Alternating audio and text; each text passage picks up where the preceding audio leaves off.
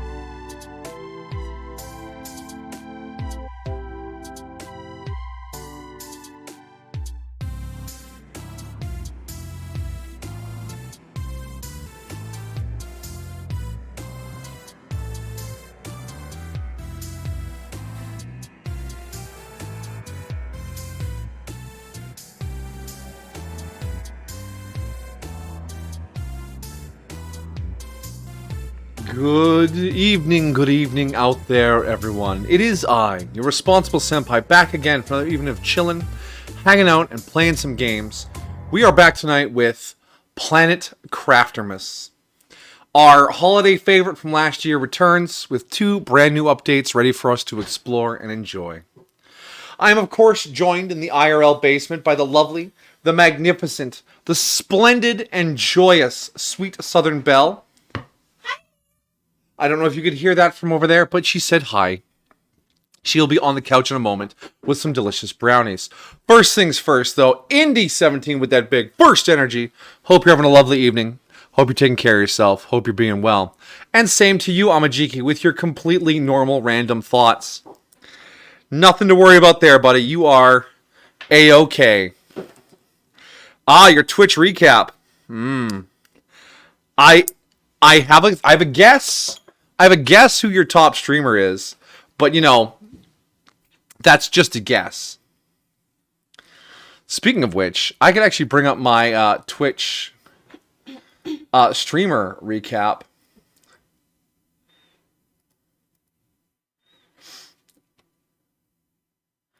Bring that over here.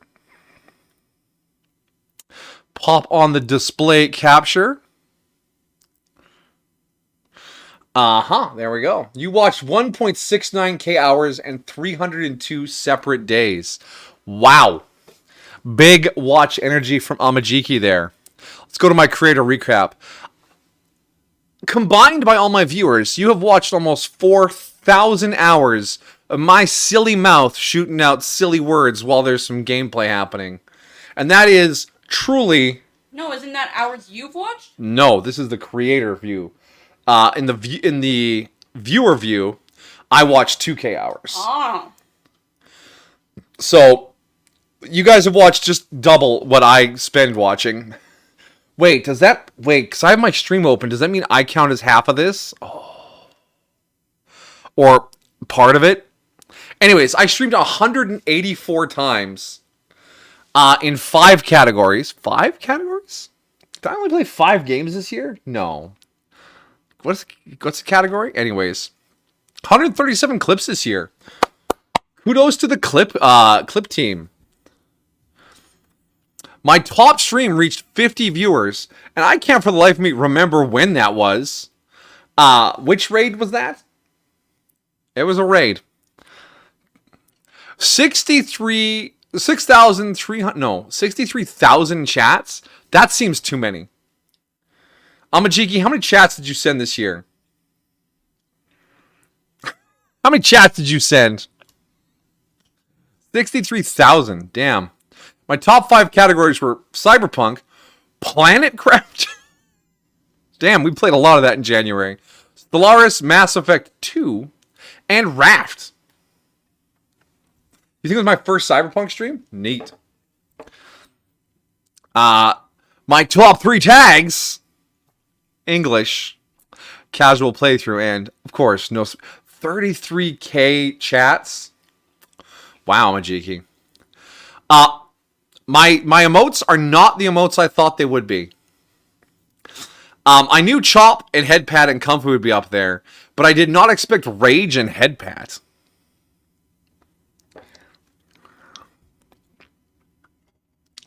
This year, you lot spent 735,515 channel points.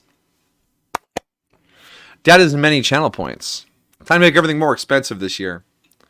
70 new followers, 4 new subscribers, and 2 gifted subscriptions for the year. Very generous. I sent 62 raids, so about half of my streams I raid. Which kind of works out fair, because I received about 64 raids. And got shoutouts from about half of the raids I sent out. Top shelf. My loudest fans, in no particular order, because every time I brought this up, you all have been in a different order. Sneck, General John, wherever he may be. Amajiki, Cuckoo, Commodore, Daiki, Sweet Southern Belle, LMDF, and K-Dog Prime. No surprises there. You're a good group. Thank you all. Thank you all. Thank you all. Belle, get on my level. You spent 292,000 channel points. Dude, she can refund her own channel points. Don't challenge her.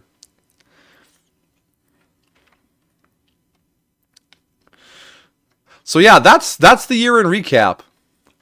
I just want to say, I don't know who else is out there lurking, but thank you all. It's been a fantastic year. It's been a wonderful time, and I really appreciate the time we get to spend together. It's an awesome hobby, and I appreciate you guys. Boom, boom. All right. With that delightfulness out of the way, again, Preesh. You made a clip yesterday. Was that the what clip was it in yesterday? No, that one was by K-Dog. The sweetness of success, the bitterness of defeat, whatever it was. You spent more points than you earned? Damn.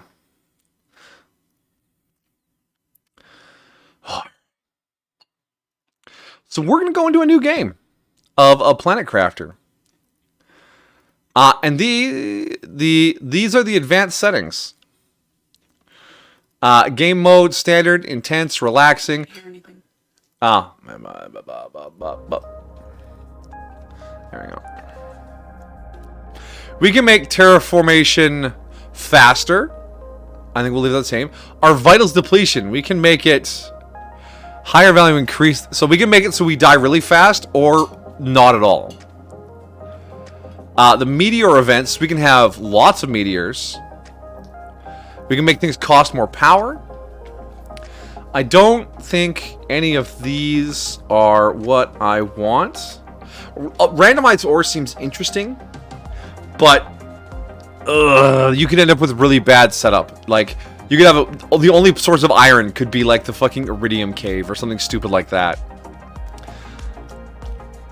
So we can when we die, we can make it so that nothing happens. We just zoop back to the ship. We can make it so we drop some items. We can make it so all the items disappear, or it can delete the entire save file. I think we're going to stick to drop some items. And I'm going to put the vital depletion to 0.9 so that I can talk a little more stupidity while we run around. Our landing site, we are going to go to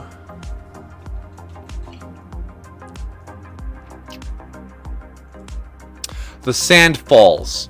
I remember finding the Sand Falls area last year and running through it, grabbing everything, and never really coming back. So I kind of want to spend some time there this time.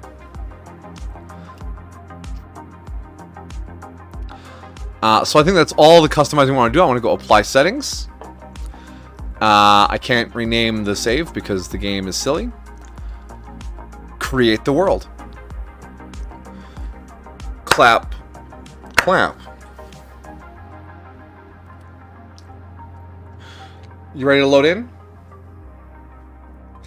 Really? Your top watched games are Cyberpunk, Planet Crafter, Stellaris, Raft, and XCOM? Really? How'd you watch more XCOM than Mass Effect? Were you watching someone else's XCOM streams? Are you cheating on me with another streamer? Because that's fine.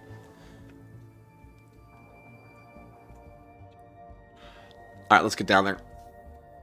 I'm confused and not sure. Bell's Comfy, Threat, and Excited are your third, fourth, and fifth most used emotes. Bell's Comfy is a pretty high quality comfy emote. I really like my excited. I know, the little stars in your eyes.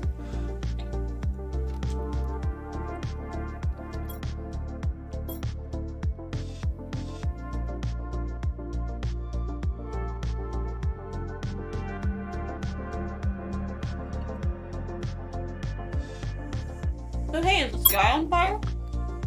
The sky is planet Cheeto dust. Yeah. It's not on fire. It's just orange. There's a giant waterfall of sand most of the way around this basin. Alright, food, oxygen, water, standard. Your mission is to advance the terraforming process of this world, generate O2 heat and pressure to do so, reach 175 terraforming index, and create a blue atmosphere. We're time to blue ball the atmosphere. What do I need for... Oh my god, I just noticed how huge your Pataroo is. Pataroo! chopped and head pats are your most used. Nice.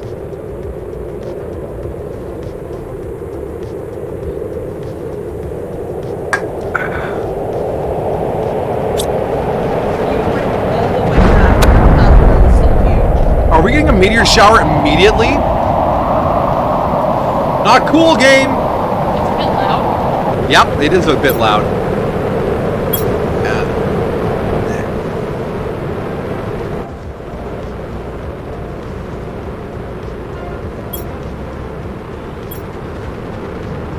What?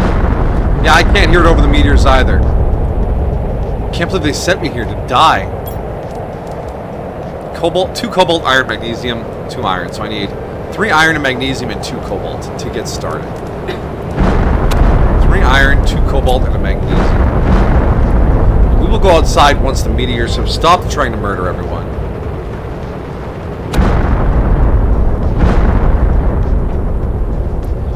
What a hostile world! What's the difference between an asteroid and a meteor? An asteroid is a non-circular body orbiting a sun. A meteor is an object, oh god, entering the atmosphere of a planet and burning up.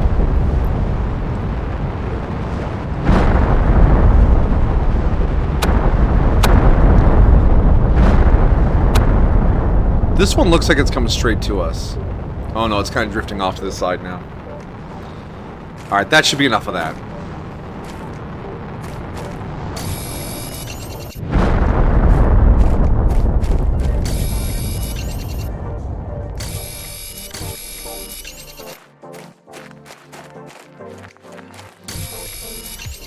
Sand Falls is pretty cool. I'm liking the backdrop.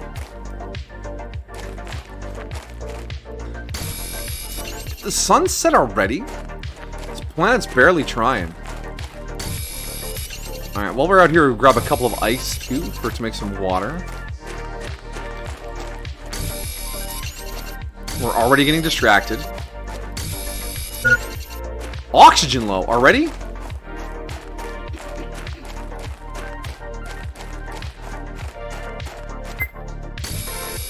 Yeah, I know it's low. We're already gonna die. Alright.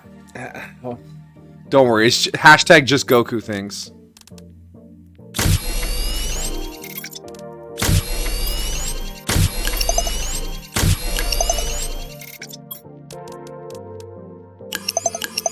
Yay! I have a big pick. Make more water. Alright, let's grab a couple of cobalts for some oxygen bottles.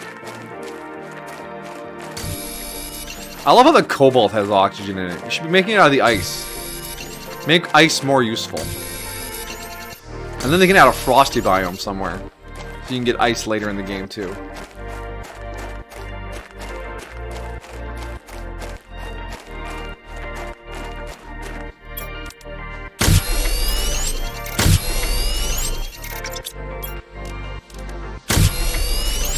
Oh. It's only 1 ice per water bottle, not 2. Noted. Alright. So it wants me to make a construction chip. 2 silicon, 2 magnesium. So I need 3 silicon, 3 magnesium. 4 silicon, 5 magnesium. Okay.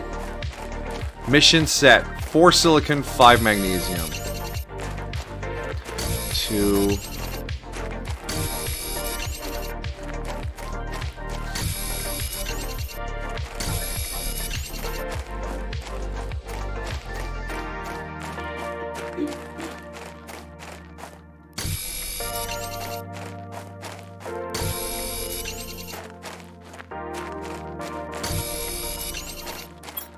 Four silicon, 5. So I need 1 more magnesium, and I need to start heading back towards the pod.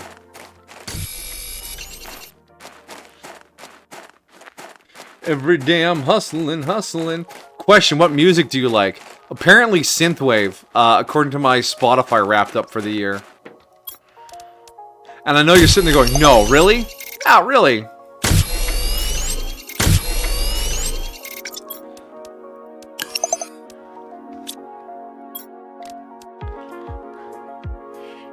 But yeah, there's. I was also listed as enjoying some metal because I listened to a fair amount of Sabaton.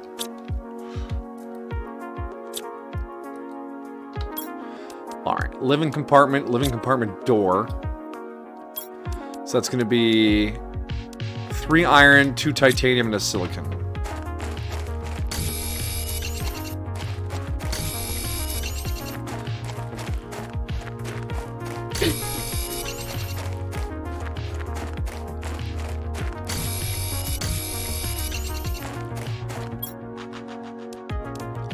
Two more iron.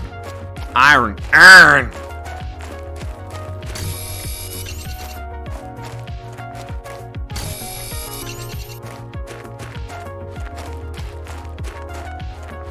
I want to set up on this hill over here by this box. That's the plan. That's the plan.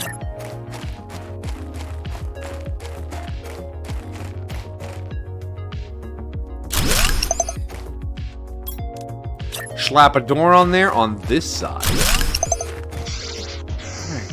We have a spot to get air. We need wind turbines and drills.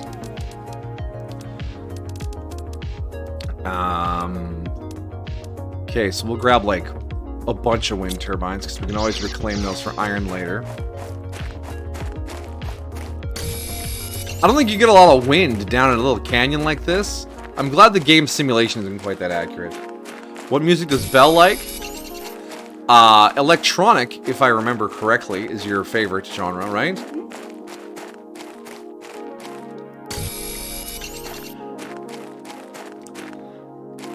One of them techno heads. One of them kids and their techno music. Don't get me wrong. I like her playlist. The Nightcore always hits just so good sometimes. The Nightcore is so nostalgic.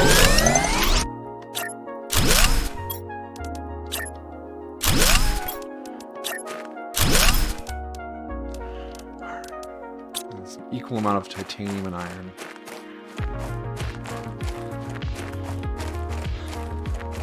Fun fact, the later you wait to open these blue boxes, the better loot they'll have in them. Yeah, we're metagaming at this point. Oh, fucking metagaming. Somebody stop him!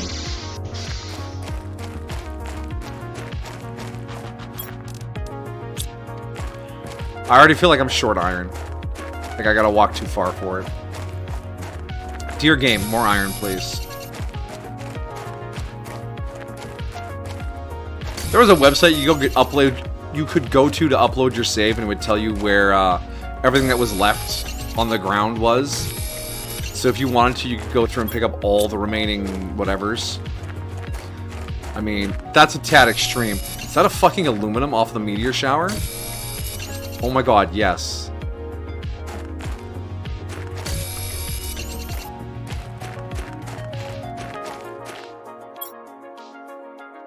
I need another titanium, and I need to get back to my oxygen source. Oh, no, I don't listen much to Nightcore anymore on Majiki.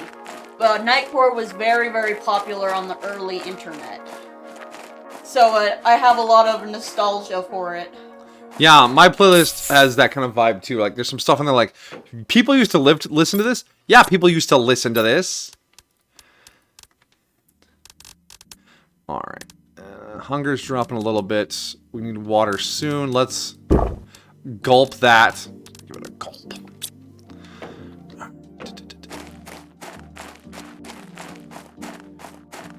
I was a kid with mom's laptop and curiosity. That's how the internet's meant to be experienced. Oh, sulfur, bioplastic nuggets. Interesting. I don't have space for all this. Can I build storage containers? Yes, I can.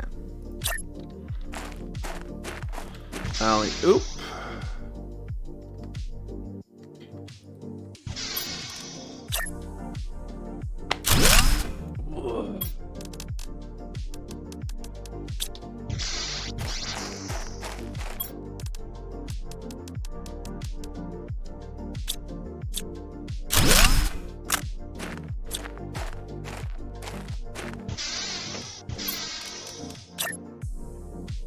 Very true, Majiki.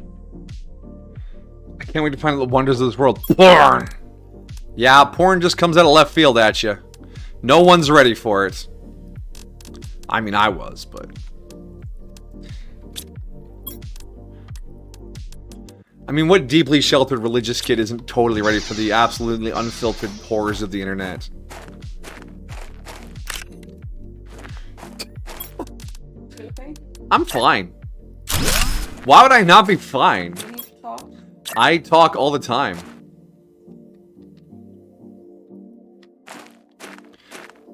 Oh, is it this fucking magnesium here that's blocking your placement? Fuck off, magnesium. What? Have we already been bamboozled by the terrain? Oh my gosh. Fine, go back there. Now we're just building a stupid caterpillar house. Ah! Alright. Drills. What does drill need? Titanium and iron. What do I have in my inventory? Titanium, silicon, another aluminum. Aluminium? As the British say. I feel that, senpai. Yeah, right?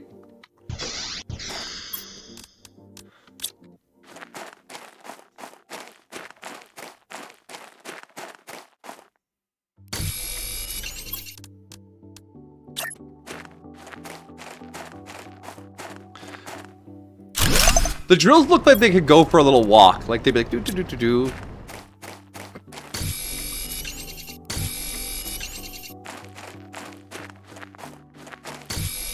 Like, is that just me? Like, he looks like he's ready to go for a jog. There you go. I get you a jogging buddy now. Alright, I need to make a heater, which I have the iridium from the inside the books. And I need an iron. In here. I have a silicon. Alright. Silicon. Tiny little walkers. Or aluminum if you speak in feet. Why are you speaking in feet? That's weird.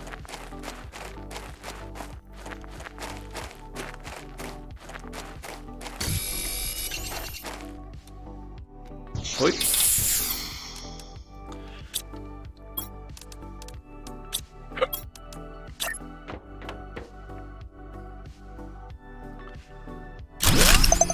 And now that I look at it, this guy looks like he has little feet, and then he has big long arms, and he's just sitting there on the ground like, I'm ready. Put me in, Sarge. Put me in. Like, these little vents here could be his eyes.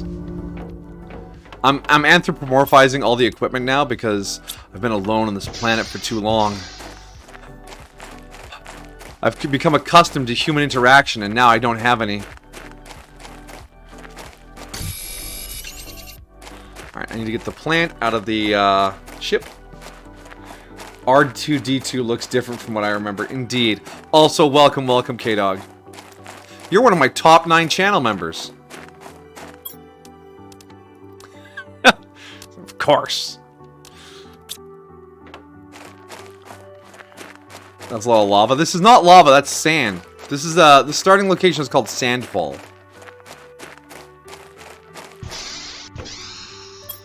Alright, can this be placed outside? No, Vegetubes must be indoors.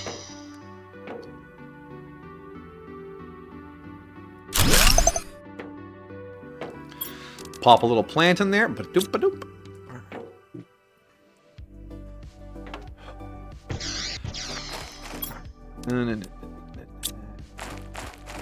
I'm eager to get to the new stuff, but it also means I'm slightly impatient for the old stuff.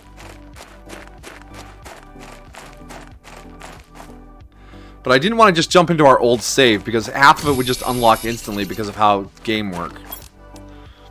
I want 2 titanium and 4 iron. It is. It's Dorito Falls. That's what its name is. Dorito Falls? Done. We touched down at Dorito Falls. Hopefully it doesn't fill up with cheese like a big cheesy lake. Ugh.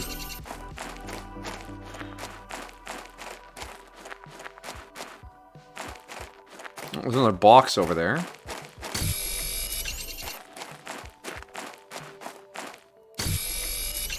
So that's... No.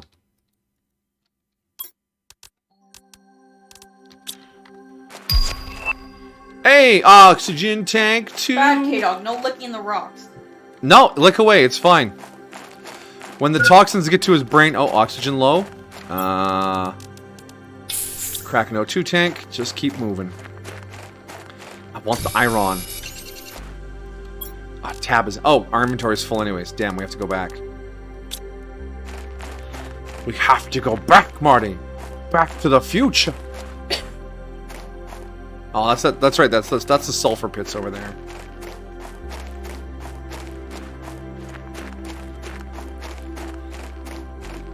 K-Dog's lost it. Didn't expect him to be like this. Thought it'd be me. Yeah.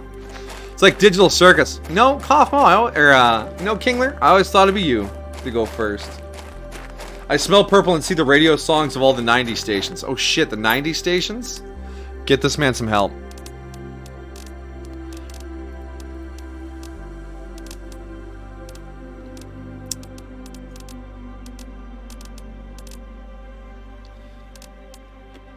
Is that how you really want to sort it? Yo, disgusting. Alright, we want 2 more iron. Keep searching.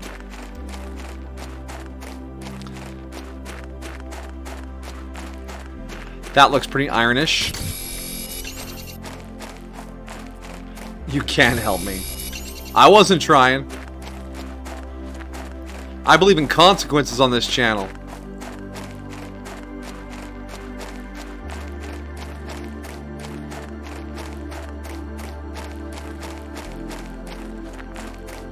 I feel implied to suck because of peer pressure. No, don't give in to peer pressure. Be your own individual.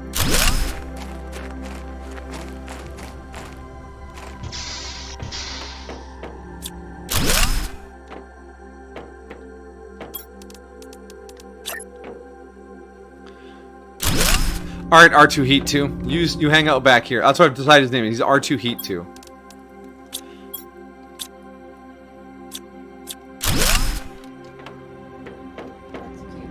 Thank you. You know what else is cute? No. You!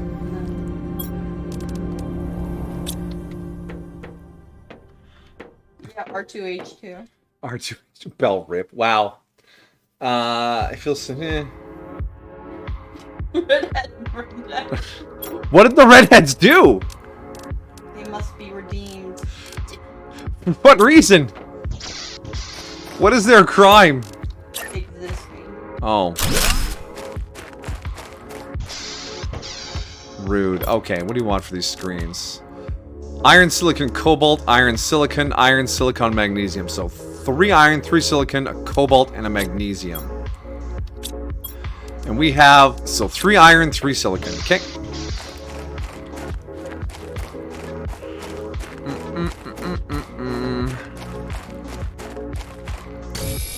Oh yeah, that's right. The inside the sand is super alloy. That'll be handy. 2 iron. 3 iron. Super alloy.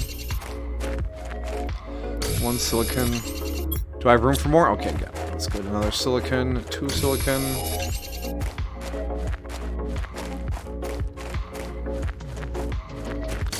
This starting area is kind of cozy, you know? Like it's damn, there's a lot of super alloy back here. Let's grab a few of them. I have space. I'm not running out of air yet. Oh, new backpack on. Oh yeah, that's right. There's a cave back here. It's all coming back to me, guys. Hello, which way is out? And then Senpai got lost in the fog.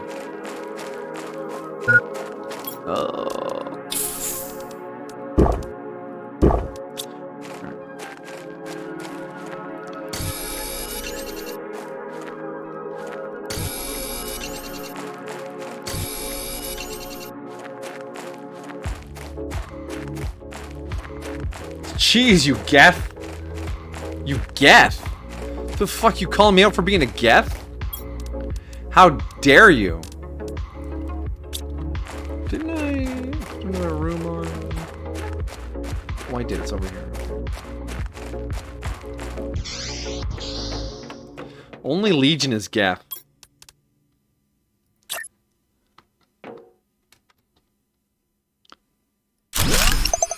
Alright, there's our first report. Hello?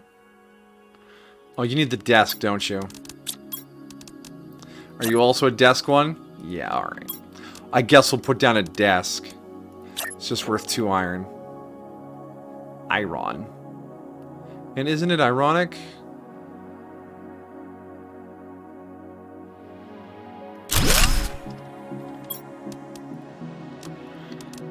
Oh, no, I don't have the iron for the fucking other things. Okay.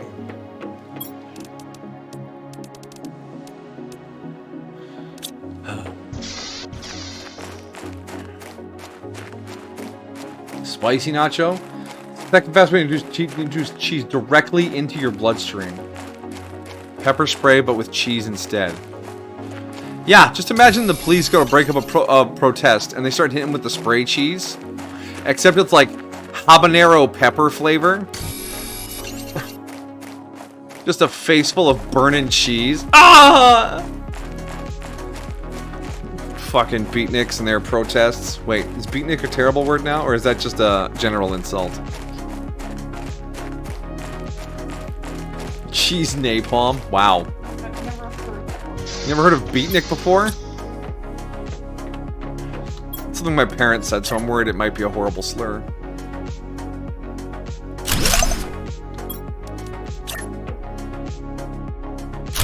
Can never be too careful these days. Alright, so here's our unlock screen. Hey, you remember this, guys? Solar panels at 1K terraforming index. More backpacks, indoor ladders, vegetubes at 500 pico-Kelvin. Oxygen tank 2. Alright, so we should focus on getting our tier 2 tools. T2 tools.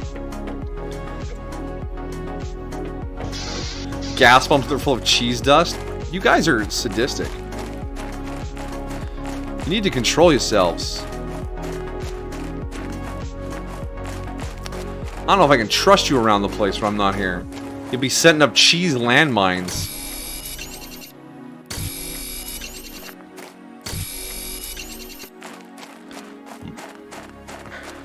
They're non-lethal. What if they're lactose intolerant? What if they're lactose intolerant, you monster?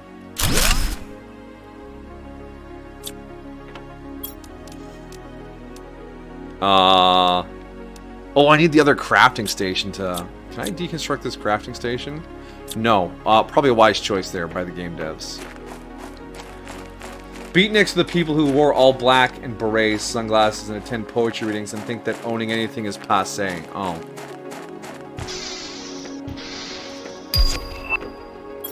We've unlocked a window. We're classy now.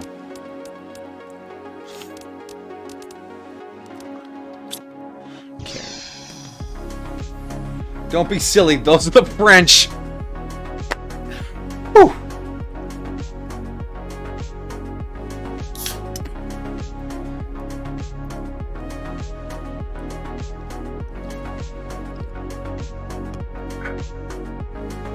You guys are savage. I love it. Alright, I need a silicon.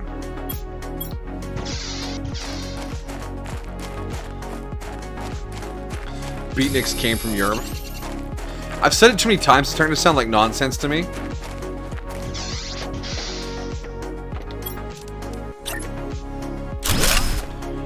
Alright, there we go. We got our tier 2 backpack. Needs a silicon and a titanium.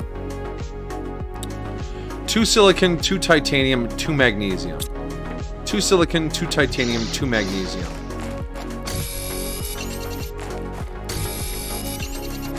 Let's play Find the Mineral, guys.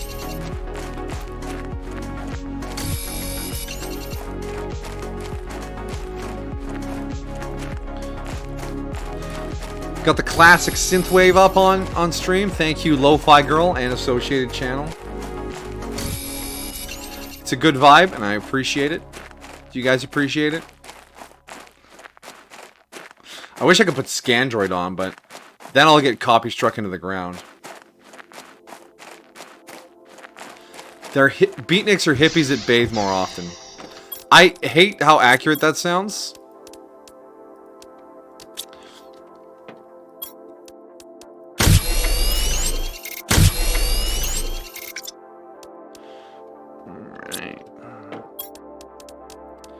And an exoskeleton. Titanium, silicon, magnesium.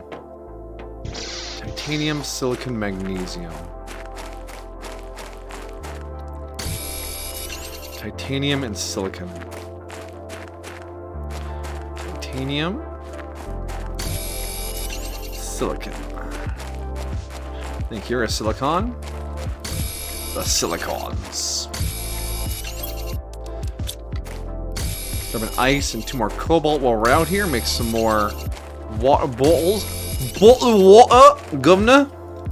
And then we're just going to try and keep shooting out mining drills. Because we want to unlock food as soon as possible. So that we don't fucking die.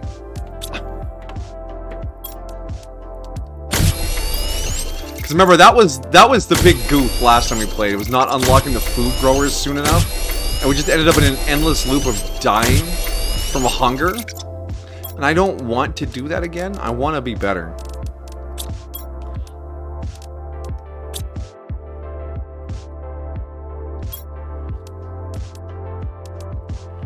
Oh, the exoskeleton. I want to put the gecko skeleton on. And then put these on. I can finally equip my flashlight ship.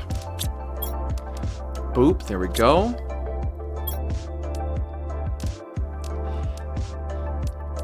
Alright.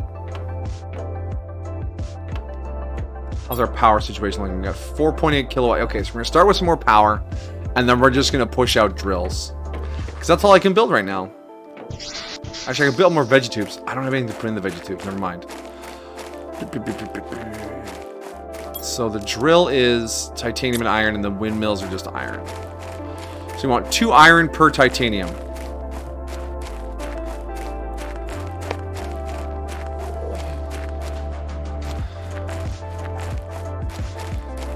There's this pretentious smiling with sharpened teeth thing that reviewers and critics do when they post something negative. They'll say, I'm only being this negative because I want the medium to improve. My feedback is constructive, but really this is bullshit. Nobody likes their blood, sweat, and tears torn apart by people who don't know the first thing about the process. The truth is, more negative reviews get more engagement. People like it when reviewers bite. There's a decent argument that criticism inspires new people to enter into a given industry and naively go, I would never make that mistake. But negative reviews certainly don't help people who are actively currently doing the work. Rather, I think it might dissuade them from doing so. Repeatedly starving senpai.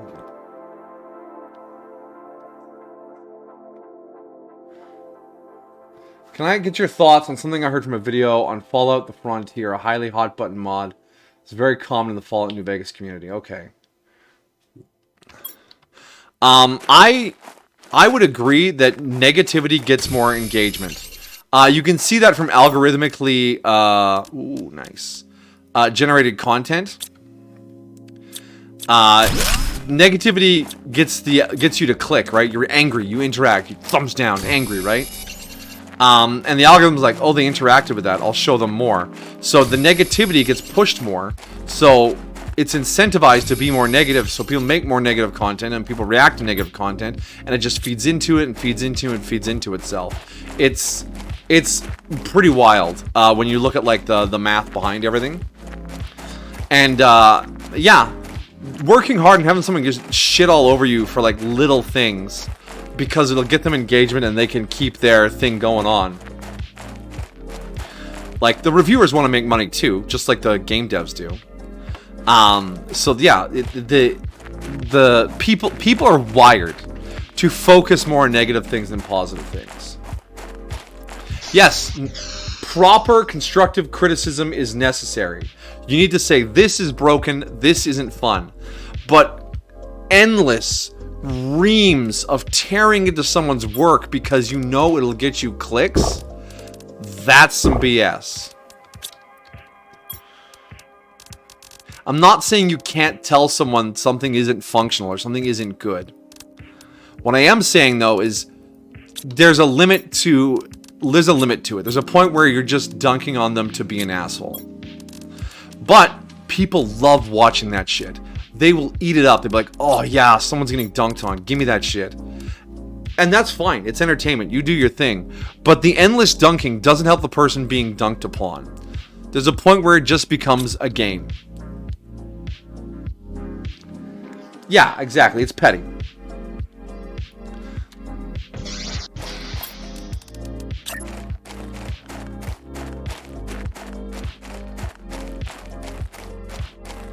But just be aware, our brains are wired to focus on the negative.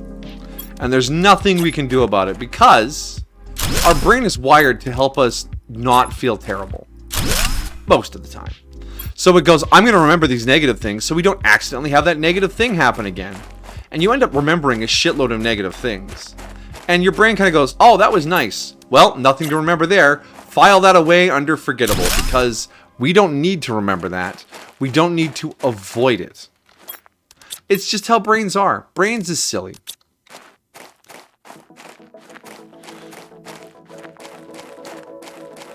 And you're right. When a review says, it was aight, that review is not getting clicks. No one's going to be like, oh my god, what other insights does he have? Nobody. Zero humans are going to read that review.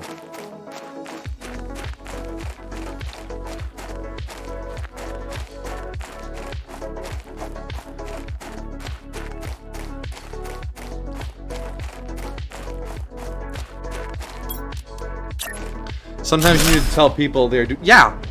Look at the Cyberpunk 2077. When it came out, it was a buggy mess, and people are like, it's a buggy mess. And some people took it too far and said, it's a buggy mess and you're terrible people and you should be punished eternally.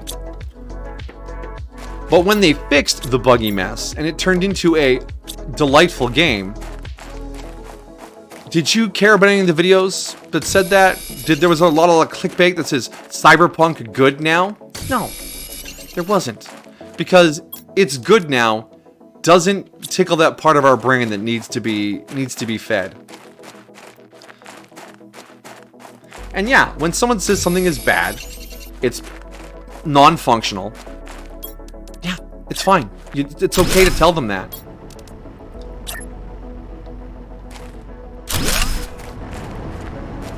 Nobody's saying not to do that.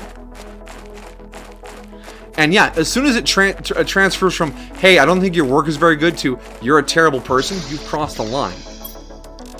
No one's a bad person for doing a slightly shitty job. I mean, half the people posting these things, you'd be like, yeah, well, we didn't bug your parents for making you, so shut up.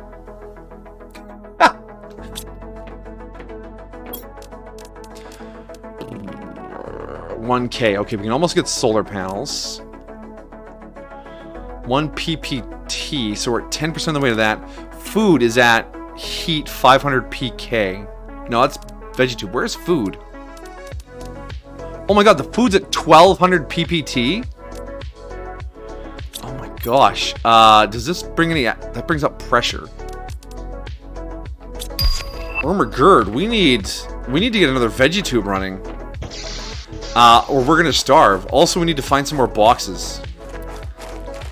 Do I have supplies? I have some kind of supplies.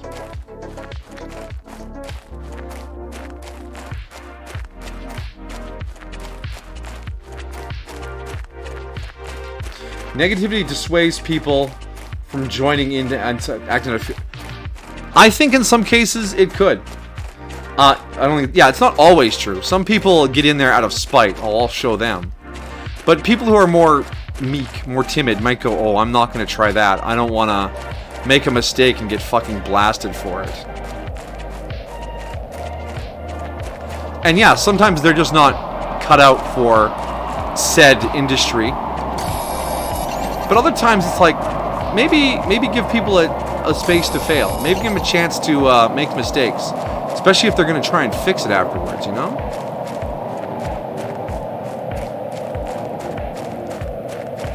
I am in the heart of the Cheeto dust. My life has become nacho flavored.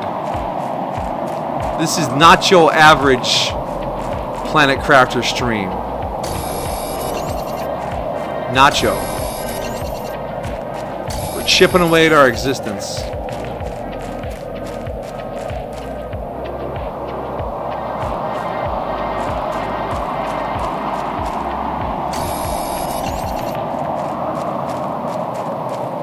But I mean, if you look at streaming, for example,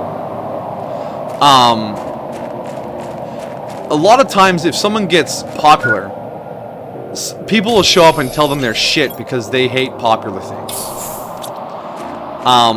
And that comes with the territory. And if you aren't ready to accept that, you might not be cut out for streaming, because you're never going to get rid of those people. I, fortunately, have a very close-knit, comfy community who aren't there to, like, fucking ream on me for scuff mistakes and poor gameplay. But if someone did show up and do that, I would fucking ban them and move on and continue enjoying myself. Inventory full. Let's see. But if you couldn't handle those kind of comments, like if they genuinely left you distraught, I don't think you would be able to stream. And is that fair? No. Is there anything we can do about it? Probably not, because humans are human.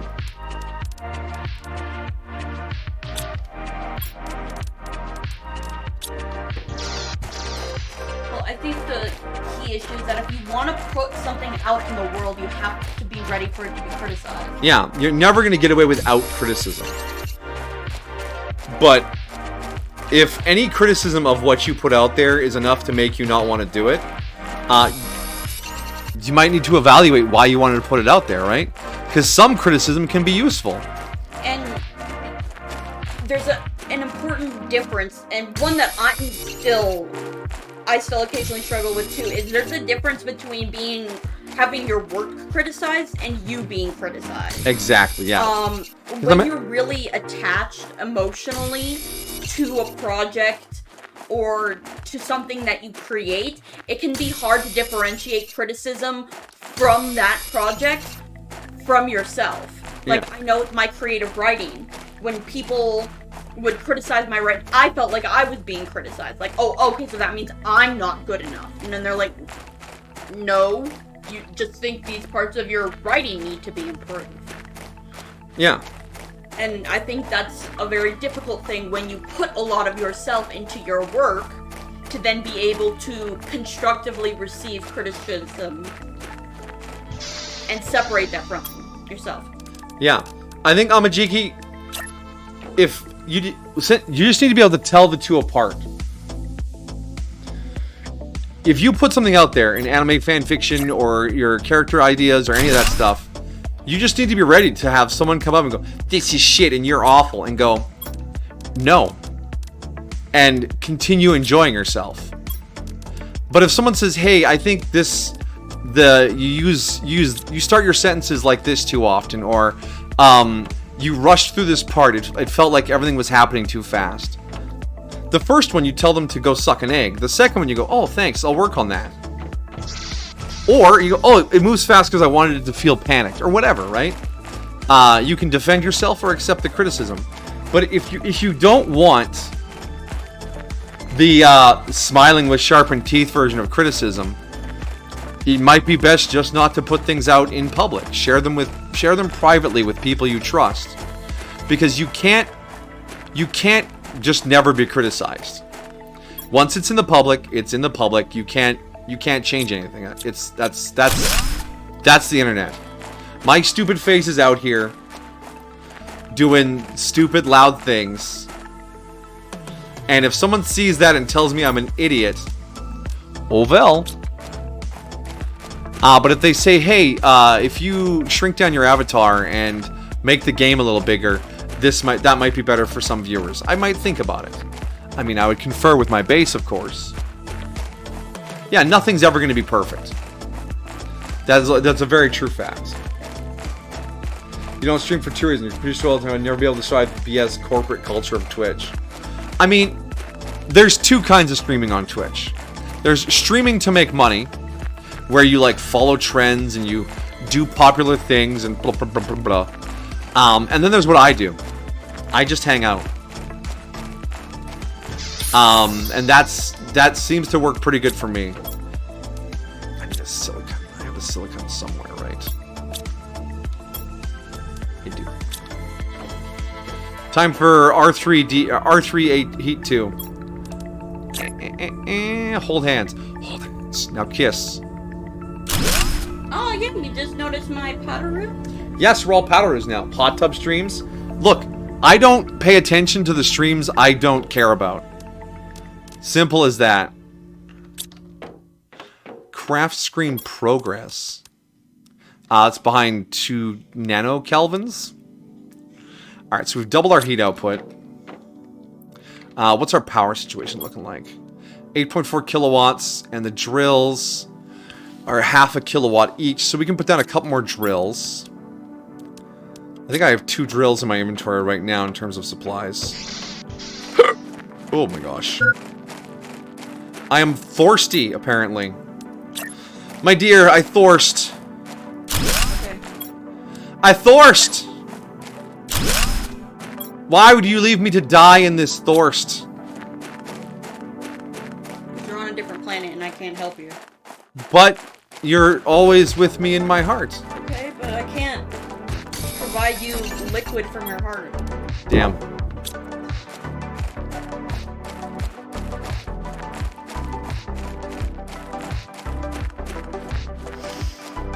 Where's the Senpai hot tub stream? No. See, that's one of the things. Like, I think that Hot tub. I think it's stupid, so I ignore it. More people need to look at something and go, well, that's dumb, and then just ignore it.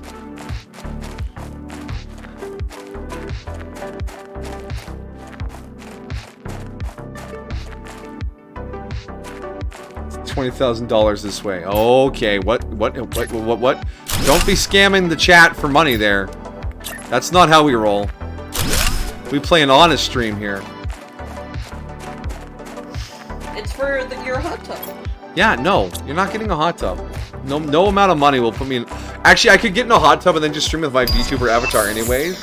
I mean, yeah. Also, you could just put your VTuber avatar in a PNG of a hot tub. I could. I don't think that would make them happy though. That's bullshit, senpai. That's not what we paid for. If V Shoujo can get away with it, why can't I? It's because you're not V Shoujo. Vegetube 2. I need to grab 2 ice and then get my little planty guy in there.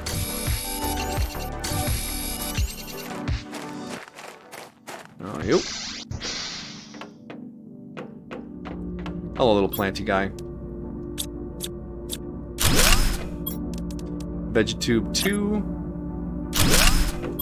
And planty guy back in. There we go.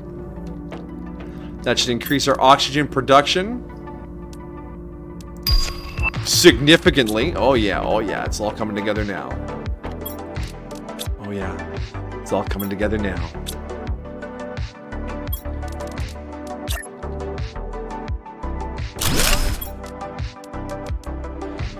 Alright, let's grab... get some cobalt and make some more air. If it didn't cost anything and Senpai was high off his ass, wow.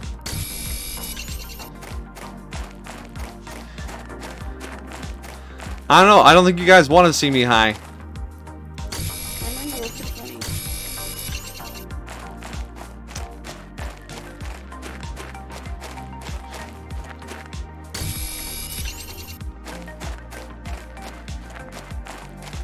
Hot tub time machine. Wait, wasn't that a joke from some movie? Mm-hmm.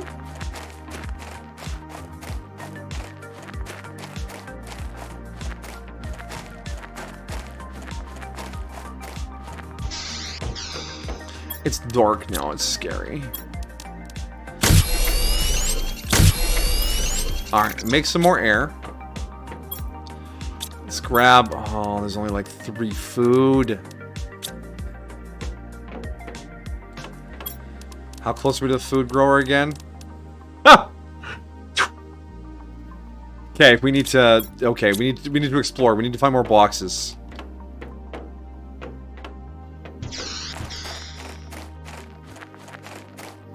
How's Jujutsu Kaisen, by the way?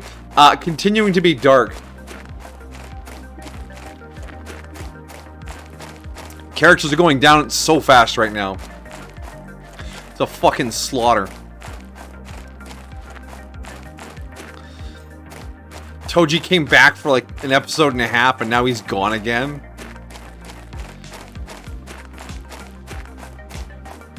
I think K-Dog summed it up best when he's like, I think the unbeatable zombie guy needs to fight the sociopath with the multiple eyes. Like, that basically sums up this show.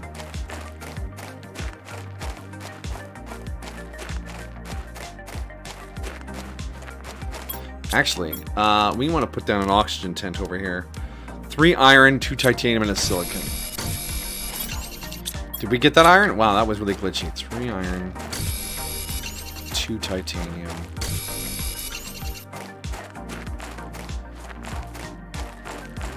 Wait, is this where I think it is?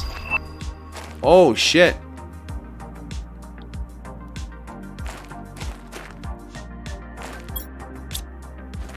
Where's all the minerals? Hello?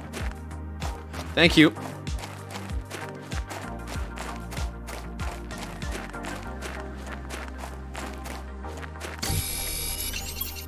One more iron and a silicon.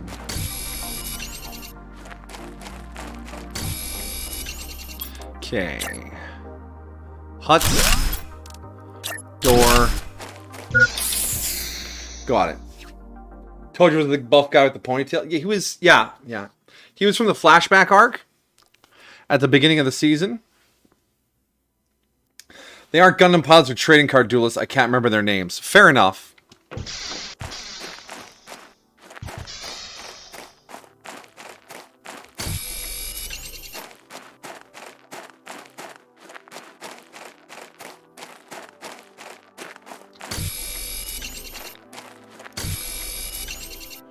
Two iron. I need one more iron and one more titanium.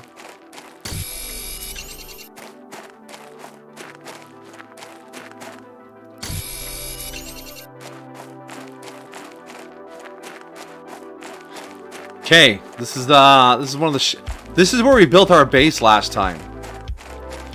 We settled up on this hill here, and we had all of our solar panels running along the edge of the ship. Or was it this hill? One of the two. But anyways, we can get over here and we can explore the ship. And there'll be food and water in there.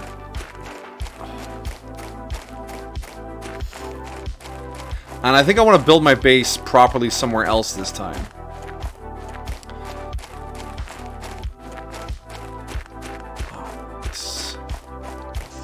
So we'll set up our oxygen tent here. There. Oh. Spill the beans. Who's dead? A shitload of people. Enough that I don't really care who's dead anymore. If that helps you understand just the magnitude of what's going on.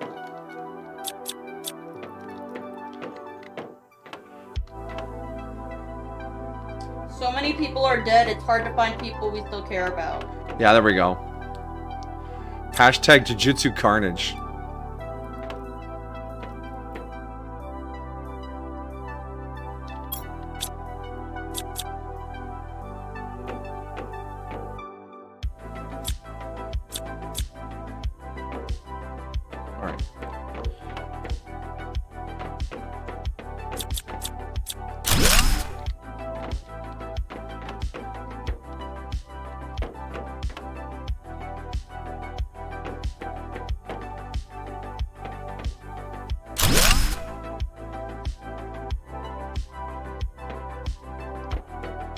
And that's the door that opens up when you power the fusion generator. How are we doing on food and supplies? That's a plant. Give me the plant. Give me the plant. Give me the plant. Seed Nulna. Oh, there's some more food seeds there. Oh, I want the food seeds. Give me the food seeds. Alright, that's our first supply run. Let's head back before we run out of breathable air.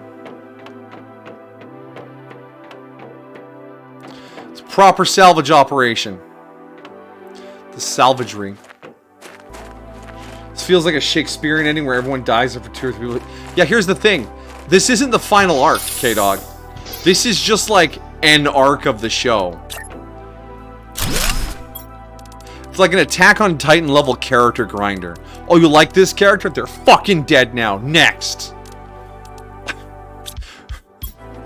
I'm afraid to like any more characters. Anime Game of Thrones. There we go.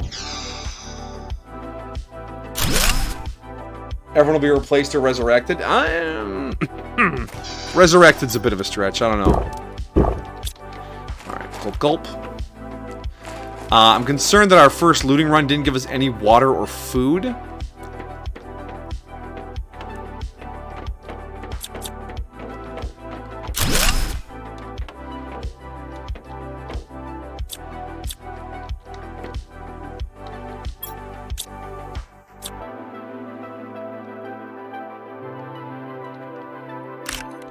Seed Lerma. Alright, that's another seed. That means we can accelerate our oxygen production.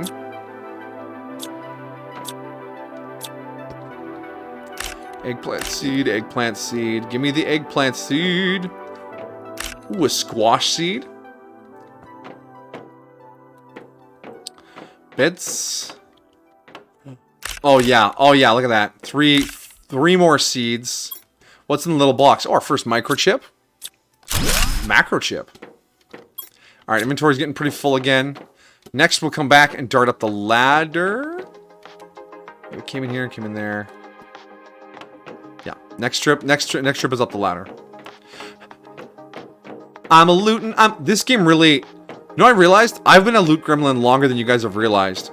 Planet Crafter is basically two things. Loot gremlining Rex and building stuff.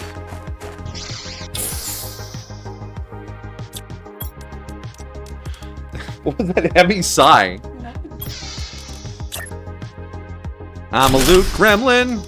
I need some fan art of me as a loot gremlin, and I'll put it on a shirt and you can all buy it.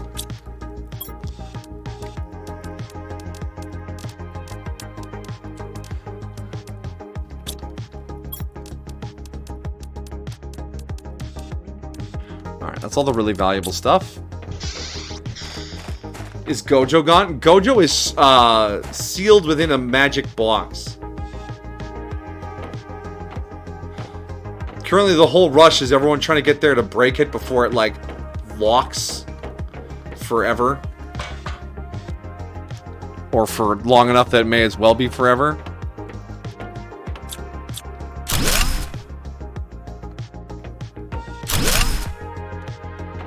Interesting. Hello, fusion reactor. Is that... That's just a whole-ass rocket engine laying on the floor. Another chip. Delicious chip. Can't use the computer. I thought the computers had emails on them sometimes. Oh, another plant. Another plant. Oh, I like this ship. This ship makes me happy. Oh, this ship makes me happy. I can't even carry it all. We'll have to come back. Because I'm not leaving anything behind. Remember, there's still the other direction when we come into the ship we can loot. No animation on the ladder kind of throws me off, like, where am I? But that's fine, this is fine. Is Yuji alright? Yuji's the main character, he's fine. I mean, he's currently possessed by Sukuna, and absolutely shrekking fucking everyone, but, you know, he's up to 15 out of 20 fingers now, so that's to be expected.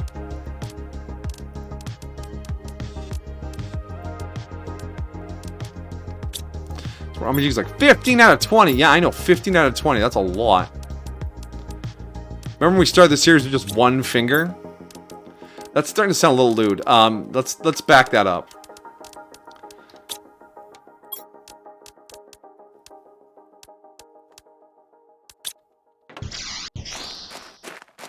Oh, good for him. Yeah, good for him. He did get his ass handed to him, though, recently. Yeah, he fought the Bloodbender guy. He almost had him.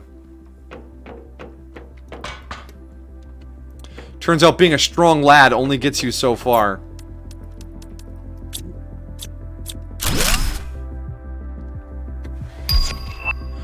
Oh, good. Indoor ladder just unlocked. We're set for life. Okay.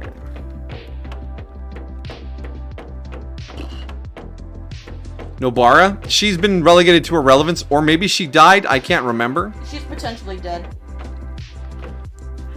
I know cool spear chick may be dead as well. Maki? Is that her name? Yeah.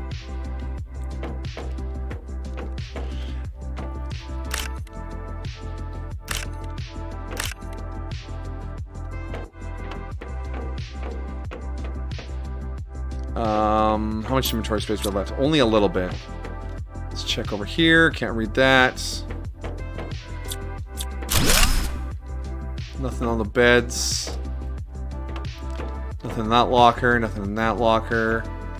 That one's clear. That one's clear. Toolbox. Oh, the loot. Wow. Give me the iron. I demand the Iron Throne.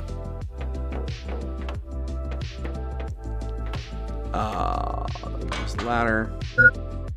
Oxygen low. Oh, we'll have to pop an oxygen tank.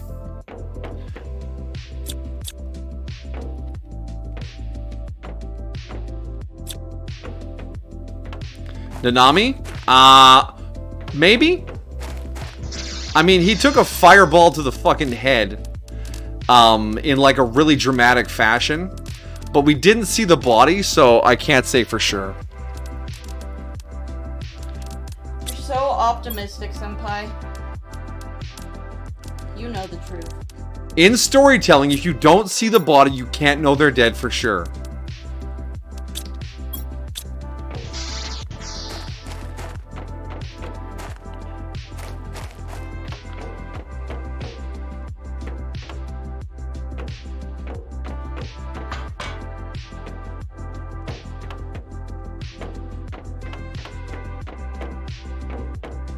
Depends if you're talking about the anime or the manga.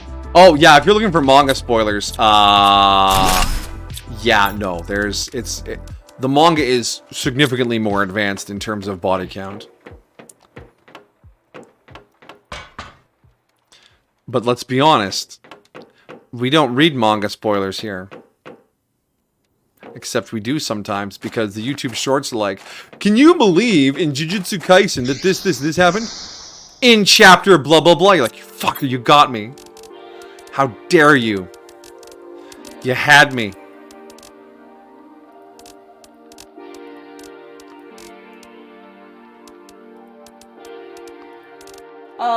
What was his name? The Mechamaru we know is dead. Oh yeah, Mechamaru is fucking toast.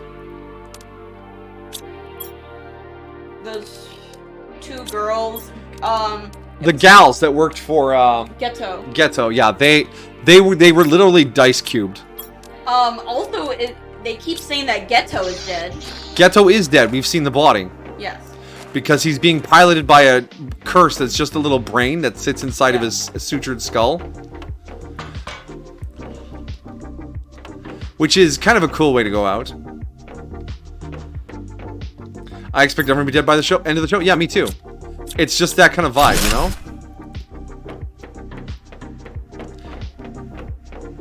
It's gonna be anime Game of Thrones by the time it's over. Just a lot of pissed off fans of their favorite character got murked in an unpleasant way.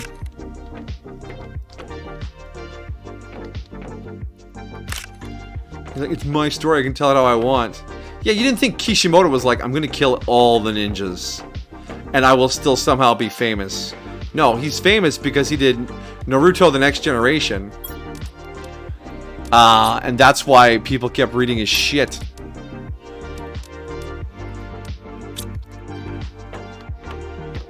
And I mean, we had a few deaths. We had impactful deaths like Jiraiya and like Neji. But we didn't just fucking murk everyone. Yeah. Death in story writing, in story writing, not IRL, is a tool to be wielded to make impactful things happen. Old Kill 'Em All Tomino or Jun Maeda's Wild Ride is no way to live. I want off Jun Maeda's Wild Ride. I miss feeling happy.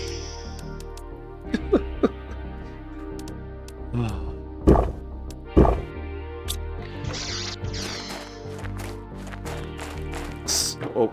No, you're allowed. Kill your villains. I hate nihilistic shit like that. I mean, I don't know if it's nihilistic. I mean, Part of me feels like it's just shock value. Like, oh yeah, you like my manga? Well, your fucking favorite character's dead. Ha! Boom, Sasuke just got murdered. Yeah, imagine if he had killed off Sasuke. The fangirl tears would have been legendary. And I kind of would have been annoyed too. Not to just, like, single it out like that. Like, they had a good rivalry going. I like a good anime rivalry. That's why anime is good. You have these good character moments. The hashtag anime rival.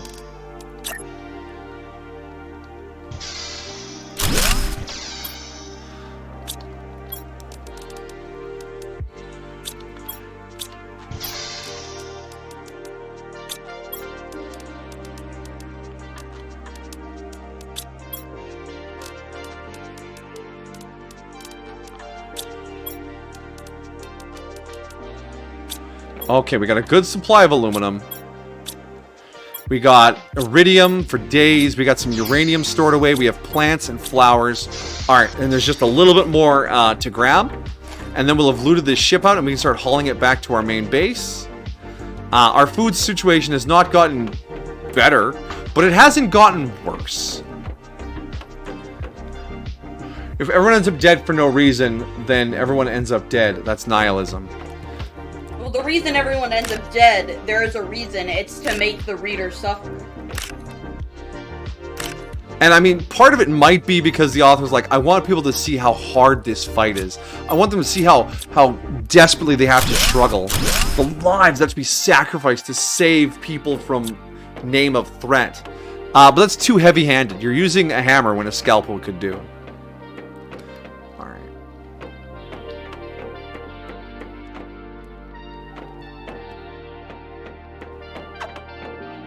Okay, that's it. Got all of our loot. We have gremlined the starship empty until we can make fusion cores.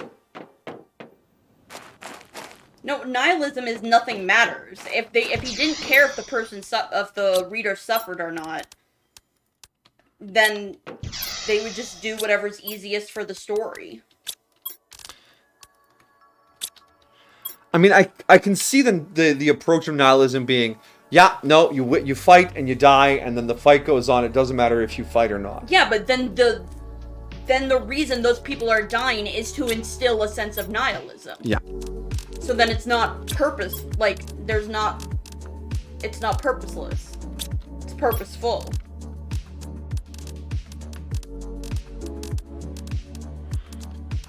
Grab all that. And we'll take back some iridium. Alright, so if I remember, we have an oxygen tent somewhere over this direction. Anyways, whatever you want to call what's going on in Jujutsu Kaisen,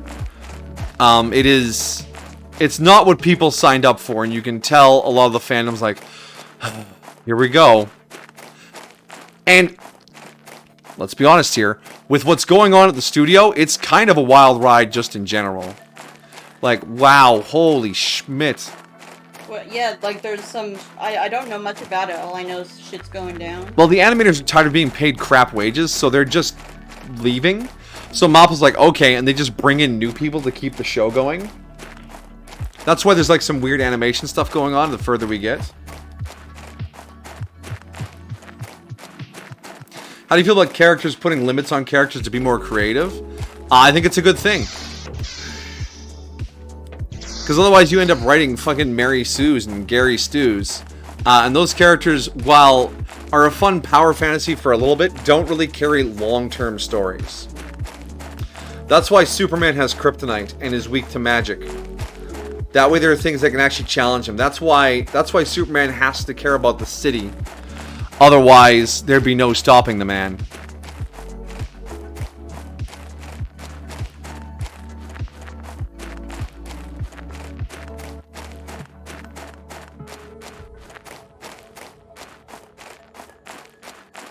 A character without limits is just 8-year-olds going, I'm bulletproof. My gun hurts bulletproof. Yeah, well, I'm that proof. Blah blah blah. You know, it's eh. Now, if you have a character who's a threat to your protagonist, who has that kind of overwhelming power, that can be something interesting to work around or avoid. Or in a video game like, say, Amnesia, where you couldn't harm or even see the monsters, that was something interesting. But a story about specifically someone who's an unstoppable god of power, pass.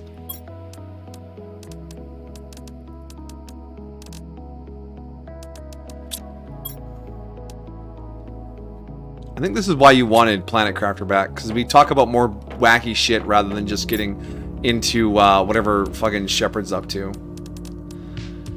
I see through you. I see through you there, buddy.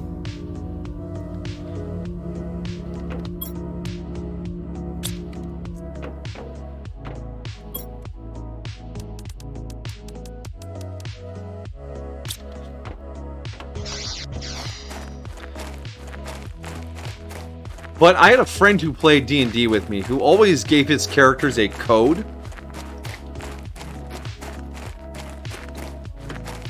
Like a little list of like 5 to 10 things that are his character's moral compass. Oh, nice.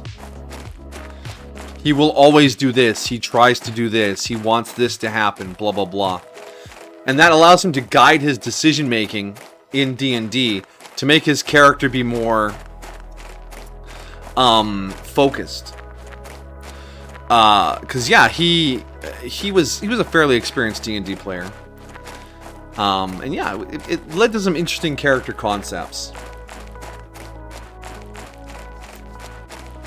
Some of the things he did were much to the frustration of some of my other players. Like, he didn't want to like hide or be duplicitous in combat. He wanted to face challenges head on.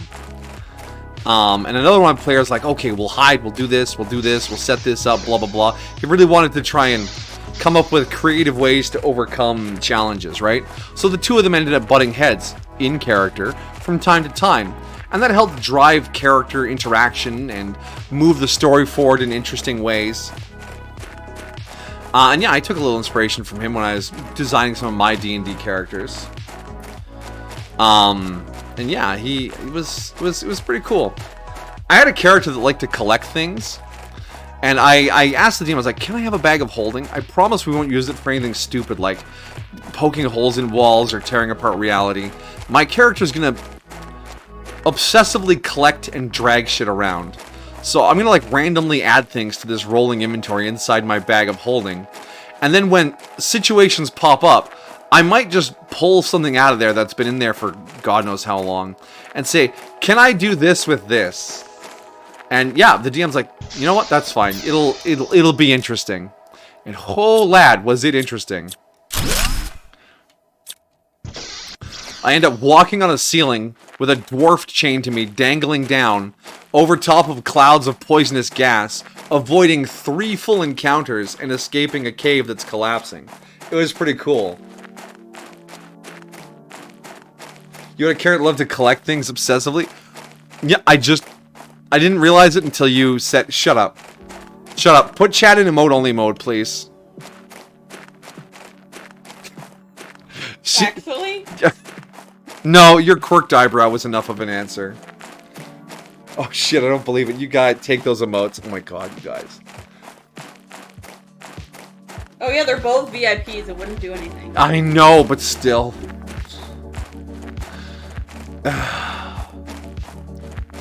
Anyways, it wasn't like I gotta loot everything.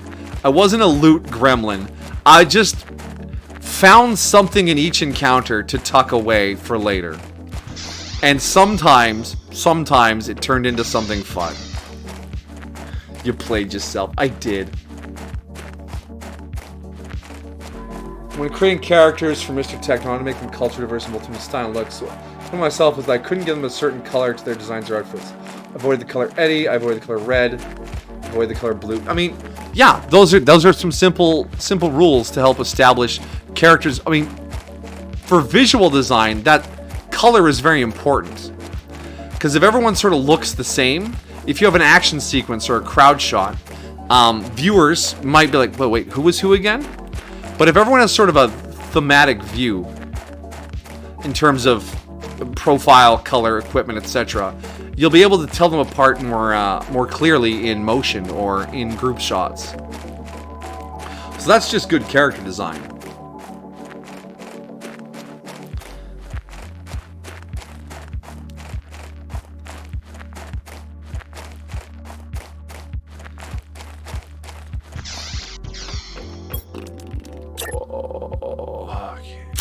there. Did I bring back the chips yet? I don't think I've brought back the chips yet. Damn. I want to decode those chips. Get the sweet, sweet recipes inside. How close are we to food? 12 PPT. 3 PPT. Okay, we're getting close. Actually, if I slap down a Vegetube 2, I could probably get the food thing unlocked and then have my food grow while we're doing this. Iron, magnesium, silicon, double ice. 2 magnesium. There's 1 ice.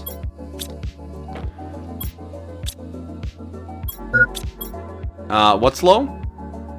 Oh, water. I thirst. I unthirst. So I need 3 more ice.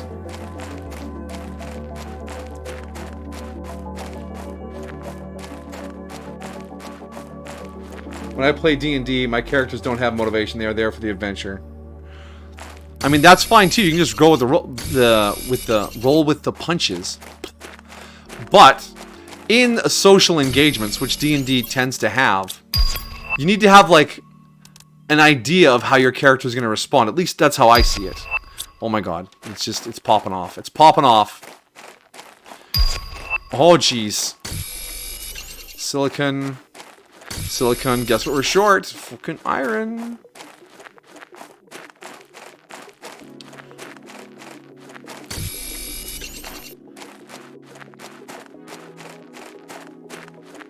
Is that an iron? That's an iron. I'm glad we grabbed all that super alloy. That'll be handy later. We're going to ride his Steel Guardian into battle. Yeah, well, that's the other kind of D&D player. The ones that are just there for the mechanics. I like this class. I think this race will go well with it. If I take these perks, I can do blah, blah, blah, blah, blah. I mean, that's the other kind of D&D player. And while my buddy certainly did tap into mechanics, they were never his primary concern. He was there to play a character. He was there to role play. Oh dear, we're out of power. That's not good. Iron, silicon, double cobalt. Iron, fucking iron. Don't I have a whole chest of iron back at the other place? Okay, what was it again? Iron, silicon, double cobalt. I have no other common materials. No, okay. Iron, silicon, double cobalt.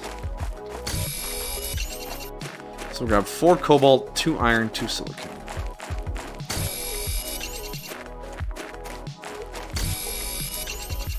There's iron. I'm in the Cheeto dust again, guys. I just want to drink Mountain Dew and play World of Warcraft and scream slurs into the mic. Where's my Xbox? Sorry, Cheeto overexposure. Hey, Jolene. Welcome to Planet Cheeto. It's like, I'm a cat. I don't know what you're doing. She was sleeping in my laundry today. Oh, God. Cats are cute when they do shit like that.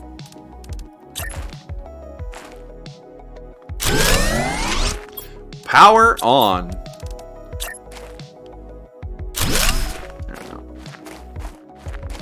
Need to eat again. Gulp. All right. Emma came from an idea suggested to me some of the time. Probably creating a cast new Quentin. What if one of the team was from an alternate reality? I mean, I'm watching Invincible Season 2 right now. And that show just started doing alternate reality stuff. I mean, the season opens with, like, this whole thing. You're like, wait, no, this is not how the last season ended. What's going on? And it turns out it's an alternate reality. So, it's a good time.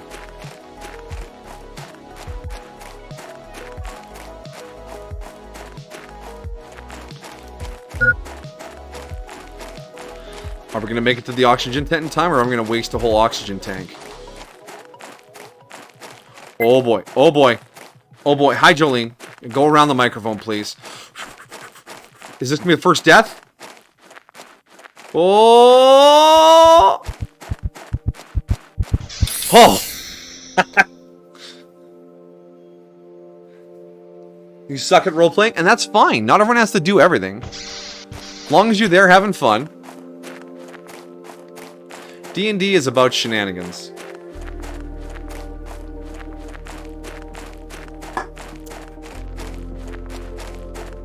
That was really close.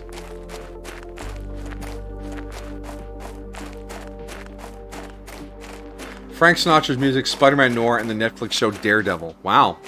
That's quite the mix. But it sounds like it could be something quite interesting.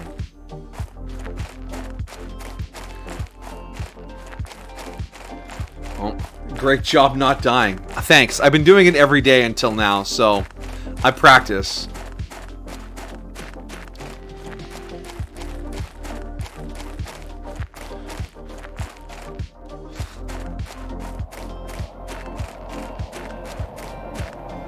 Oh, I hear the wind kicking up. Is it time for a dust storm? Oh boy, I can hardly wait. I need... Yeah, let's take all of this crap back. Break down that chest. And we'll take the iridium rod. Oh no, it's not! Oh yeah, and I want the chips. Give me the chips. We're being bombarded. Listen, bombard.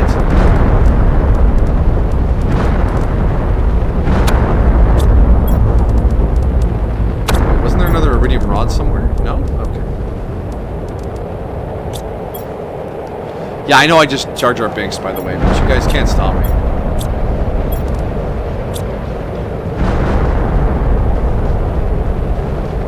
Emma's from a 1920s version of the world where everyone is blind.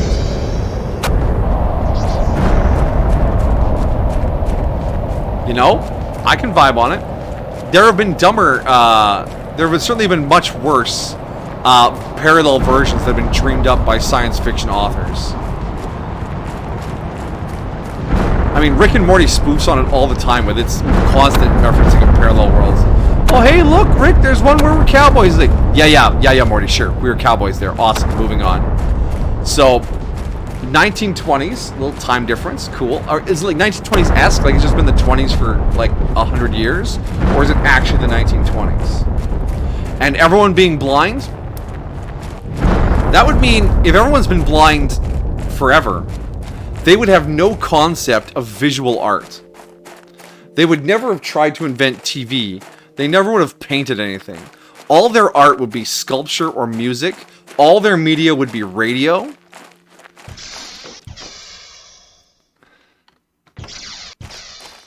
As opposed to a parallel world where everyone wears a cowboy hat.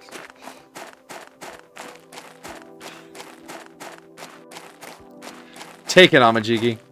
Take it. She's Japanese. I got most of her personality from Frank Sinatra because one of your favorite artists. Well, 1920s Japan is very different from 1920s America. Yeah. So, won't be a lot of Frank Sinatra there. Be aware, yes, unless you're willing to tweak your history a little bit. 1920s Japan is not like 2000s Japan. It's a very different place with a very different mood. Unless she's a Japanese person who has just been living in America and is completely American culturalized. And they just happen to be Japanese. Whichever option you take as part of their character design. Or you could just gender swap Frank Sinatra, Frank Sinatra, and make them of Japanese heritage. Alright, let's do some unlocks. Give me the chip. Mining speed T1. Agi boots. Agi boots tier 2. Sold. 2 iridium. Oh, oxygen tank 3. Do I have the crafting station tier 2 yet? No. But I can do the tier 3s on this station here. Titanium, silicon, magnesium, aluminum. I have a bunch of iron. Double cobalt, silicon. Let's put these iridium rods away. Boop, boop.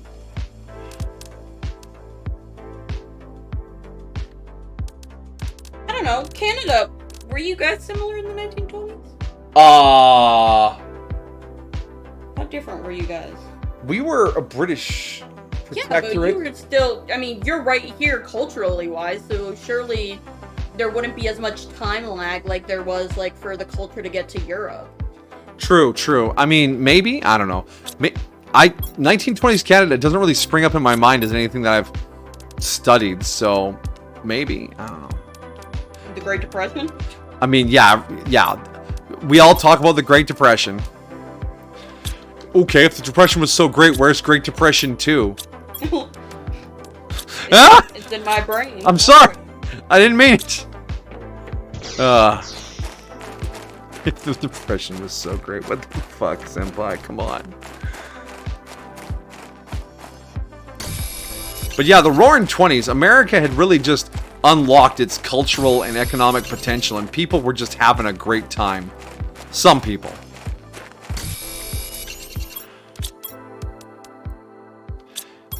If you had money and a loose grip on human ethics,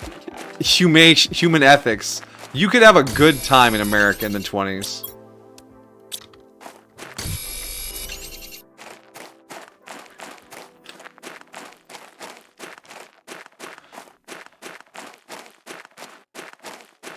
Alright, a couple more solar panels.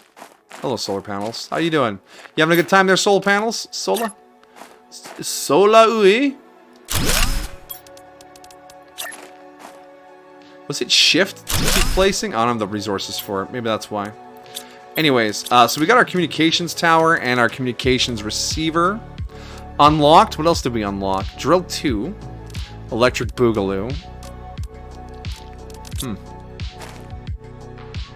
I'm just glad most of the clothing styles from that era were left behind. I don't know, man.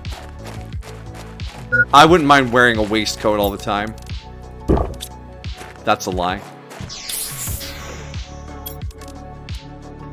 2 iridium, a titanium, and a silicon.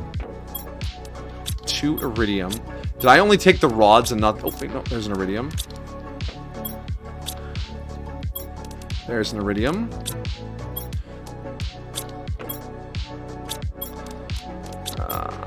What else do you need? Silicon, titanium.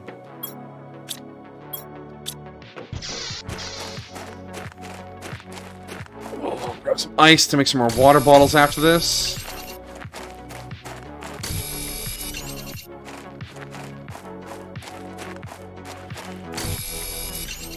Sometimes the animation when you pick up a mineral is just like right in your face.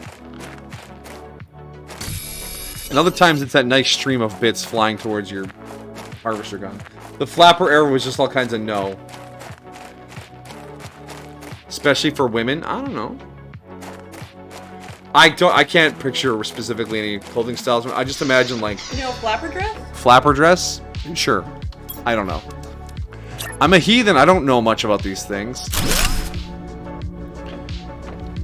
So this is producing 4.5. This is producing 0.3. If I tear these down, can I just build another one of these right away? No, I need another silicon. Silicon, yes. What we got here? Flapper dresses? Oh shit, there's nothing wrong with a flapper dress. Those are flapper dresses? Yeah. Cool. No, I don't hate flapper dresses. Duck, duck, go. Someone's trying to hide from Google.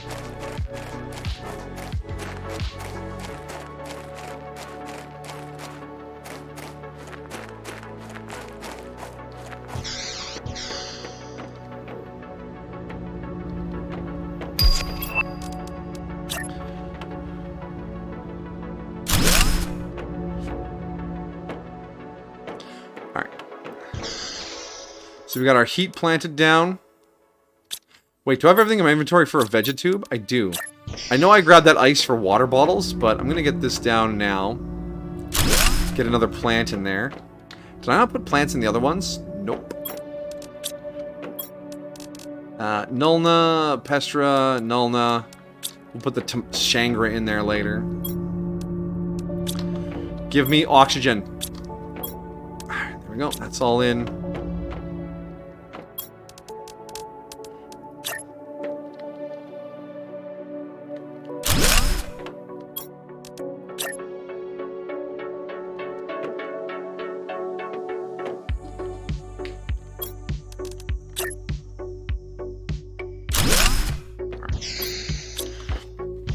Time for another run. Flapper equals no. Google knows where I am and what I'm doing with your archive channel. True.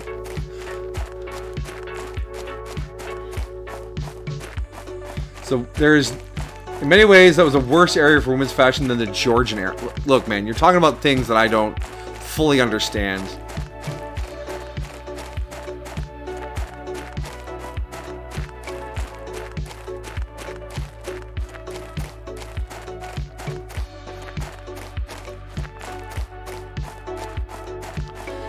Emmy's world is noir-inspired 1920s setting. Detective and her ability is terrifying presence. Okay. So she's got the spooky dookie. I just boiled all that down to, okay, spooky dookie. Soul. Living in New York since she's been 5, that's something I wanted to try. Each of the characters from some form of New York in some way. Brooklyn, Manhattan, Staten Island, Long Island, Harlem. Okay.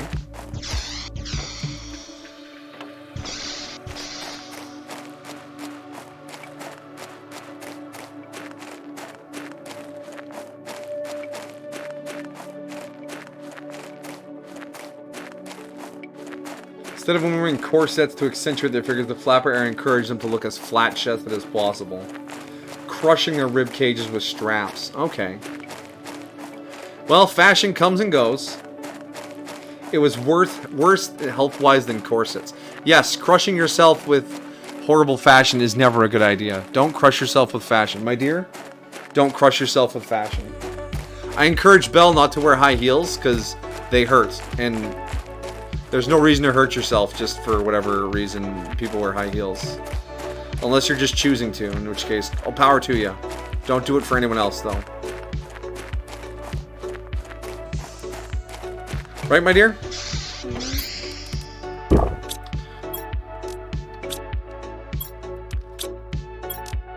a nice sentiment I'm not going to follow. Fair enough. As long as you're making the choice.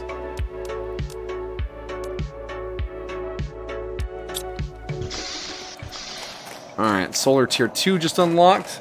I have some platform heels, but those aren't really in style. Chunky heels or platforms aren't really in style. Especially depending on the venue, you kind of have to have stilettos.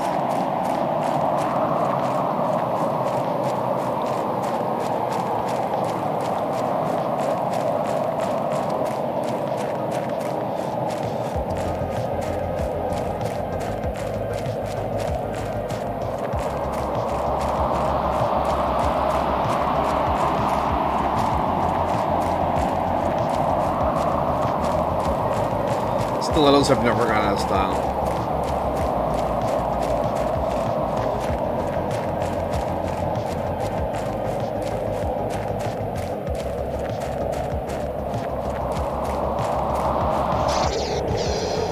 Wait, she's blind and her ability is that if she can see you, she can stop you from moving. Wait, being looked at and being paralyzed, I've seen that somewhere before. It's not a Eraserhead, because when he looks at you, he steals your superpower. It doesn't steal it. Medusa? It might have some FGO stuff in there, because we did just finish watching Babylon.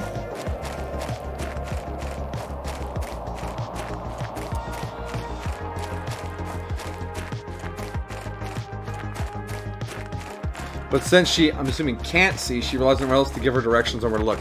Ah, there's your restriction. She's blind, but wherever her eyes are facing, the effect happens. Okay. Okay, that could lead to some interesting teamwork synergies.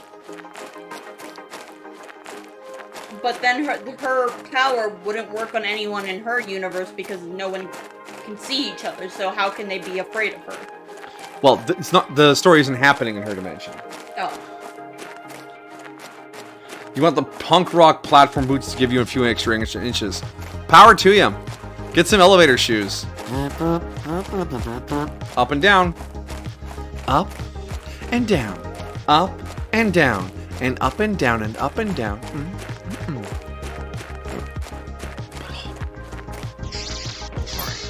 Another pile of loot has arrived. A little fabric. Oh. I think I drank my soda too fast. I'm all herbally burbly. I'm dying. Oh, I'm dying.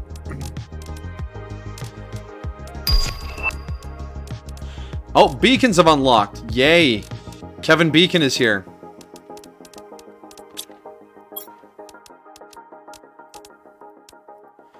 Alright, what goes into the heaters? So if I have 6, I'll need 3 silicon, 3 titanium, 3 iron, 3 aluminum. And I have some aluminum stashed.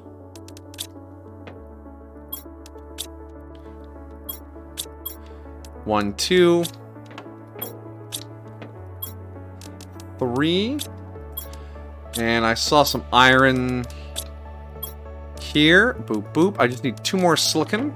Silicon. Not silicon. Titanium. I've learned the ability that each character learn. It's a learned ability each character learns loosely on science. Ah, okay. Pulling out a Full Metal Alchemist. I see.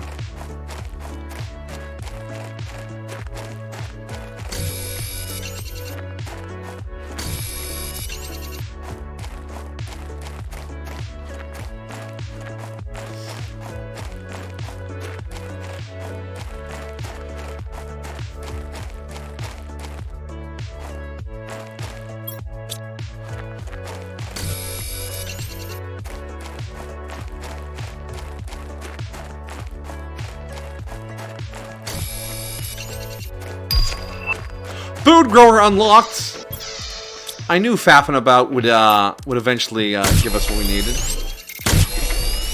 We're doing pretty good, guys. We're doing pretty good. Get our heater set up. Oh, I did need silicon. Oh, I'm so foolish. I'll need 3 silicon. I'll put that away.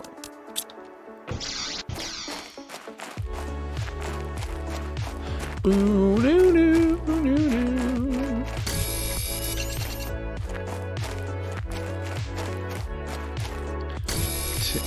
Come on, get in the inventory. There you go. One more.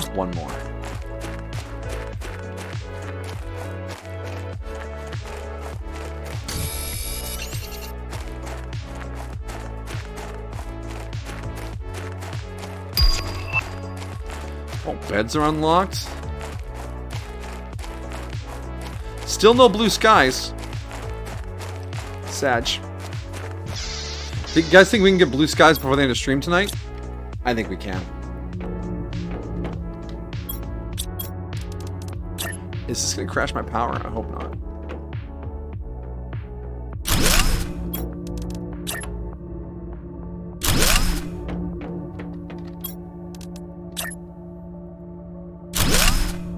Power's holding. Okay. Let's get down. Iron, magnesium, silicon, double ice.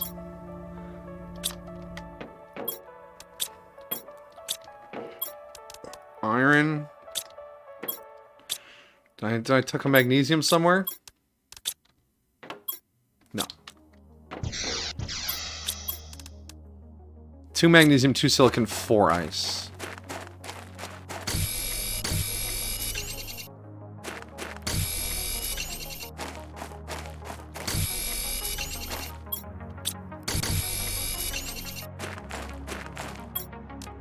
Magnesium and silicon. Quintons are resistant to other damage, but he's slow. So he's an MMO tank.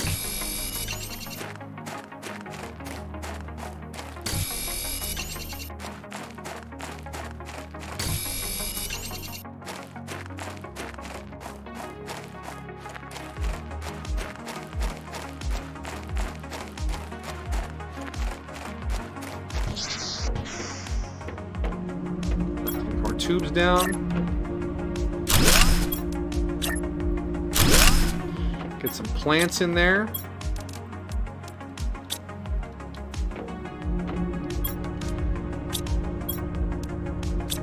There we go. We got the oxygen flowing. Yep, food left.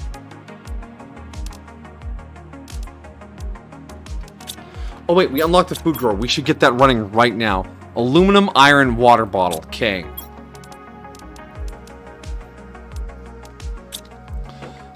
Alright, aluminum. Iron. Iron. Oh, there's an iron here.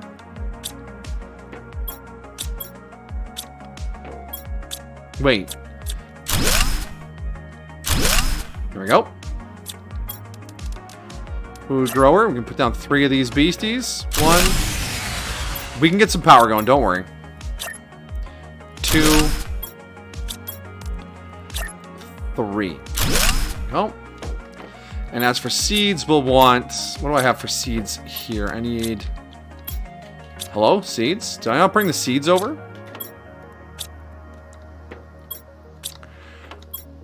Oh my god. Oh, wait, no, okay. Squash...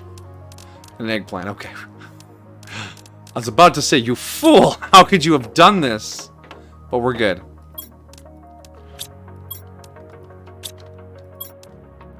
Okay, more power. What's a tier 2 solar panel cost? Iron, magnesium, silicon, aluminum, double cobalt. Alright. Alright, iron, magnesium, silicon. Double cobalt. 2 iron, 2 magnesium, 2 silicon.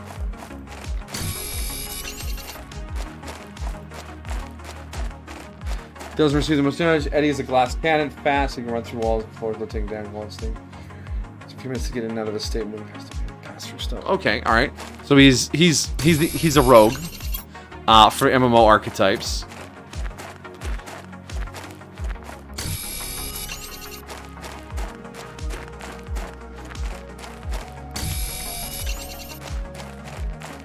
Cobalt.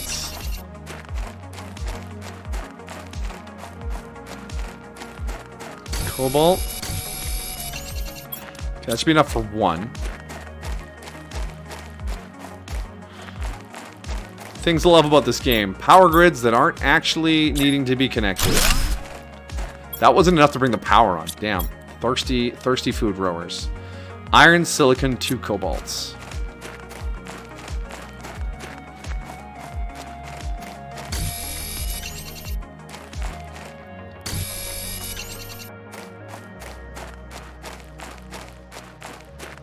Cobalt and an iron.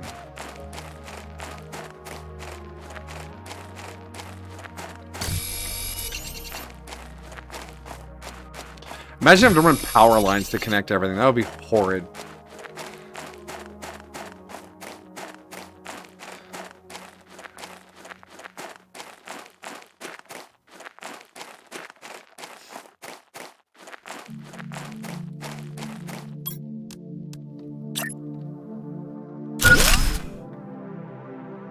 The power is still down? Shit, food growers aren't messing around.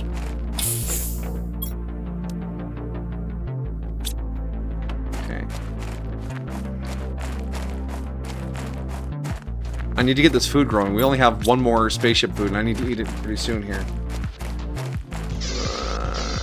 I need more aluminum. Okay, boom, boom. Can't tear down any more chests to get stuff.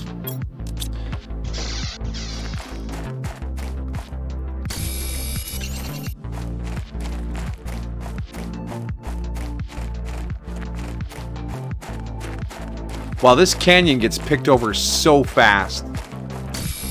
I remember the starting point on the other side. It felt like there was more stuff to pick up. Like we just had more rope to hang ourselves with. Iron. 2 magnesium, 2 silicon still. Magnesium. 3.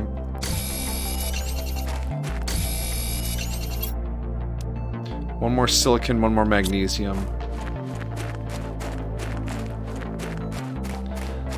Although I'm sure there's still stuff around, I just keep running past it because I'm blind while I'm moving. Let's be honest. Robot wings or angel wings? I don't know, whichever one sounds coolest to you. Given that your main character is Mr. Techno.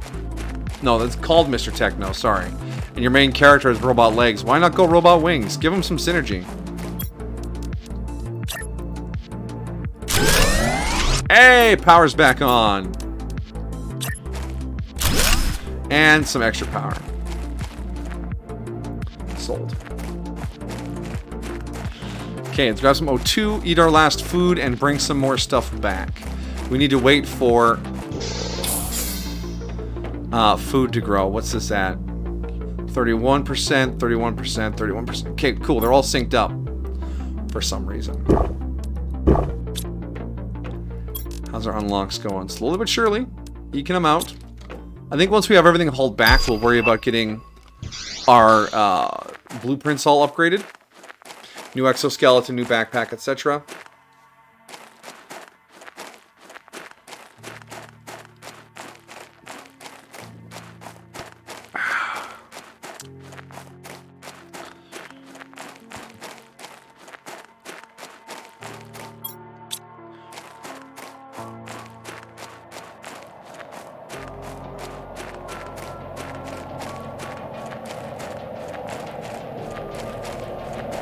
Not a particularly convenient location to get out into the wider world. Because I'm not interested in the sulfur waste yet. I don't need sulfur that bad.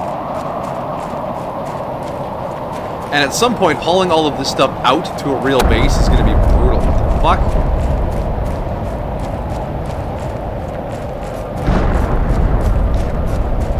Haha, you can't catch me, meteors. I'm running away. Oh no.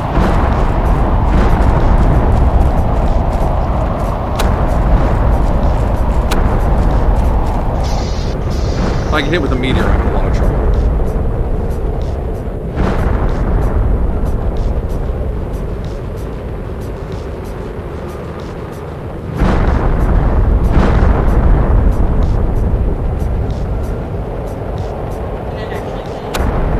Yes, one meteor to the face does about 80% of your heart in damage.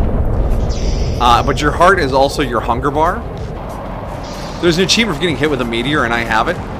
I don't remember when it happened, but in our first run through, we definitely got meteored. But they shouldn't hit me if I'm just running along, right? They can't hit a moving target.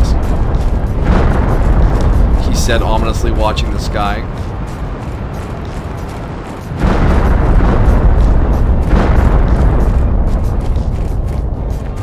That's kind of a cool vibe on Majiki. I like that.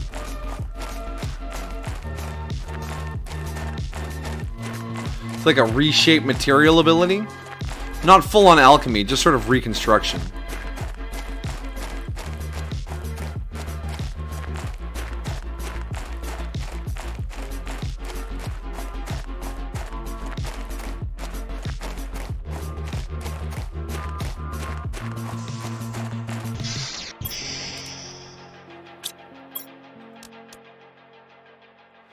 There's the beans. I want to grow the beans because they are the best food.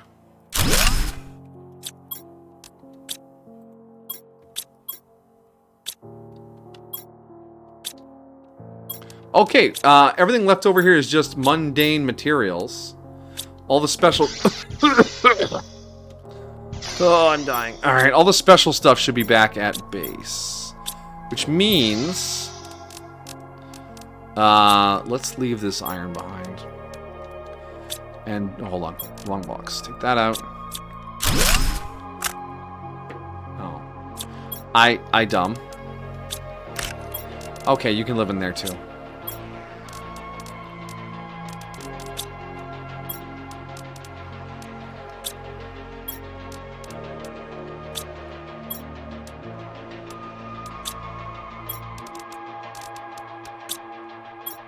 You shall not judge me for what you just saw me do. I don't want to hear a word of it.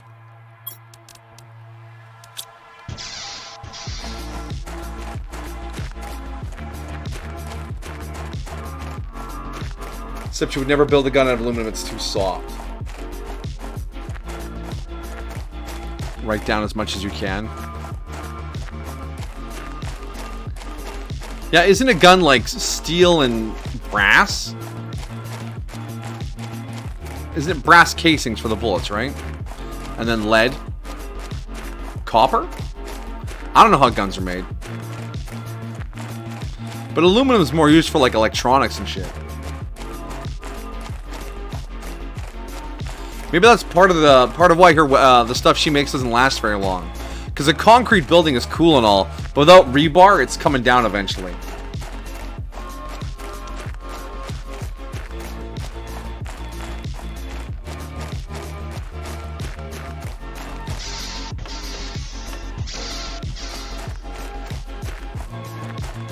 Like it's got a lot of the right pieces in the right or configuration, but because she can only manipulate the materials on hand,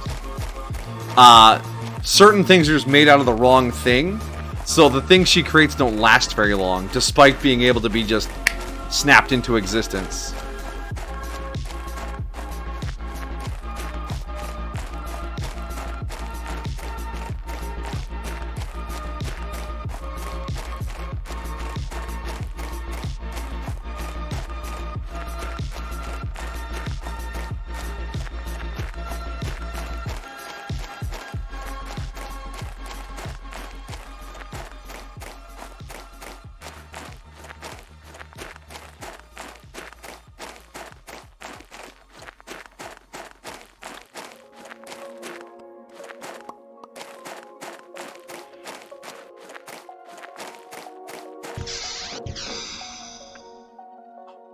We've arrived at the last of our goods.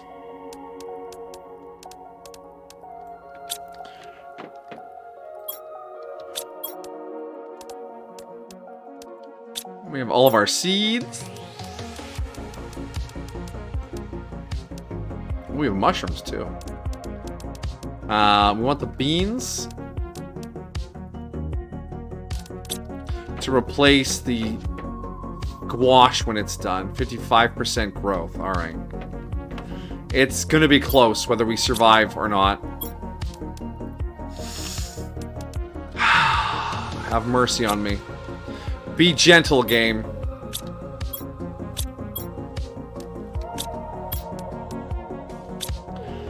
Alright, how are we doing on progress? Wait, the game says to craft screen progress. Do we have that now? We do. Iron, double silicon, cobalts.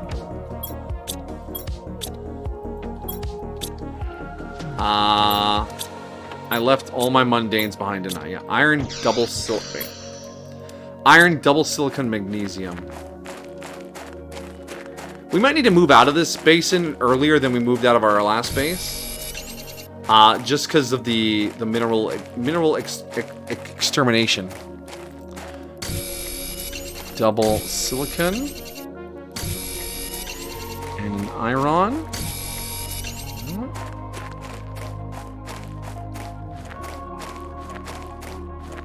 Chucks down a mountain to a 0. Yeah.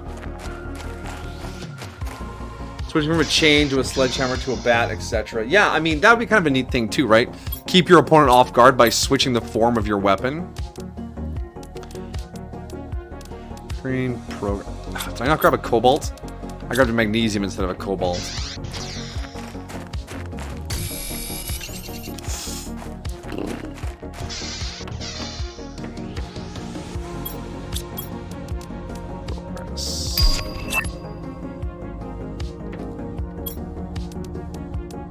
Just unlock something.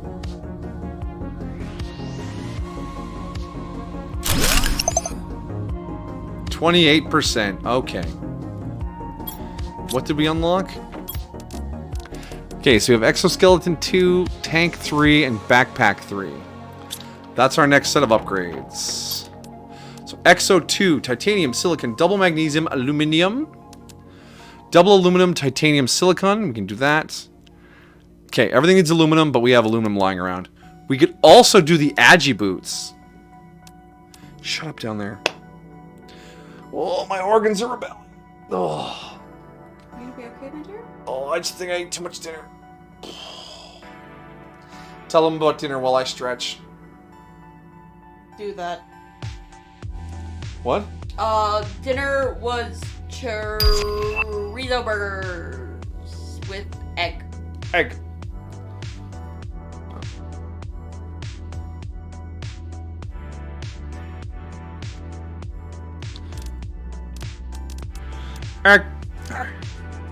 Titanium silicone.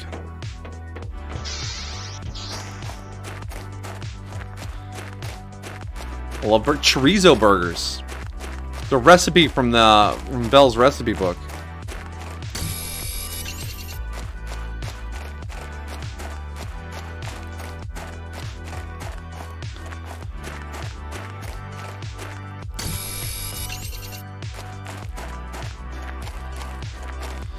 But I had enough meat for 5 burgers. I was like, well, I'm not gonna wrap one burger up and put it away. When are we gonna eat just one burger? So I had 3, and it was just, it's so much burger, and it's so much chorizo. I might be dying. Am I out of aluminum already?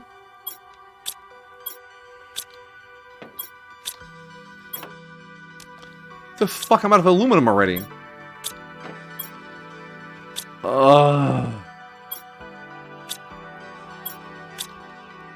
We're a million miles away from aluminum field right now.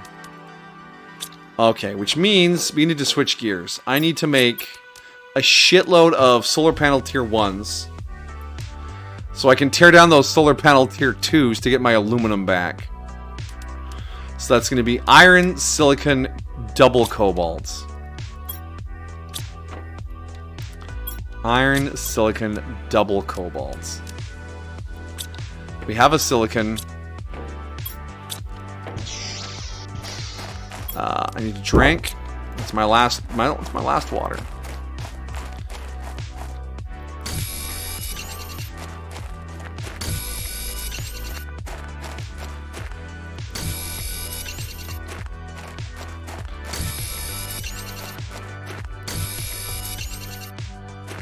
Did I never just walk straight back before? Why is there so much iron here now? I'm not complaining. I'm not complaining. I promise. It is a pleasant surprise. Okay, iron, silicon. We need 5 cobalt.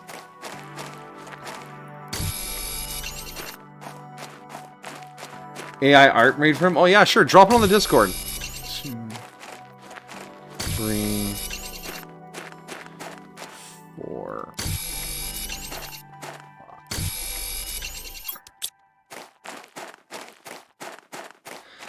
But when you talk about Eddie, he reminds me of the best friend on Ready Player One. The one that plays like the big buff character, but is actually a young black woman. And I was like, that's a neat twist. Okay, it's not shift to build multiple. Is it control? No, control is snap too. No, control is absolutely build multiple. And now I'm out of... I need a silicon and 2 more cobalts.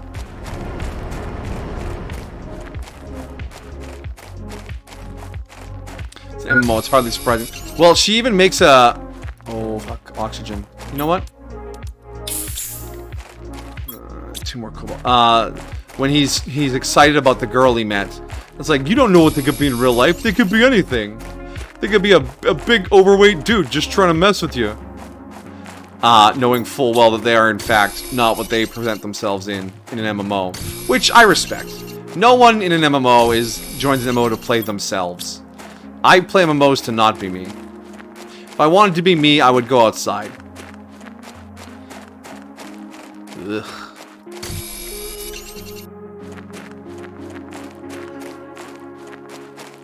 No one you see is ever what they appear to be IRL, except you, of course. I didn't know robot dogs were available in all the MMOs.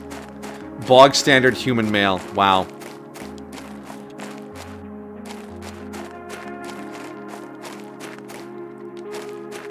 Something you're really proud of. Okay, okay.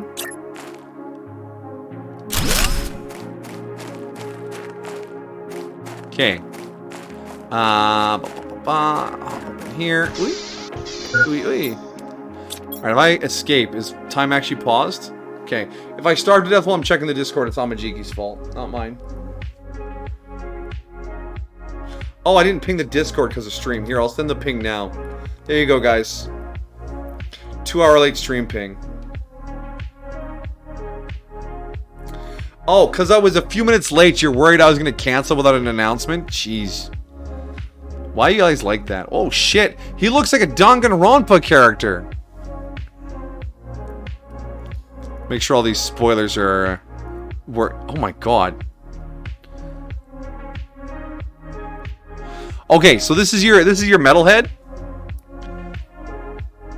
With the wacky hair?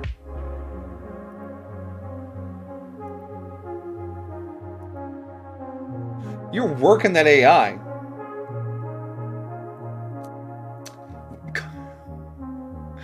Nice. I like it. Yeah, I could see this guy being in the tech. He reminds me of, visually of Tosh from StarCraft 2, but I could see him having the personality of Swan from StarCraft 2, go away. Oh, geez, what's going on? Is that an afro and dreadlocks? No, it's just dreadlocks. It's a dreadlock ponytail in the last one. You can do that in XCOM. It's one of the hairstyles you can pick. Are these anime characters in military fatigues? SWAT guts? Holy shit, it even looks like it's from the Berserk manga. Are these AI generated? No, I think that's, what is that, TikTok? U.S. Army Ranger Gojo. That's threatening.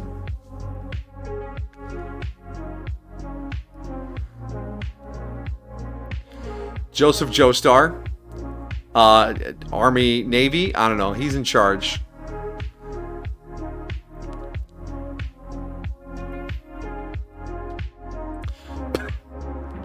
Okay, Ichigo. You go. What rank is that on the arm? I don't know. Okay.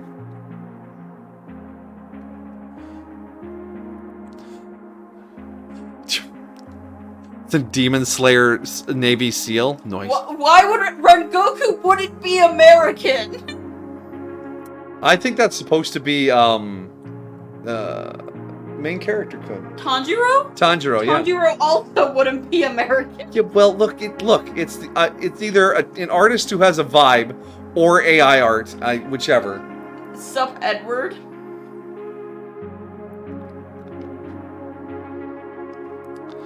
Nice, nice. AI art really is a gift.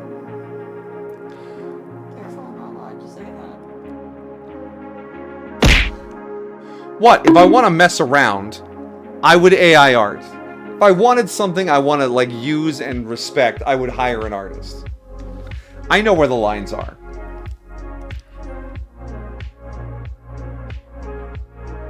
Some high-level sergeant, you think? G.I. Joestar? Ha! Afro and dreads. They're all AI generated? Cool. Cool stuff. I truly appreciate the little worlds you weave together. They inspire me to think more about D&D. Think. Alright. So let's go out for another run here and grab some more... Is the food ready? Is the food ready? Let me grab the beans. Because if the food is ready, I want to put the beans in. Growth, 84%. We might die of hunger. We were so close. Alright, more solar panels in the meantime. Gundam. Me on K-Dog's brain. Yeah. AI generates some Gundams. Hey, speaking of AI... it was discovered, no, I did not discover it, Reddit discovered, that ChatGPT does shittier prompts in December than it does in May, because based on trends, people do shittier work in December, because they just want to go on vacation for the holidays. It's learned from us too much. If you tell it to pretend it's May before you ask your question, it gives you better answers. And part of me thinks that's a little bit too magical. I love that the AI is like, humans don't care in the 12th month. It's fine. I'll just do whatever. Madoka, no, not Madoka. Oh my god, what if we like got some AIs together? Like a script AI, an art AI, and a voice bot and said, In the style of Madoka Magica, please do a summary of Demon Slayer. But Tanjiro. Demon slaying is suffering. Zazu, no.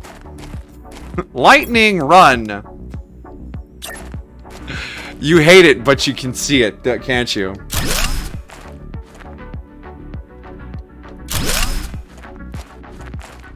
You're too much magic, get out.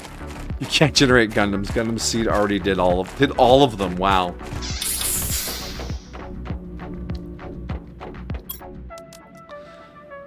No, power usage. What we got spare? We have 152 minus 77. Alright, I can tear down some of those solar panels.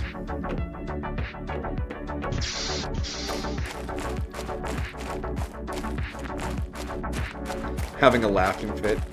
But Tanjiro, Demon Slayer is suffering. Exactly. Exactly, K-Dog. You got it. Speaking of which, posted on the Discord this week, teaser trailer for the next season of Demon Slayer. Get hype, gentlemen. I repeat, get hype. Speaking of which, I don't know if you saw the announcement that Trigger made. Trigger? Trigger saving anime again? Trigger is doing a panty and stocking new. Oh, yeah, I heard something about that on, what was it, Mother's Basement?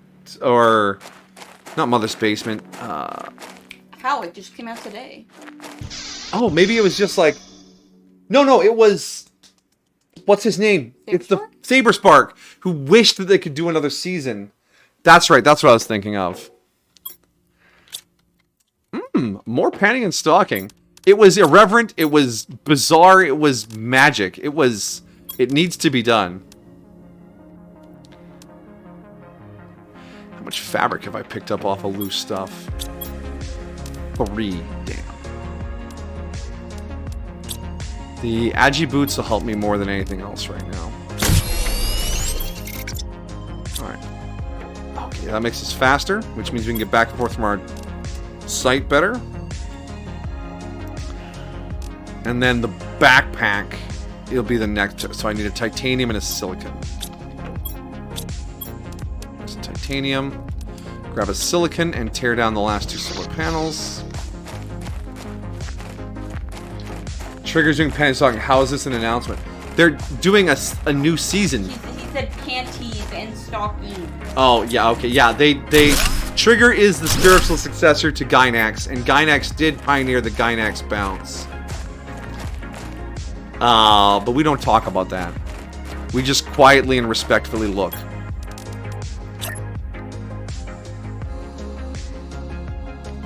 Actually, YouTube randomly recommended to me a 45-minute video about the origins and such of fan service. Like, let's talk about fan service. I'm like, I don't have time for this. It's an awkwardly complex topic. Because the food is growing! The food is growing! We're not gonna die! We're not gonna die! Grab the beans! Eat the eggplant! Ha ha ha! We made it, boys! We made it! We're not dying today. Put the beans in. Grab the squash. Grab the squash. Eat the squash. Oh yeah. Oh yeah. It's all coming together now. We did it. We did it. We didn't starve to death even once. Praise me. Praise me. Praise me in the chat. Hey. You... Come on. It proves I've improved as a player. I need a silicon still. I was pretty sure we were going to go down there when I saw that it wasn't growing all the way yet, but I did it. I'll praise you with the highest praise I can shower upon you. The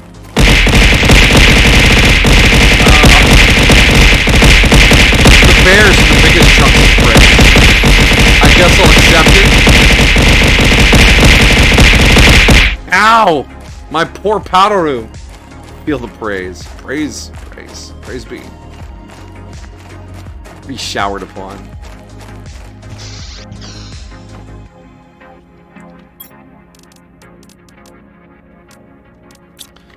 Alright, let's stow that. And I should be able to take out the backpack now without blowing up my inventory. Yep. Backpack tier 3. Backpack tier 3 on. Oh, yeah, there we go. I feel wealthy. Alright, put that magnesium away. Okay.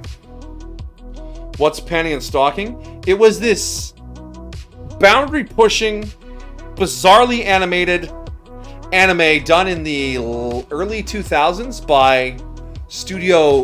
Was it Gainax time or was it already Trigger by then? One of the two. And they referenced all sorts of crazy shit. They did some insane things in the show. And yeah, it was a weird ride. It was a weird ride. And there's a lot of jokes in there today that just wouldn't fly today. For various reasons. Because yeah, it was old enough that there really wasn't online cancel culture mobs. It predated that. It was a magical time on the internet. Yeah, it was weird. The first episode ends with a claymation poop being exploded and showering the entire city in shit. That's a thing that happened. Oh, like Boondocks. No, nothing like Boondocks.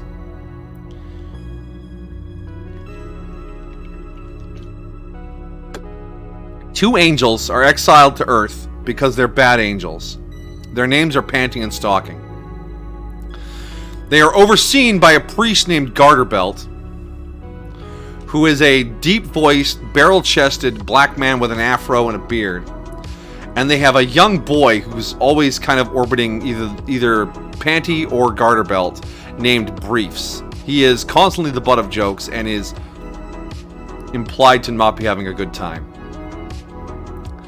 Their opponents are a pair of demon sisters called Scanty and Knee Socks. Now, Panty and Stalking, when removing the appropriate pieces of clothing, can morph them into weapons. Same with Scanty and Knee Sock. Also, there's an episode where they make transformers out of sex toys and household appliances. There's an episode where they get morbidly obese. There's an episode where Panty loses her memory, stops being promiscuous, and moves out to a farm and lives a wholesome life for about a half an episode. Also, the season ended on a giant cliffhanger where Stalking killed Panty and said I was a demon the whole time and just walks off. There's a beach episode where almost everyone at the beach dies. They drive a car up a hallway inside of a school building and have a shootout through the walls of a bathroom.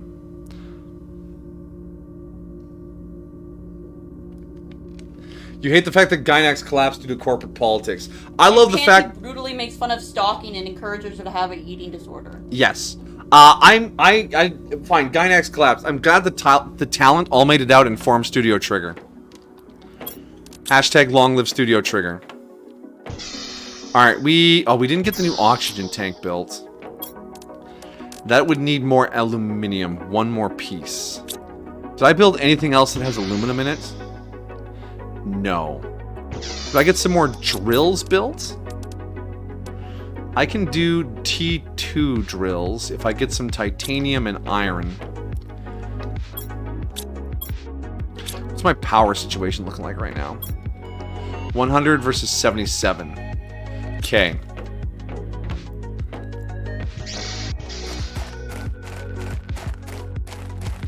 Plastic Nason and Space Dandy. Yeah, it has that off-the-wall, bizarre anime vibe.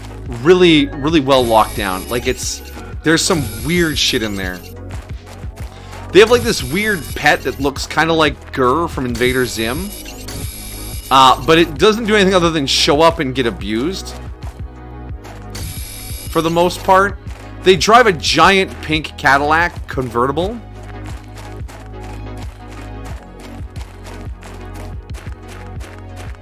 So 12 out of 10 on the weird shit-o-meter? Yeah, no, that's fine. Is this just a dead end? Does this not go anywhere?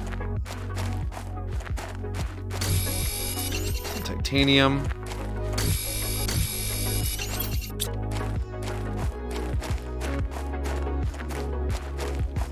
Fly away. The music, though, however, fucking fire. It is all so good. The episode where they form a band, just make the music. You guys don't need to have a show. Silicon.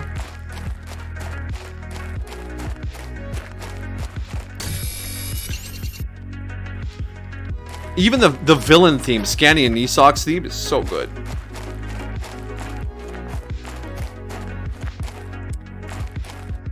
You're talking to a guy who watched a show where a blonde guy had to drink piss and a wheelchair guy gets turned into a turtle. Yeah. JoJo's Bizarre Adventure is not weird when placed next to Panty and Stocking. I say that without any inclination. That is 100% a true statement. It's JoJo's normal adventure when you look at it next to Panty and Stocking. Yeah, I said it. I've seen a fan-made anime about a cat girl who dies of rabies or something. That K-Dog brings up a valid point.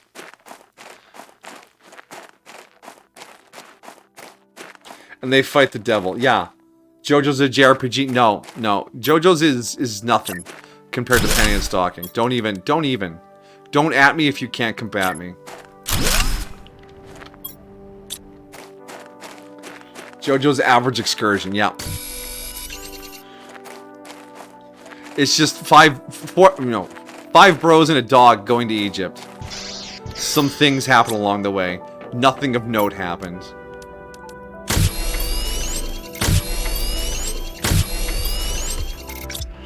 Alright, so we have VeggieTube Tier 3s available. Those also need aluminum.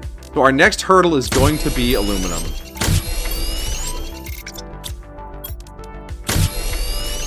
Have you seen Plastic Nason? Yeah, no. Plastic Nason is one of those anime that, like, almost no one has heard of, and they're probably the better for it.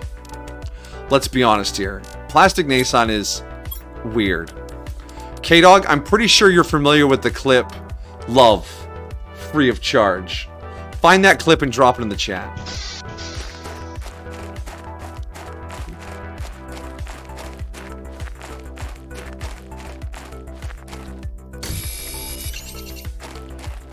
We're gonna watch that clip together.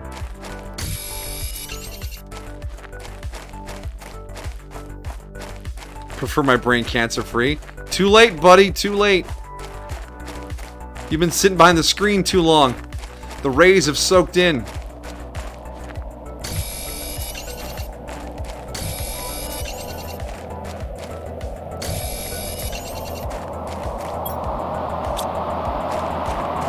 I hear the wind kicking up. I think it means it's meteor time. The whole episode 8. Wow, jeez.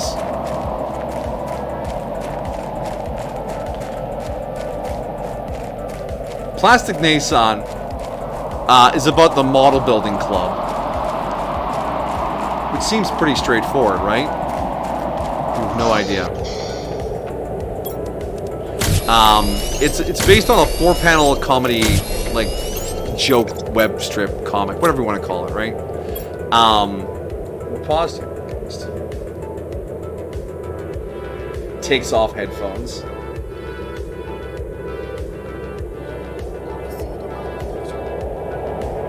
Oh yeah, I forgot. It has like 2-minute episodes. Alright. Buckle up, Chuckle Fox. Yes, Belle. I'm waiting. I'll wait. I wait. Don't worry, it's subtitled.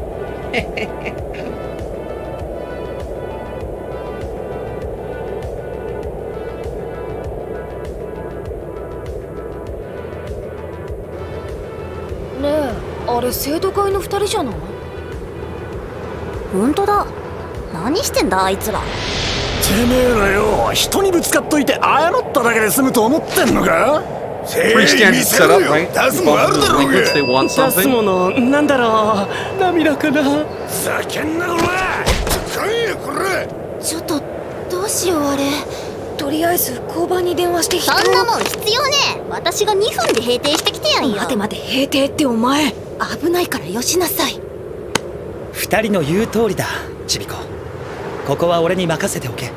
This is the responsible baseball 悪い club が senpai, 荷物を right? 預かってくれるか He's い gonna just diffuse this situation. The sound is supposed to be on. ま、警察に通報するのが一番いいけどな。じゃあ止めろよ。もういいよ、私が電話するから。おらおらてめえおらいい加減におらおら怖えおらって言われるの怖え These guys are ore too hard in their dialogue because why not?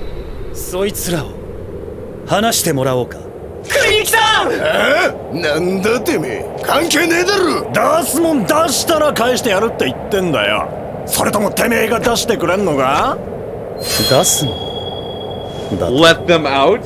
Have you seen this, my dear?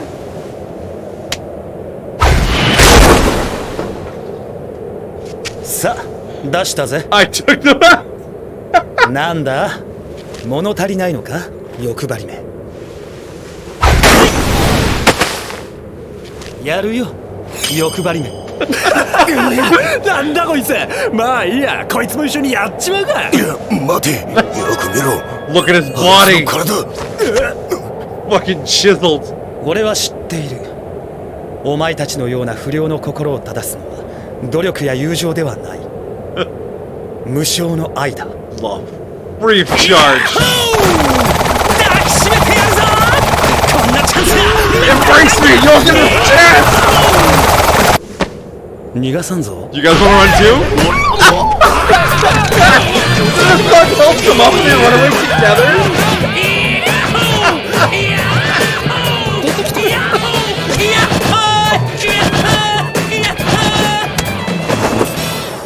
ヤッホー。 Yeah. 君の話は矛盾して Oh, る listen, な you- じゃあ sorry, その where'd 不良 your どこ行っちゃ shirt ったの go? ああそうかそうかあっちかいいから乗りなさいやったなマキマキ。お手柄じゃん。うるさいよ。 So anyways, that's an episode of Plastic Nason. There you go. That was the whole episode. So, to be fair though, he did defuse the situation. The thugs didn't beat up the student council members. Do you want to run too? Us too? That's peak anime. Don't ever question.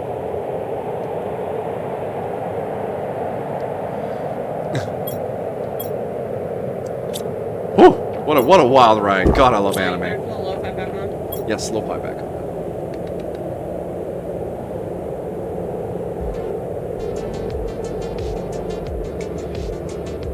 Just watch the next episode be cured. I don't know if that's how that works. What are we at? 67, 67, 67. All right. So once our harvest is done again, I think we're gonna start heading over towards Aluminum Field and setting up a presence over there. Because that's...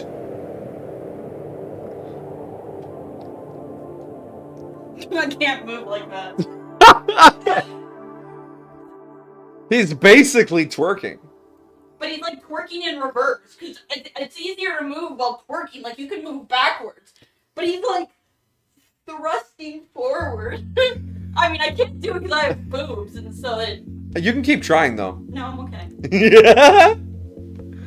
Yeah. It works for me. Yeah, ooh, me. That's a different kind of wildness. I love that Belle's analyzing this. Yes. I mean, every time I show her something a little off the deep end, she thinks about it sometimes a little too much.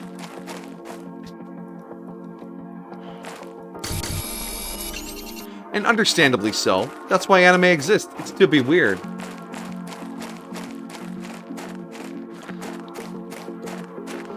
By the way, if you're drooling over me, you missed the point of the video. It's about a young man lost in his... He's just lost. Lost in the sauce. Lost in the sauce. Alright, 72. We want to gather up a bunch of titanium. If there's any left here.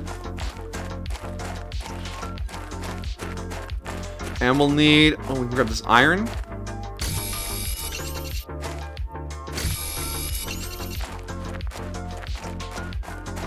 It was a brain cancer joke? Oh. Oh, because your brain's shutting down, you're drooling slightly. Okay. I get it. I'm following along, I promise.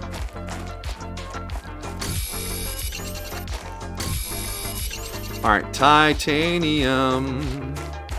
Titanium.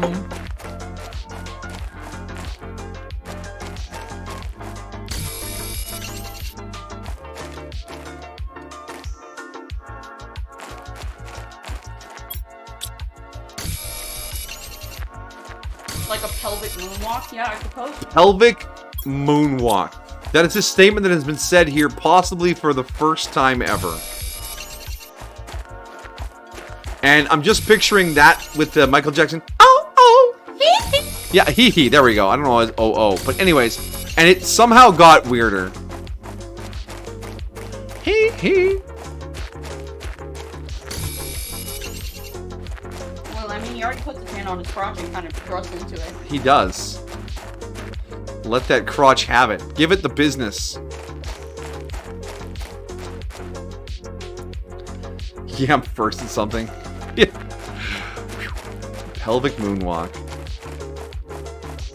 It also sounds like a cringy teenager euphemism, so their parents, they can talk about having sex with each other without their parents realizing what's going on. Oh yeah, it's the new pelvic moonwalk.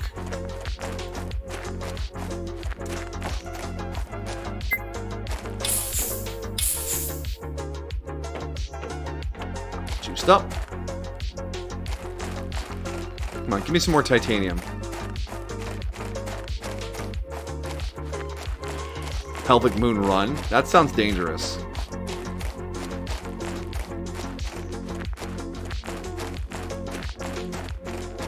Do you think there's titanium in the sulfur clouds, or if it's all just sulfur? Iron, cobalt, ice. Ice. Is there not even sulfur in the sulfur clouds?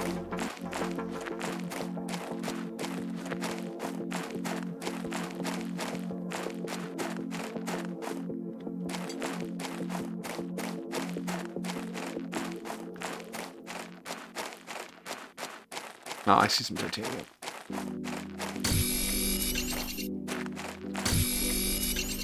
Gather that up. Hee hee.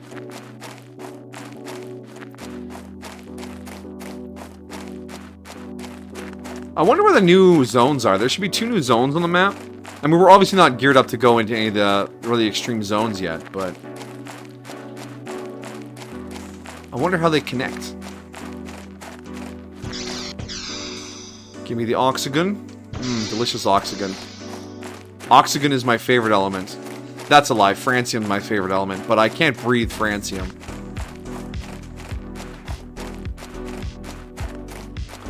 I just believe in francium's potential. Fun fact, francium was the chememe of the day today. Inventory full. Oh. Sadness.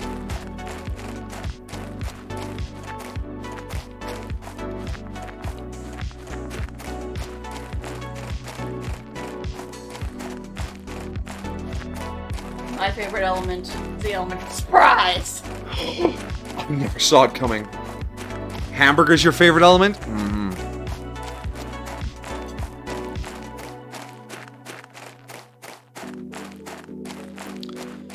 Well, there's like a nice cluster of titanium right here. Perfect.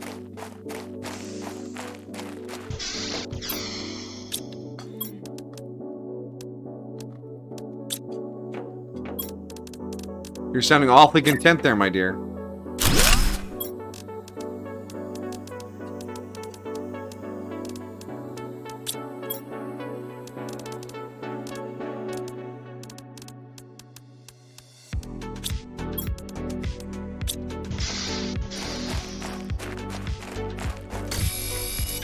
So what we're going to do is we're going to take some iron and titanium and stuff and start a base over there. At the edge of the lake. You know where we put the lake laboratory last time? Where we did our algae farming and eventually our fish farm? Kind of up the hill from there.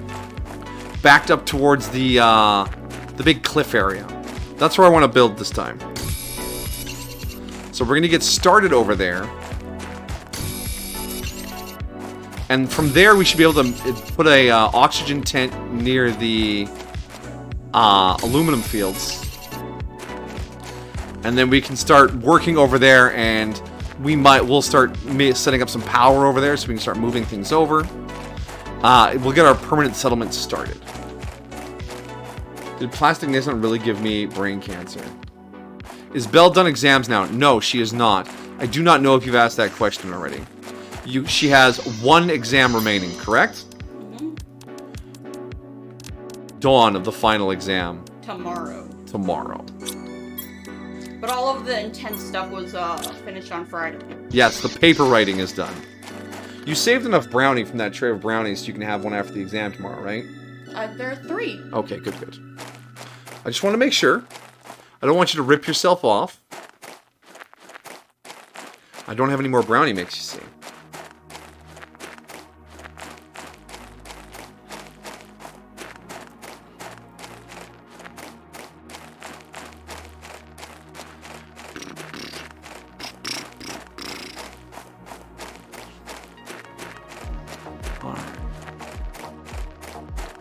And if we remember, see that pillar formation over there?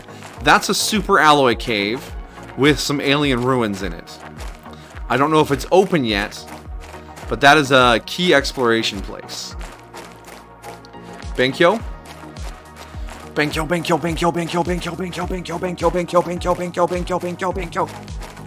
Wow, what a weird show that was. Some great reaction images in it, though.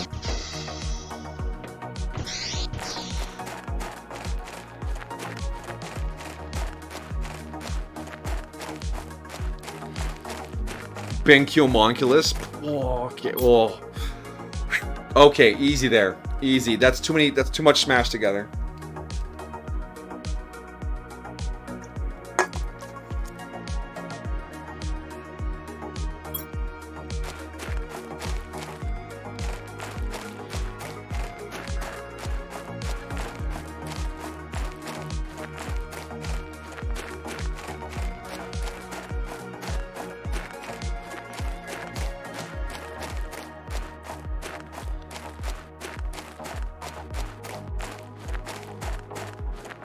So I'll say this for the sand cave or sandfall area.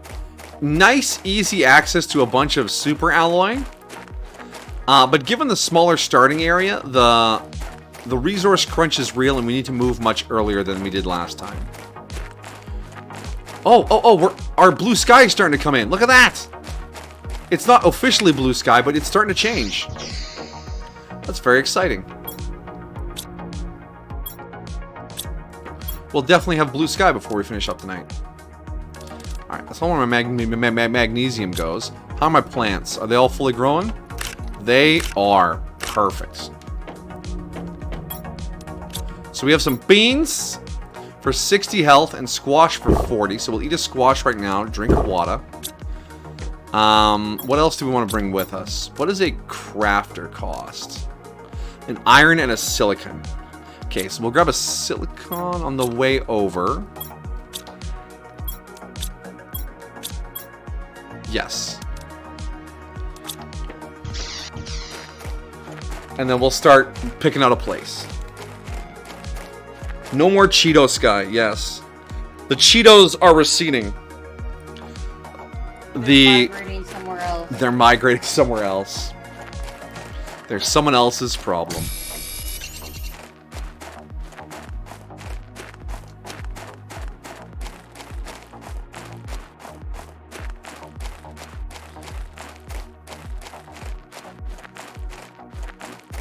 I wonder what sort of shenanigans you'll be able to get up to in multiplayer. Like, can you deconstruct things people are standing on and then have them fall? Or build like a parkour course out of stairways and stuff?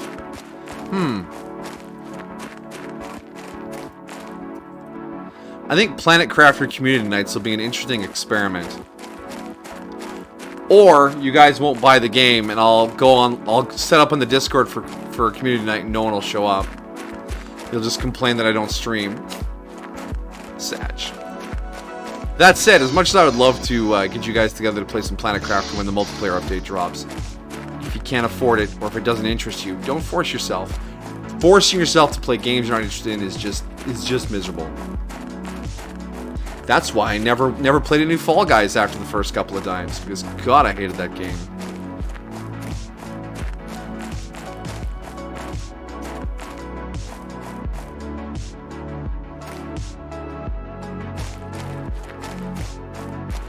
We could build a giant structure of like 1 million rooms and lag the game out somehow. You looked at it on Steam and it seems to be potato level. What does that mean? I don't understand the phrase you are using to describe this game. Oh, potato level PC, you could probably run it. Ah, okay. That makes sense now. Alright. I comprehend. The buttons have been connected. Let's grab my other silicon. No. What's the ratio I want? 2 iron to every 1 titanium minus 1 iron. 4, so we want 4 more iron. 1, 2, 3, 4. It's 8, blah, blah, blah, blah. Okay. This will give us a starting platform. Let's go.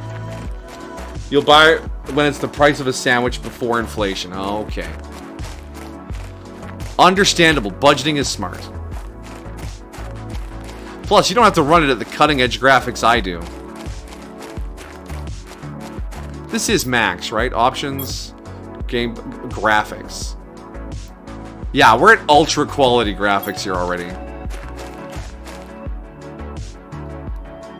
This game is just made by 2 people, which is really impressive. Just 2 people. 2 humans made this. So next playing Danganronpa again. There is way more Danganronpa than I expected. Like, it's just like, would you like some Danganronpa? Here's 9 games.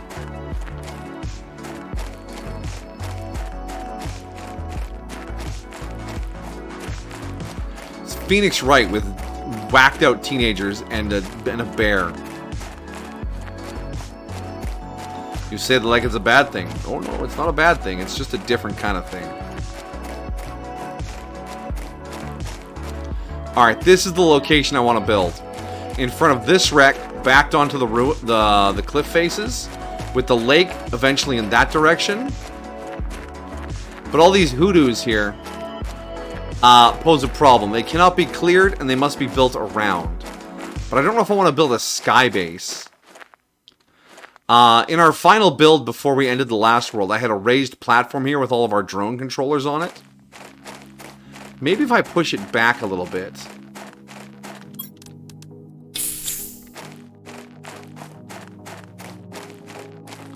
Because I know this will fill with water eventually.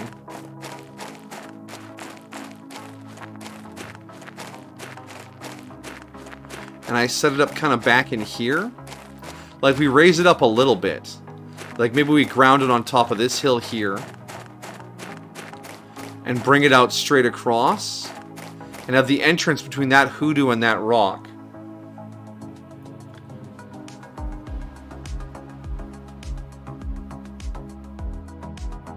I once legitimately downloaded one of those games just to try it.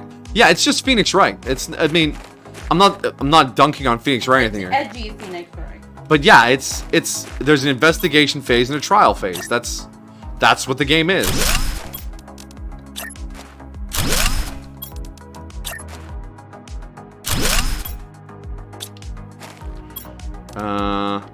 Will that use up all my titanium? It will. So we need to get a door on this thing. And we'll pop that in on this side for now. Okay, we have oxygen. Delicious oxygen. Thank you. Breathe in all the oxygen. We'll put down our crafting station. There we go. That'll give us access to making water and such over here. Now, if I want to add another room, I just need another iron and a titanium, which should be plentiful in the area. It is. We'll check that box before we head back for more shit.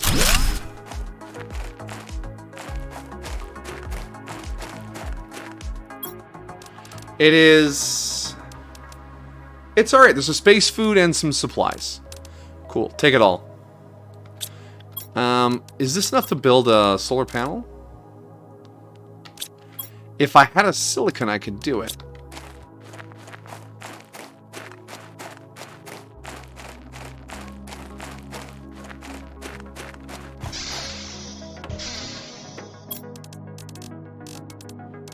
On a chest. We'll store the iridium.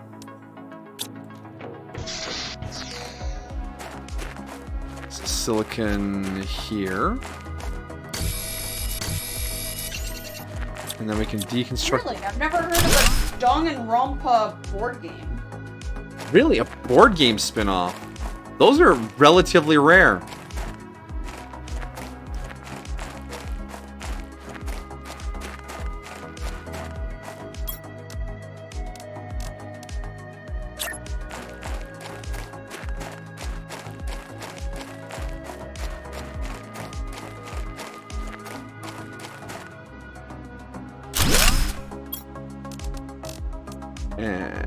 Magnesium and a silicon.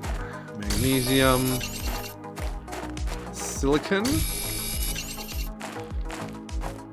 Pop down my solar panel. There we go. So we have a little bit of infrastructure out here now. That is a good start. So let's pop back to our ship oxygen tent. And grab some more stuff for some more rooms. We're just going to caterpillar this first one all the way across. Get like 6 or 7 segments on it.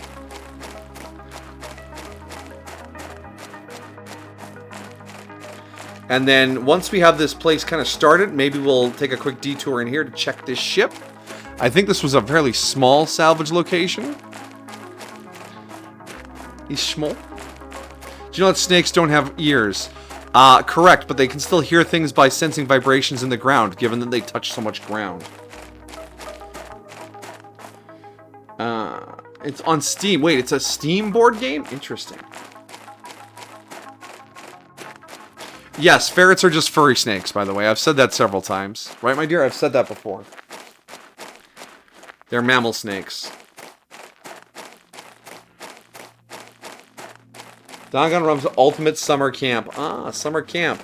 Interesting approach for making a board game spin-off.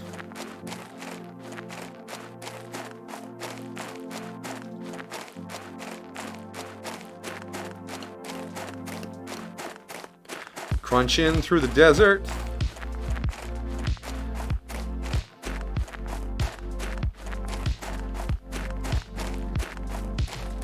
Where's my oxygen tent? It should be around here somewhere.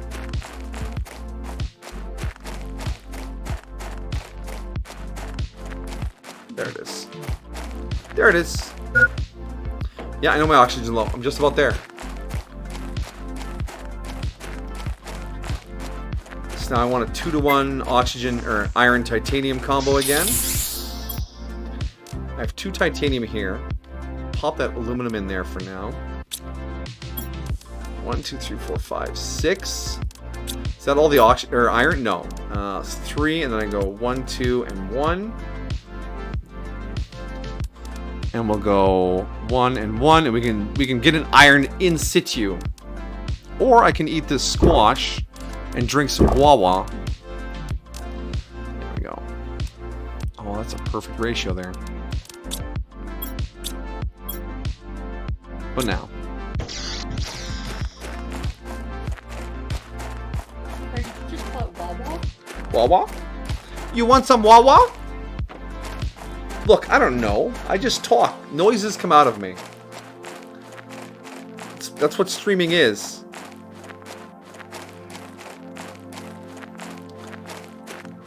Check my Discord. I wonder which gen of... Oh, it looks like a weird Mario Party, maybe? Maybe.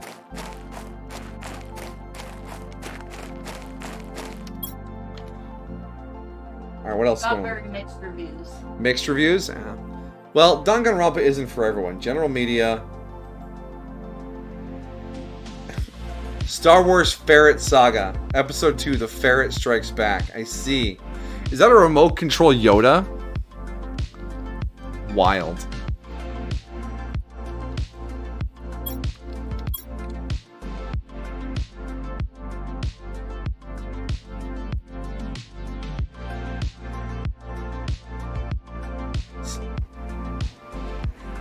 Watch me, you care, and follow. Hold your lightsaber upright, then swing.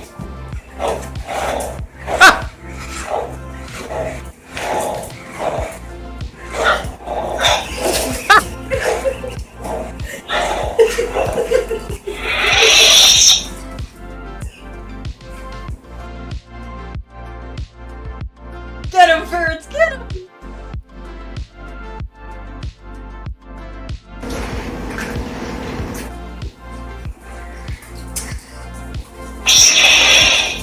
Do what I do, and learn you will. Feel the force. Then strike. Feel the force.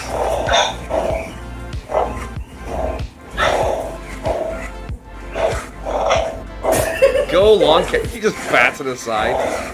Oh, Jolene would have a field day with this. Cute.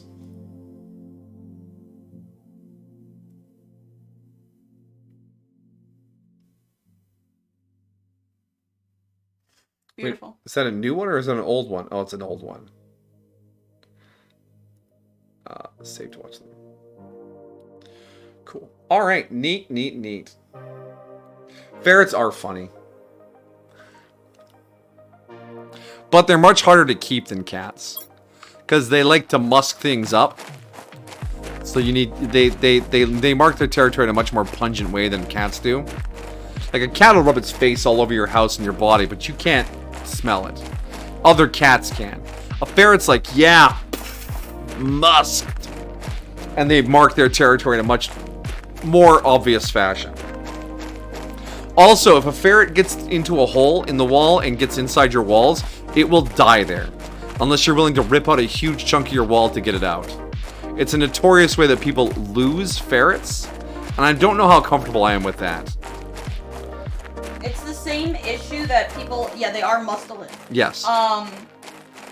You know, the domestication of foxes. Yes, foxes are stinky too. Yes, foxes mark their territory with their urine, and it stinks so bad. Like, so bad.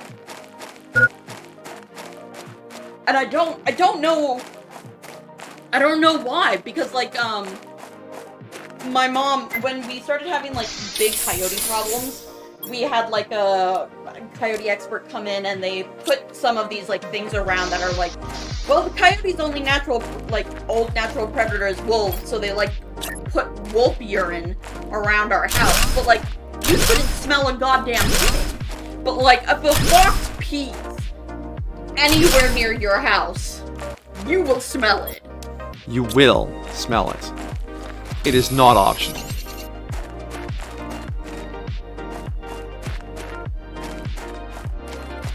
Yeah, enforced smelling. Unconsensual forced smelling. Unconsensual smelling. Wow. I sure as hell didn't consent to my nostrils being assaulted like that, okay? I'm sorry, it was an accident. Nope. This is when I just play a fart sound on my soundboard.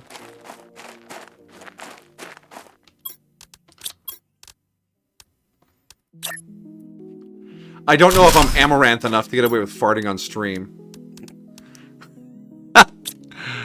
Titanium, iron, silicon.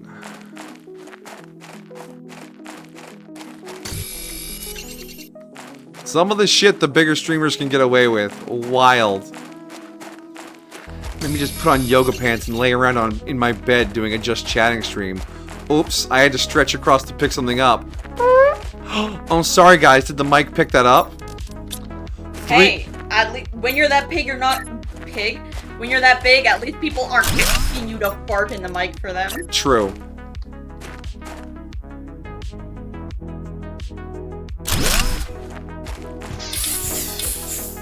Alright. The basis of our structure is here.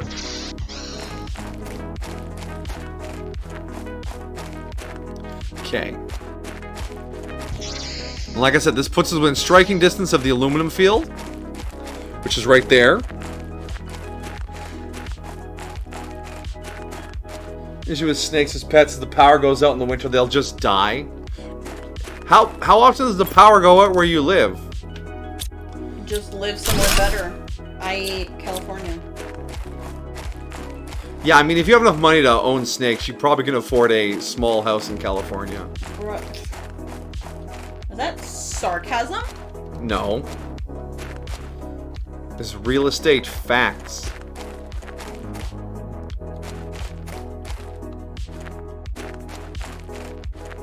Do you hear what I have to put up with, chat? Don't worry, the weather is beautiful and the selection of food is fantastic. It's just you're living in a closet unless you make some decent coin.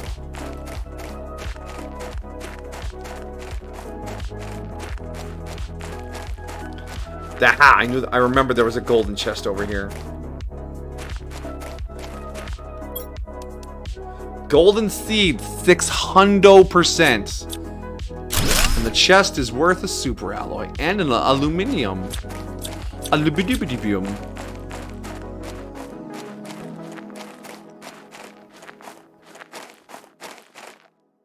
Do you think British people have doubled down on the whole aluminium thing just to spite Americans? Maybe. We just don't think about them that often. California is awful. I wouldn't say it's awful. I would say it gets a lot of news coverage because it's a big fancy state.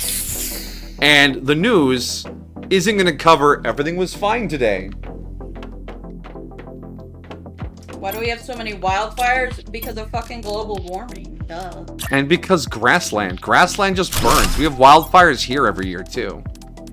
Rather have wildfires and and earthquakes than fucking seasonal tornadoes. True. Y'all stupid living there. Well, hey, someone's got to grow the corn somewhere. I know. California Valley. We need more corn than that. And alligators, that's Florida's problem. And Florida is basically just a containment zone. We put Florida there so that we don't have to have Florida anywhere else. And should just put a barrier around it. Well, there's a old Looney Tunes cartoon where Bugs Bunny just saws Florida off and kicks it away into the God, ocean. I wish. And it just floats away. Florida's an SCP. You'd rather have tornadoes which touch down in certain places rather than earthquakes which affect everything. We haven't had an earthquake that's caused any structural damage in over 30 years. There have been yearly tornadoes that cause millions of dollars of damage every year. Yeah, you're overdue. That's not how earthquakes work. It's not like there's an earthquake quota. Yes, an earthquake will happen again and it will do damage. You're not saying that earthquakes are over. No, earthquakes are canceled. No more earthquakes. Disallowed. Earthquake, ground shakes. Oh shit, it's over. Yeah, no. I mean, the Pacific plate tends to move over in Japan more often anyways. So. But no, that's actually not how earthquakes work, similar to how it's not how volcanoes work. People are saying you're overdue, but because they're taking a data set of these large earthquakes and extrapolating that they're supposed to happen in a consistent pattern, when it's not. That's just not how it works.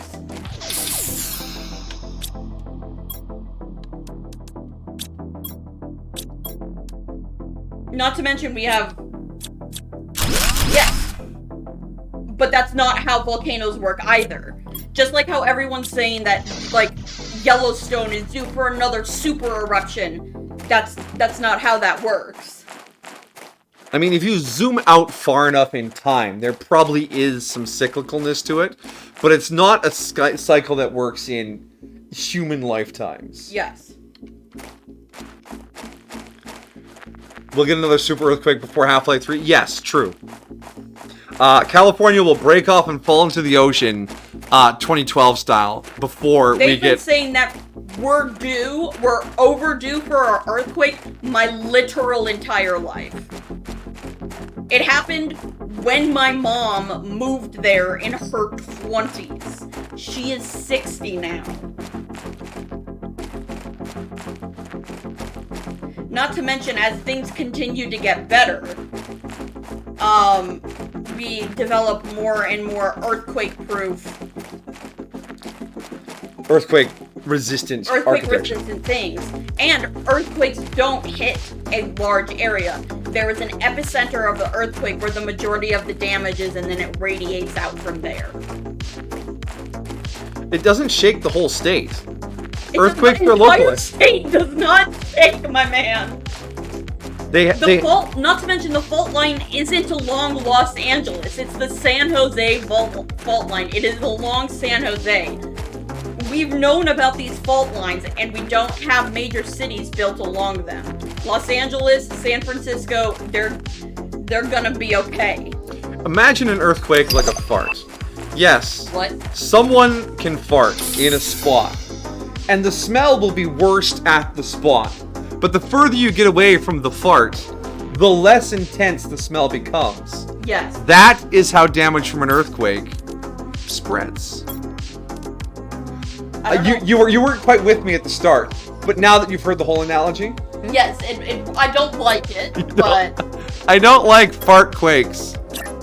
San Francisco was quote-unquote flattened by a large earthquake in the 1920s when most of the buildings were made of brick and wood. So, a little while ago, building code-wise. Anyways. Just gonna put a cap on that. I'm just saying, I've lived there long enough to think I know how it works. Alright.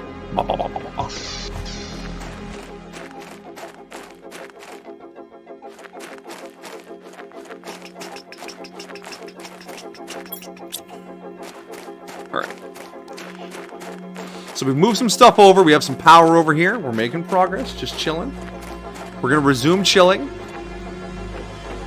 Let's explore this wreck that we've settled next to. And... excuse me.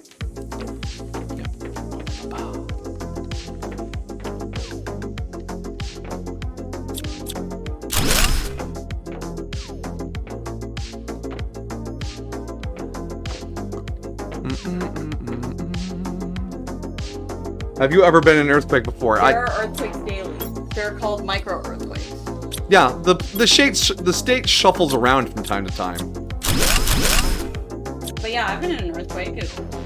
It was like a 4 point something. It's no biggie. I was actually in Hawaii. So I've actually never really experienced a big earthquake in California. I was in Hawaii. One of them Hawaiian quakes. Well, those are more cause for mainly volcanic activity. Yeah. The earth shimmies and shuffles. Shimmy shimmy.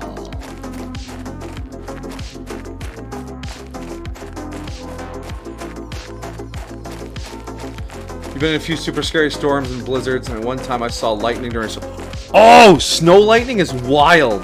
Wait, there can be lightning during snow? Yeah, there can. It's just friction in clouds. Yeah, snow lightning is fucking crazy to observe. You're like, what the fuck's going on up there?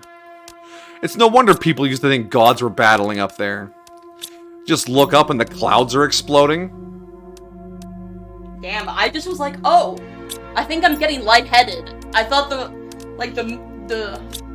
lost my footing a bit, and I was like, oh, I think I need to sit down. And they're like, is something wrong? I'm like, yeah, I think I'm getting lightheaded. It felt like the ground moved. And they're like, oh, no, it did. And I was like, oh, okay. And I mean, we went back to what we were doing. we've had windstorms here before. Okay, and what's that? that's where the wind gets really bad, and it blows over trees, and it peels roofs off of buildings, and it flattens crops and things like that. Isn't that just does it have the specific name windstorm, or is that just like severe wind? It's severe winds, right? And of course we've had blizzards, where it gets bitterly cold and everyone gets snowed in. but not so much anymore. No, not a Chinook. I'm talking like an actual wind, like the wind just fucks things up for a bit. It might have been part of a Chinook, a particularly intense one. I thought the Chinook was like when you have the cold and then you have like the warm. Yeah, the warm air blows in, right? But sometimes it blows in a little too hard. But yeah, the windstorms can be caused by various things. I will say that's one thing that does freak me out on really windy days. And if I'm driving and I see any of like the traffic light poles moving, that does scare me a bit. I'm like, what is happening? That's just the wind. But as for really, truly extreme weather, we don't have much of it here. I mean, we've had heat waves and things like that too. Nothing like a nice little heat wave, huh? Would you say you've had worse heat waves or worse like super cold winters? The winters were... My parents have stories of terrible winters. I can't think of any truly terrible winters. Maybe that's just because heating wasn't as good. Maybe. But no, they talk about the whole city was shut down. They had to use snowmobiles to deliver medicine to people who were snowed into their houses. But in my lifetime, we've had more heat-related events. And one spring, the thaw was so fast and so heavy. The river that runs through town. Yeah, you've mentioned like there was that flood. Yeah, it actually shut down the city because the city is split by a river. And we just shut everything down. We're like, well, we can't get it to the other half of the city. Shut her down. But that was a seasonal melt, not like a disaster. Well, it was kind of a disaster. There was a lot of damage on the riverbed, river valley, down in the river.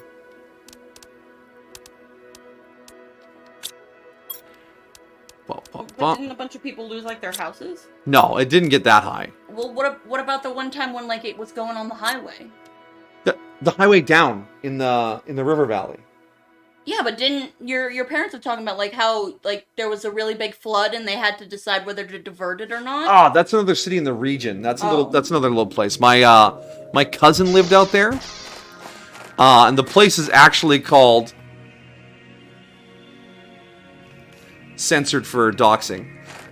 So yeah, they built right on the floodplain. Oh, okay. So during a heavy thaw, they're like, well, we have to divert the river one way or another. We're diverting it into the smaller neighborhood, and boom, whole neighborhood gone. There was wind around here where I live gusting to 130 kilometers. Yes, yeah, that's the kind of stuff that happens here too. What the fuck? I thought I tore these boxes down. Oh, did I have like an autosave to restore all the chests inside the ships? Ugh. I mean, thank you for infinite iron, but I kind of wish the chests just disappeared.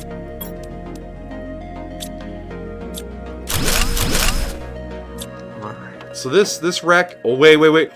We can deconstruct these two for computer chips. We didn't do the other one for computer chips. That's right. I forgot they added that. We gotta get some chips, boys. Industrial parts and environment parts. Knoxville split two parts. Yeah, I mean, our river kind of splits the posh, wealthier area from the filthy peasant area. And most of our shopping and industrial is on the peasant side. And most of our post-secondary education is on the posh side. Why do you laugh? It's true. For reference, I live on the filthy peasant side. It does occasionally smell bad, like weird farm stuff. It does. Well, we have a lot of farms in the area too, so when the wind shifts just right, it'll blow all the farm stench into town.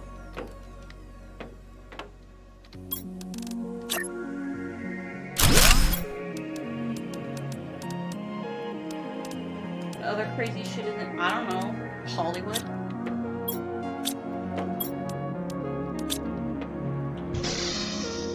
Do I need... I live in a relatively nice part of California. Relatively? It's called, it has a name, it's Agristing. Never heard it called that before. I always assumed it was like horse farming because it always smelled like really strong manure. But I guess you would use really strong manure for agricultural farming.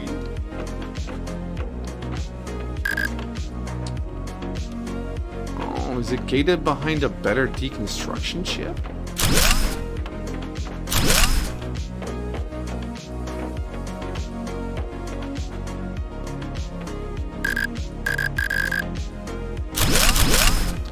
Okay, so we can't get our computer chips quite yet. And it gave me the prompt on this door here. I wonder if I can get through that door at some point. Alright. Let's get out of here. We've salvaged everything we can. We need tier 2 deconstruction. But yeah, we got our feet down. We're planted 3 hours and 15 minutes in. We have our first caterpillar of a base established. And we have unlocked a bunch of stuff. So I think it's time to spend some time shuffling things over. First things first, I want to go back there, grab our food, pull up our food growers, and bring them over here. But first, a bio break.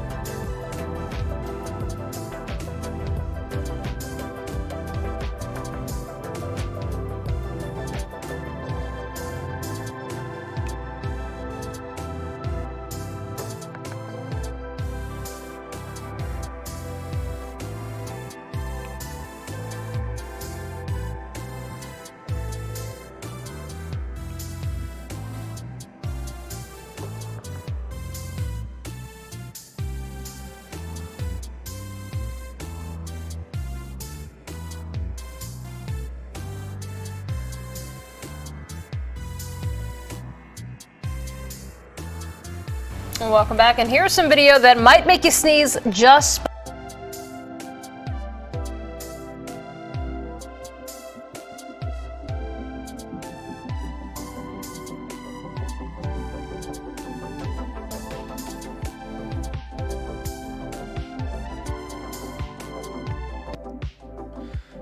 I tried telling him, Chad. What's that about pollen?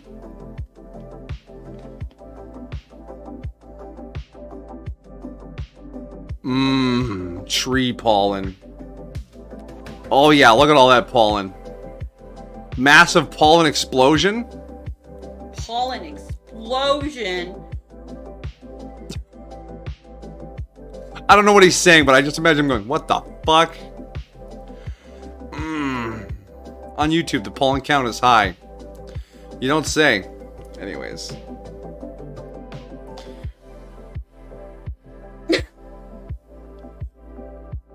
What the fuck is that? Weird. Oh, cool. But thank you for that information, K-Dog. I'm glad I know what that disgusting stench is now. It sounds delicious. Decomposing silage, things from the algae that forms in irrigation. Wow. Oh, God. Amajiki, how dare you be gone? Never mind. It's fine. Don't tell him about the videos I just played. He'll have to go back and find it in the fucking VOD.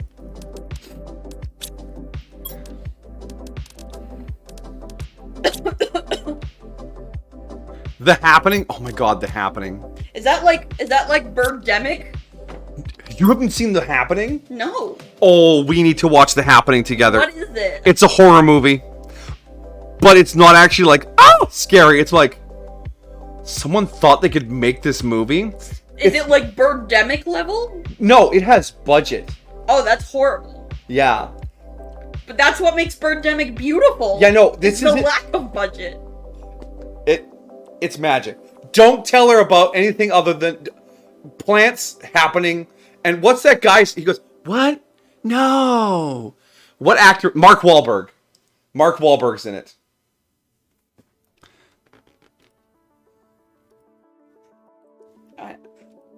Maybe I've seen it. Maybe I haven't. Happening. What? No.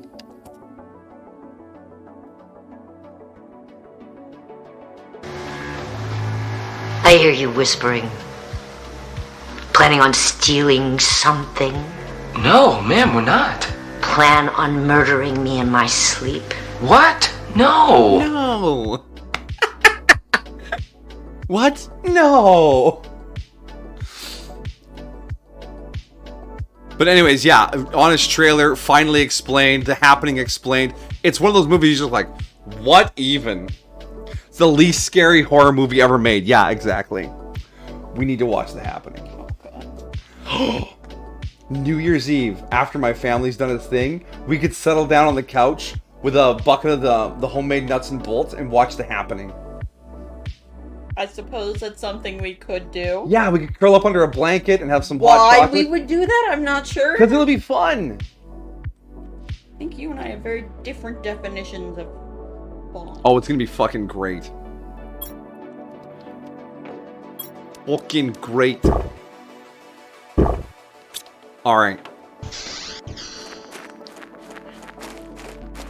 What? No! Oh, yeah.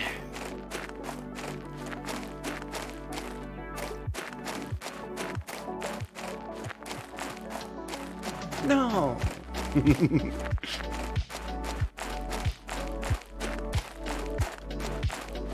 M. Night was full high on huffing his own farts and made that thing. Yeah, I mean... it's by M. Night Shyamalan? Yes! Oh my god! It's, out of all the Shyamalan films I've watched, it's the one I like most.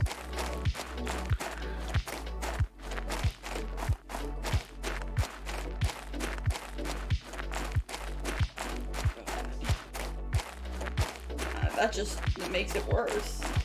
It'll be fun. It'll be funny. You said that about that other video, that other movie you made me watch. Which one? Evolution? Yeah. Yeah, that was fun. It's David Duchovny. No. In a comedy. No. Sorry, but no. Okay, so I occasionally make her watch weird movies because I like the occasional weird movie. And we watched Evolution. And we also watched Mars Attacks. fucking peak Needless cinema. to say, I wasn't really a fan of either. And that's okay. You don't have to like everything. But in terms of weirdness versus... On the weirdness spectrum, I'd say the Happening is more like... weird kid at school who doesn't understand in-jokes. Whereas Mars Attacks is kid that comes to school dressed as Sonic every day. Hey, welcome. Hashire sori yo, kimi no yo ni, tsukimi hara o, padoru. You know it, it is Padoru season. Evolution was hilarious? Yes, I enjoyed it. I thought it was funny. It's a very guy movie. It is a very guy movie. I believe after the movie was finished, you just looked at me and said, that was the most guy movie ever. I don't think you could have shown this to any other girl any other woman you would want to be in a relationship with. Damn, did I say that? Yeah, you said that.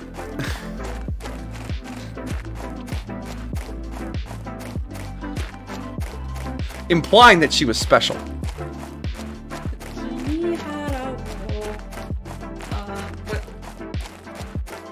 Hashire Soryo. Hashire Soryo. Tsukimi hara o. Tsukimi hara o. Padoru. Padoru, padoru. Oh yeah, we're paduring now.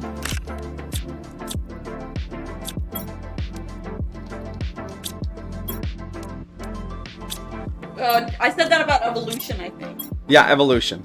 Mars Attacks was just, when it was over, she's like, is it over now? Yes, it's over now. You're safe.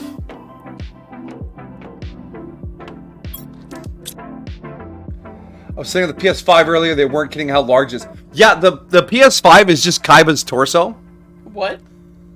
The fuck did you just say? The PS5 is Kaiba's torso. PS5 Kaiba. Oh. Right? Let me turn on display capture.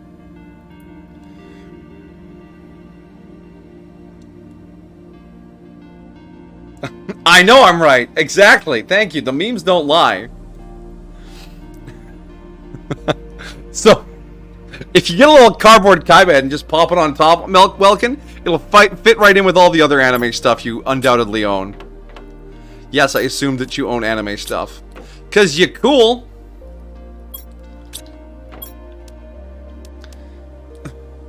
Fucking Sony, right? I know. What if? Bear with me. What if? No, sit down. Bad executive. Bad executive. Maybe we need to incorporate Kaiba Corp into our Sony model.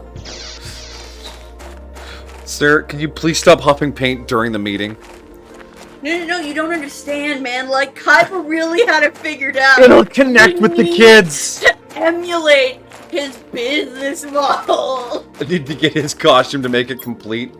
Robo Kaiba. He's like an evil Roomba. Oh, what's on the Discord now? Come on, Discord. Yeah, there you go. Oh, they actually put the head on top. Oh. They actually put the head on top. I love it. Xbox would never do this. Xbox is better than this, guys. Xbox couldn't even imagine. I saw. It's they don't have the beautiful creativity to think outside the Kaiba box. Okay? Exactly. They just have a boring ass fridge. At least we get a weird. Hey, if it kept Mountain Dew cold as well as played games, it would print fucking money.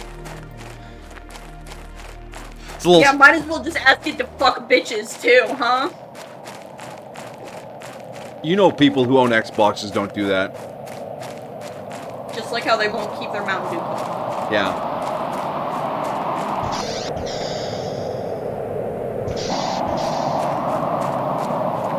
What if we made the Xbox a box? I mean, yeah. Brilliant, sir. I mean, if they made the PlayStation look like a cat or something, or like it was a cat scratch post, because PS5 is just pss, pss, pss, pss, pss, pss, and it's PS5 times, right? They're just calling a cat over a few more pss at a time. Senpai, I'm deeply hurt. You know, I'm stuck with my Xbox Series S. You're not stuck. You could sell it. You're not chained to it. It's not welded to your skeleton. You always have a choice. I'm just engaging in some light, friendly ribbing. Don't worry. Play whatever you want on whatever you want. We're not elitists here. Unless you bought the Ouya, in which case, what's wrong with you?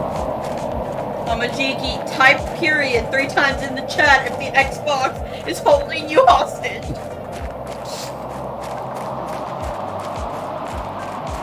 They did make an Xbox into a fridge and now you want it. I mean, mini fridges are kind of awesome. I won a mini fridge. And it was shaped like a giant soda can, and I wanted to keep soda in it. I'm going to keep soda in my giant soda can. But I plugged it in, put the pop in, and then it immediately broke because it was very cheap. It was not a high value prize. As for me, I'm keeping it. Probably going to hold on to it for the MMOs. Understandable. The Series S. Wait, you can MMO on console? Damn. I suppose, like, what is that? Phantasy Star Online has been on every conceivable system. You can install that shit on a graphing calculator. Alright, let's get our food growers back in place.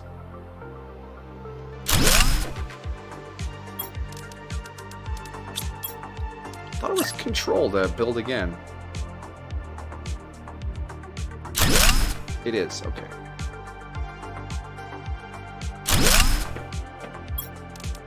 They need to snap the grid function. It's also getting Final Fantasy. Yeah, I suppose that's a pretty in-demand title over there. Monty has a Juggermog mini fridge from COD Zombies. It got stolen. Aw, rip.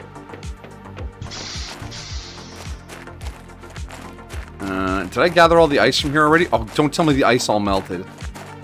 Oh no, it's over there. Blue Protocol. I'm not familiar with that one. Haha, big surprise. Senpai doesn't know something. Leave me alone. Why are you guys like this? I'm doing my best.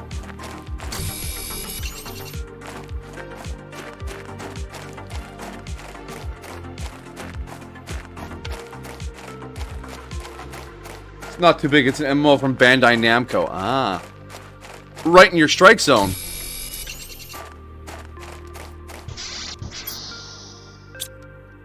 Alright, what would another food grower cost me? Aluminum and iron. Alright. Let's pop over to the aluminum field and grab... Let's grab an aluminum. The aluminum fields look pretty cool. I like the big spiky metal extrusions. It kind of reminds me of what is word? Pandora from Avatar, where those giant metal loops, just sort of in the environment, and that's the lore for that. Oh, Avatar lore? Yeah, Senpai knows Avatar lore. Was that volcanic activity was really high in the magma was really iron rich, and the magnetic field of the planet was incredibly active. So this liquid iron would get trapped in the magnetic field as it cooled down, creating these giant suspended iron loops. How much is a good gaming PC? It costs a chunk. People say to build your own, but I feel like yeah, go pre-built. I'm gonna go pre-built if when I finally upgrade again. The one we got for Bell was a decent deal for what we got, and I don't see a problem with doing that again. I usually went through my brother. It's like, hey, let's buy parts and make me a good computer. But it's so much work. I just want to order a box and have it show up and be full of good things. Who's my favorite character in Avatar? I mean, the evil Colonel is pretty badass, and I appreciate his existence. But Pretty Blue Lady, kind of, you know me.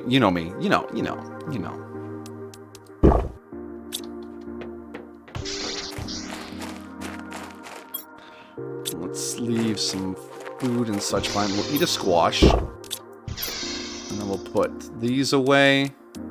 Keep an oxygen bottle. Alright, that'll give us lots of space to haul some stuff over.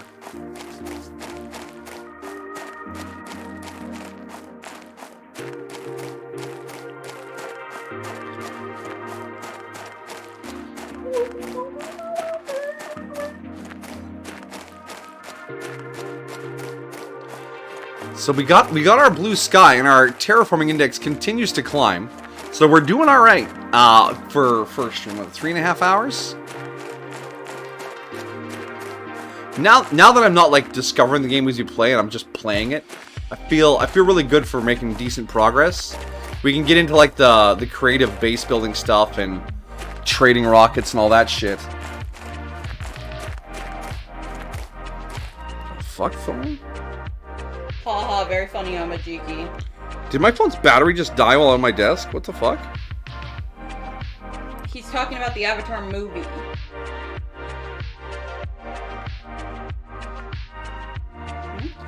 My phone just gave up the will to live and died. Okay. I'm assuming it's the battery. It just gave me the buzz like I can't go on anymore.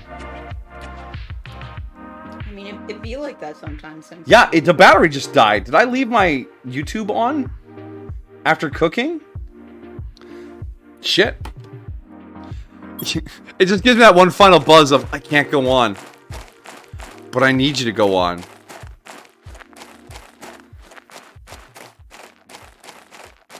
But Avatar, Airbender Avatar.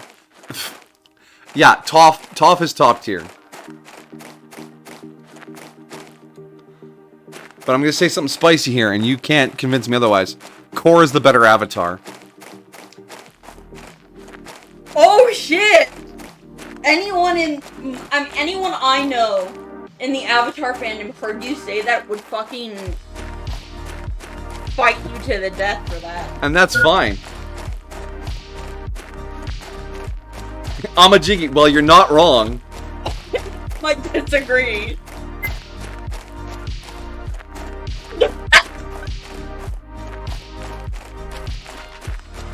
I am serious.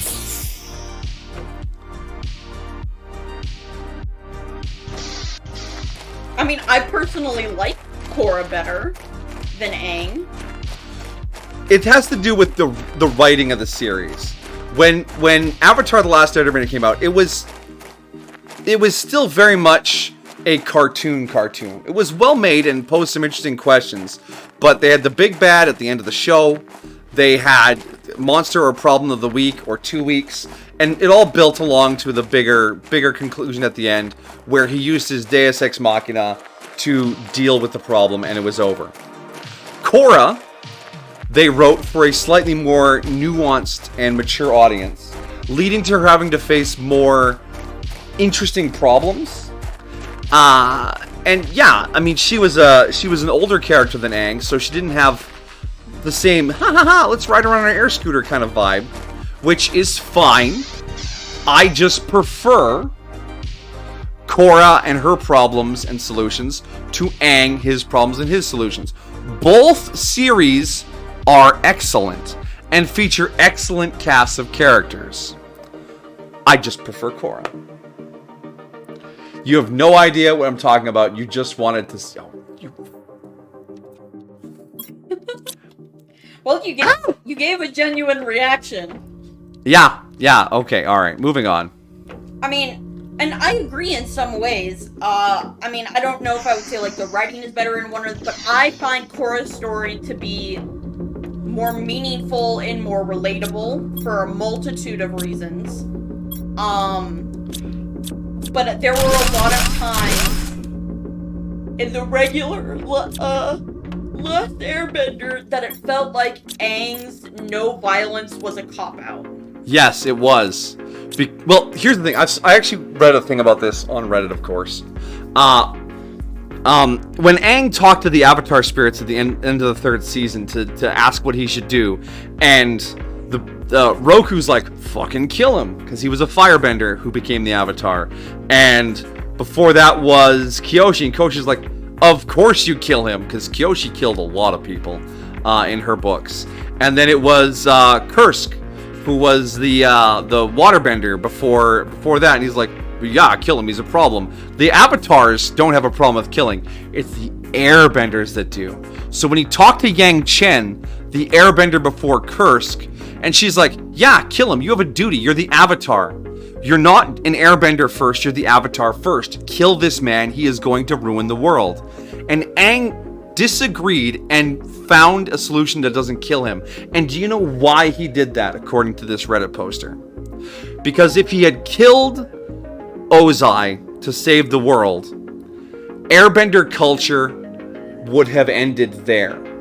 In his mind, because he was the last airbender, he had to hold on to airbender culture and principles even above the Avatar's duty, because he was solely responsible for ensuring the continuance of airbender culture moving forward. Now, is that more complex than the show wrote? Absolutely. Was that what he was written to think? No. But, as a reasoning, a rationale created by the fandom, it makes sense. And maybe, just maybe, we can all believe that that was his reasoning behind it. He was preserving balance in the world, yes, by stopping this guy from destroying whole tribes of benders, but also by preserving the four cultures, by making sure airbender culture continued forward. And when I think of it like that, I go, yeah, I can accept that. Even though I would have liked to see him just blow fucking Ozai away. I think that's nice, but we're forgetting that Aang is like 12. Yeah, he's 11 or 12. I don't think that's what he's thinking about. Yeah, I said, is that what he was thinking? Probably not. But and even if it was, I think that is the wrong and incorrect decision for the Avatar to make. Yeah. Because he is putting his own selfish desires before literally all of humanity. Mm-hmm. And if his gambit hadn't have paid off, he would have been killed in the Avatar state, ending the Avatar cycle, and Ozai would have gone on to destroy basically all of the major earthbending centers. Yes. And it was a huge gambit. And it feels like, unlike what we see in Korra, and I mean, and given that Korra comes later, but like, Korra, and one of the reasons I feel like it hits more is Korra has to give up a lot. Korra gives up so much shit and a lot of her own personal beliefs and her friendships and her relationships in order to do the right thing as the Avatar. Yeah. And it feels like Aang kind of just got a cop-out. Yeah, because it was written for a younger audience. The good guys win. That's why I said he got his Deus Ex Machina power and he saved the day at the end of the last season. Is that a bad thing? No, I mean, I still enjoyed the whole ride. But yeah, Korra just approaches problems a little more nuancedly.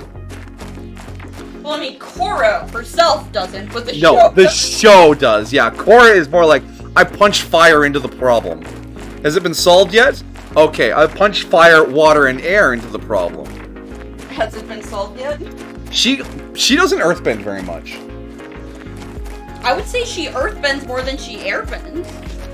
Someone went through, on the Reddit of course, and counted how many times she did each type of bending. And the scale of the bending. And she never had a massive earthbending moment. And the number of times she earthbended, adjusting for seasons, because she couldn't airbend until later on, is lower, statistically. She does not favor earthbending. Well, earthbending is very defensive based, right? And she is all attack. She's no defense. Did she end up using fire more than water, or did she still use water the most? It was fire first, and then water, then air, then earth. Which is interesting, because she's born as a waterbender. But she unlocked fire and earth at age 5. 5, as opposed to most avatars which get it at 16 or higher, and Aang which got things at 11 or 12. So it was an interesting breakdown. It was interesting. Listens very intensely. Yeah, I know it. Fucking nerd shit, right?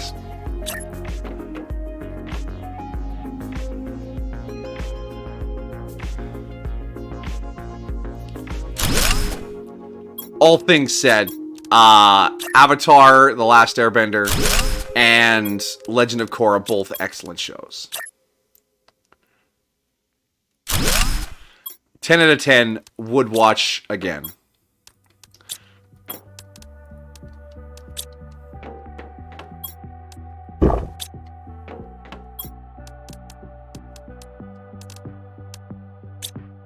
Wait, who's your favorite Avatar character?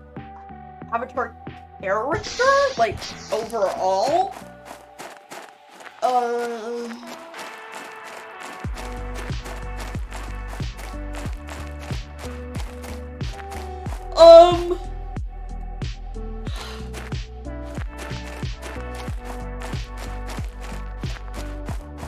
I know I already said Toph is my favorite, but Tenzin's a close second. Tenzin's really funny. I do like Iroh. The best Tenzin moment is when she comes in and gives this giant speech because she's been gone for fucking 5 episodes on this wild journey. And after hearing all the shit she's been through, he goes, I knew this would happen!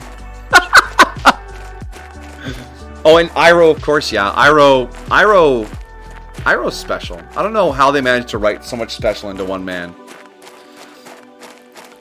There was, what is it, a 30-minute video about Uncle Iroh as an example of positive masculinity, and it breaks down like 9 different ways he demonstrates inherently masculine traits in incredibly positive ways. So I would say like yeah, I really like Iroh, I like Zuko, and I like Korra. His voice actor died halfway through the show? Really? Whoever they got to replace him did a good job. Yeah, I didn't even notice. Or they just sampled his lines from earlier. I don't know if they could do that for even his appearances in Korra. Yeah.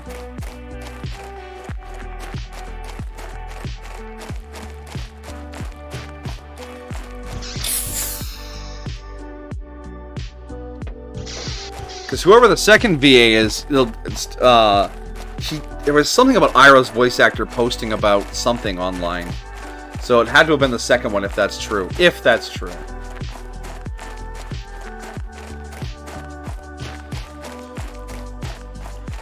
If you could pick a bending style, which one would you want?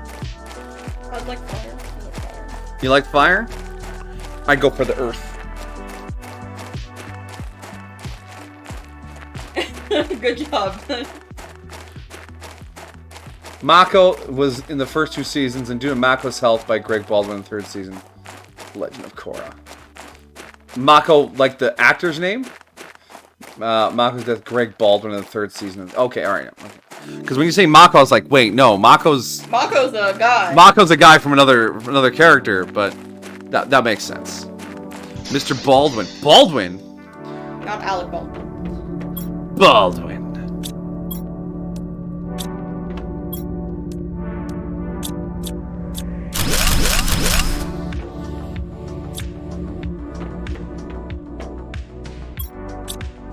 I would say though, and some maybe controversial, my least favorite character is Sokka.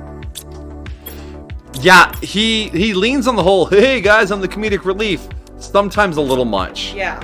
I feel like Bolin does a better of threading the needle. Except when it was that Nuktuk arc.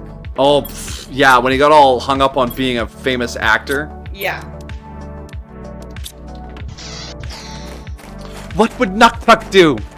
Although I do like how, what's his name? Starts with a V, the business guy. Sees in Bolin that he can play to a crowd, and he decides, I can use this. Because at the pro bending arena, Bolin's like, yeah, something really sad and lonely, but then and the crowd gets quiet, like, but then I think, what a great city, and the crowd cheers. Like, he can turn a crowd around like that, even though inside he's A very fragile man. Poor Bolin. Mako's the first voice actor. Alright. Also, who likes... Okay, hey, not to... none of this is an implication of any goodness or badness, alright? But K-Dog not really knowing what we're talking about and just chiming in with exactly reminds me of the times when we talk about other stuff and Amajiki is like, I see. The boot's on the other foot now. Sokka is the one whose girlfriend became the moon. Yes. He's the boomerang guy. Although, the fact that he throws away his sword forged from literal meteorite to save Toph at the end without even hesitating, brilliant. He worked so hard to earn that sword. He trained so hard to be a good swordsman so that he could contribute to the team. And when he sees Toph is in danger, whoop, off it goes and he saves her life.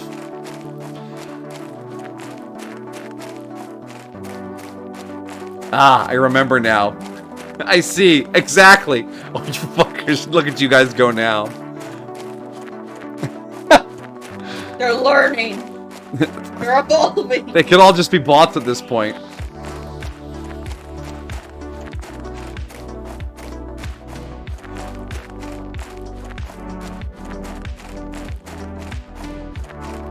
So, who is best captain in Star Trek, and why is it Benjamin Sisko? Janeway, because that's the only one I know. You hit me. Picard never hit me. I like Picard too. I like his actor.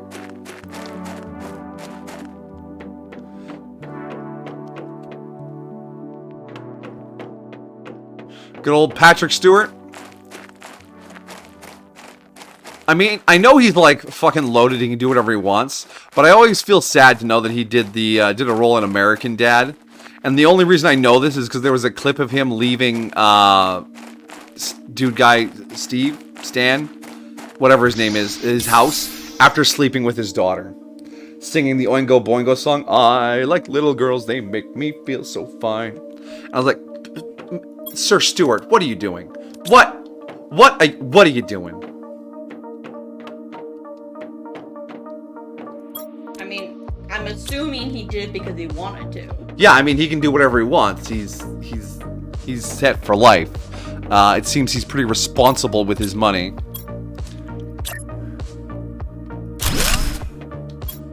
When was the last time we had a bot attack anyway? Years ago? A long time, thankfully. Yeah, we've been pretty bot-free lately. He said, threading the needle. But I think, as far as I'm aware, bot raids have gone down. True. Twitch has actually done good work keeping bot raids under control. My dear, you have a passion and zeal, and you are not afraid to share it. You are. Yeah. You Sorry, speak your mind openly, but respect the opinions of others. You share knowledge freely and hoard none of it. You are amazing, and I like talking with you and hearing what you have to say about all sorts of different things. You are a vibrant and interesting human being. Time spent with you is well spent. Thank you, my dear. You are wonderful.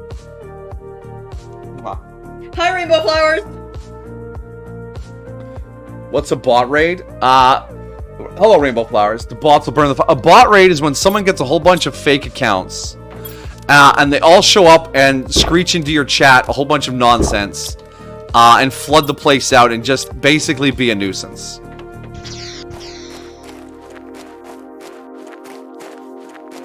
Or they'll spam follows on your channel and just get your follow alert going over and over and over and over again to the point where you have to disable it.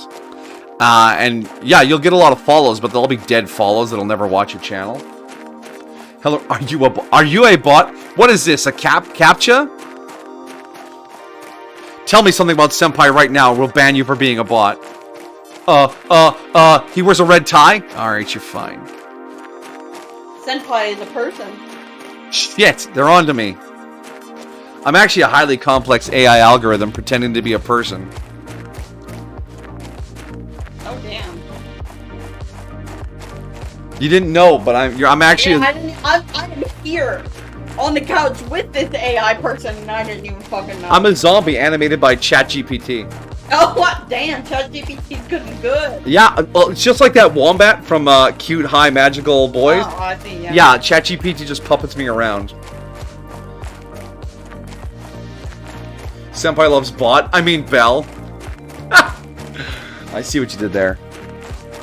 They can also come with the danger of Twitch flagging your account for suspected follow inflation. Yeah, true. Yeah. They do that to get certain people Banned. banned. Or suspended. That's why when you joked about having a bunch of people follow me, like making accounts to follow me, I was like, no, don't do that. You'll ruin everything.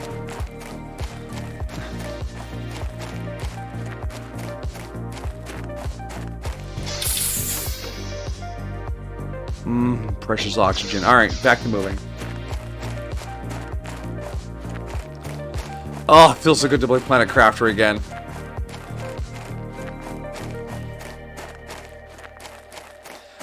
And our terraformation index continues to rise.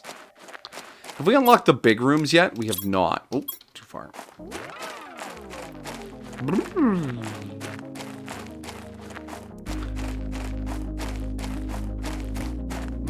Sulfurous clouds. What if I want to ruin everything? You can try.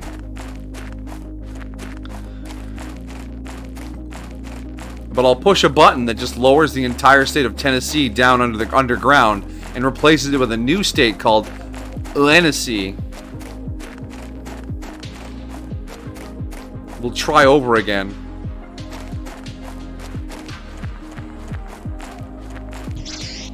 Yeah, I have that Project button. Tennessee failed. Bring out the next one. Yep.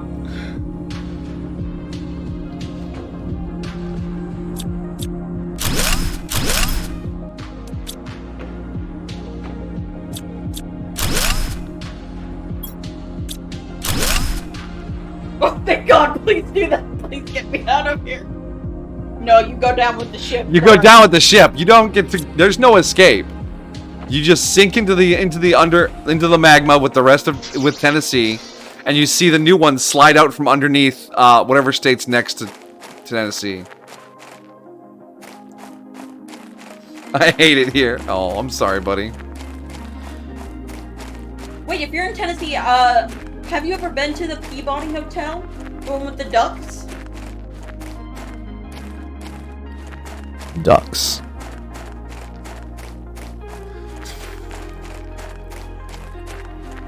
I don't know what I'm talking about. I'm sure. The what? It's a famous hotel, and they have ducks.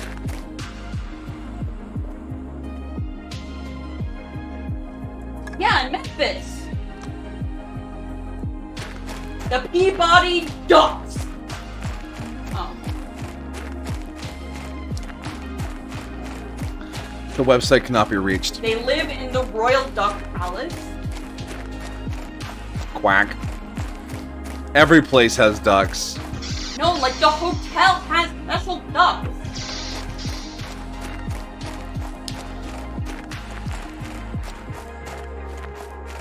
Senpai! You just click the main. Not? One, that voice isn't going to get you help at all.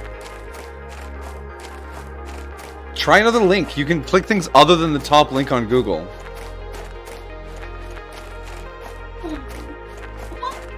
Stop! Then just Google images. Let me read to you about the dog. Clicking a broken link more than once doesn't make it come up. You've never. Oh yeah, I've been to Memphis. I've never been to Memphis. Memphis is a very, very bad place, he says. Okay, so the ducks live in the Royal Duck Palace on the hotel's rooftop. The $200,000 structure is made of marble and glass. Yeah? And they do a little march. So they're like fascist ducks? No. Those are ducks.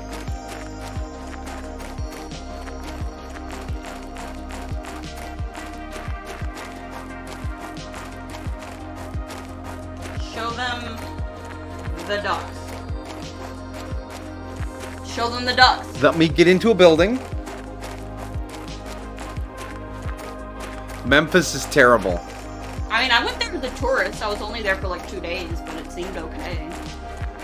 But we stayed in a hotel. But I know visiting is a lot different than living. Plus, it depends on what part of town you're in. That's not what I want. This is what I want.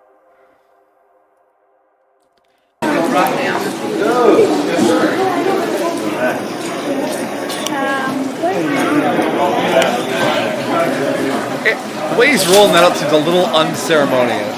They are just ducks. But you live in New York. You guys have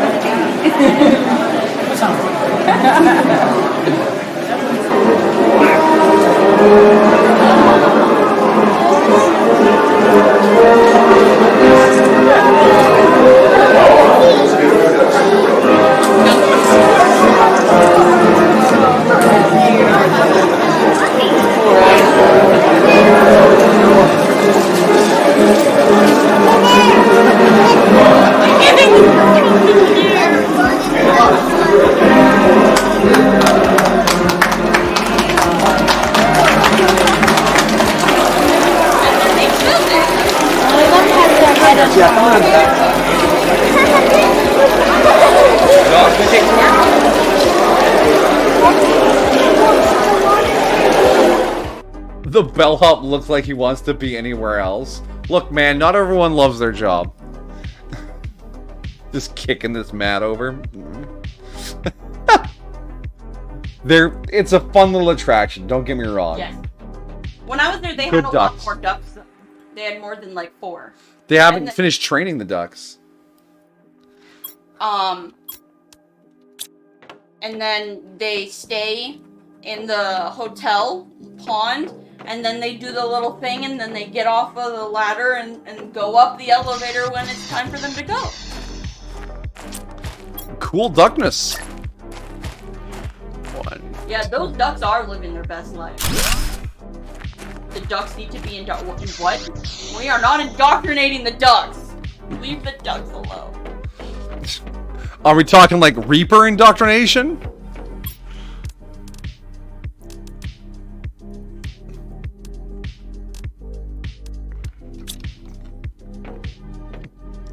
Indoctrinated? You're fired. Get out. I should have thought of that.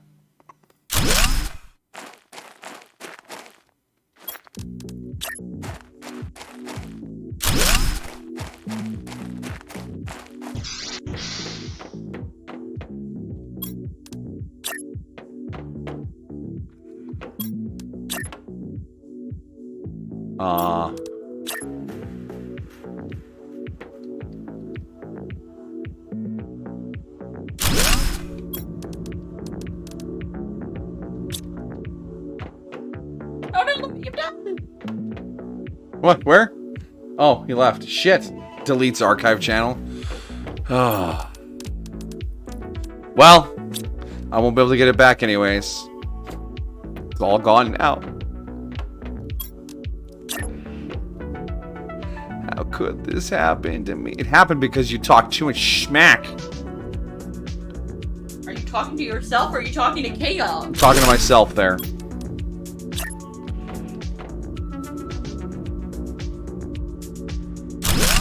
I talk too high a percentage of schmack. It's okay, K-Dog. Put out the mecha treats. You know how much he loves a mecha treat. Mecha treat? Mecha treat. Come back. What? Ow! You honked? You monster. I know. I'm an irresponsible pet owner. K-Dog is his own dog. I'll make it better, K-Dog. Ow! No! No! Why? The bears hurt the most. Oh, I die. I die. Okay, good night. I die. Part of me wants, like, have that happen and then just have stream just shut off mysteriously. Oh shit, he did die. I'm not a fucking dog. Your username begs to differ.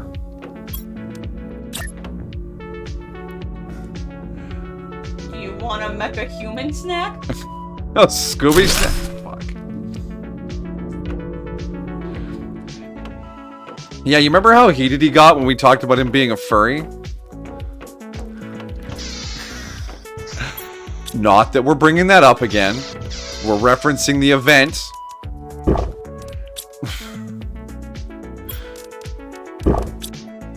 Bean. Just another weird night in Wizard City, yeah.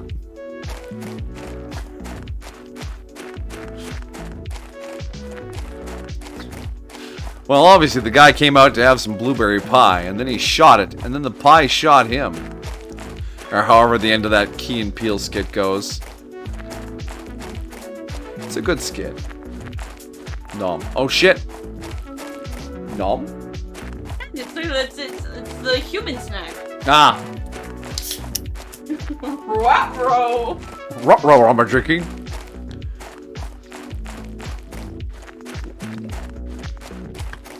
Oh god, does that make me Fred? Oh, he's the most boring one.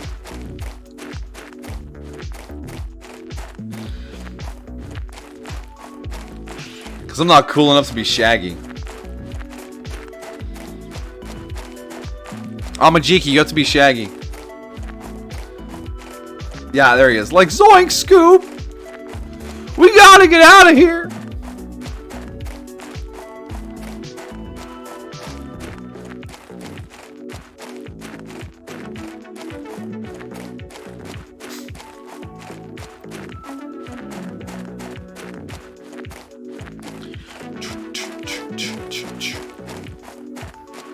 I don't know which voice I want to do for Shaggy. Like, that was only like 1% of my power, man! God, when that meme took over, it was awesome. There's a animation parodying the Dragon Ball Z opening, but with Shaggy instead. It's called Shaggy Ball Z. Now, let's not think too hard about the phrase Shaggy Ball Z, but the video was really well done. And it shows him casually beating Goku and Saitama and Superman, because he's like jacked, man.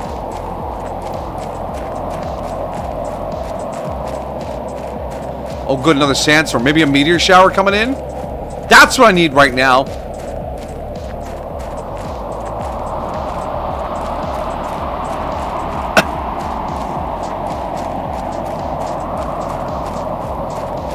My blue sky. My beautiful blue sky.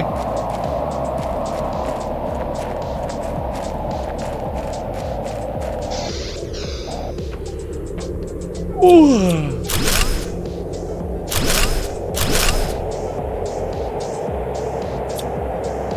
Fun fact, it's actually possible to trap yourself and soft lock the game.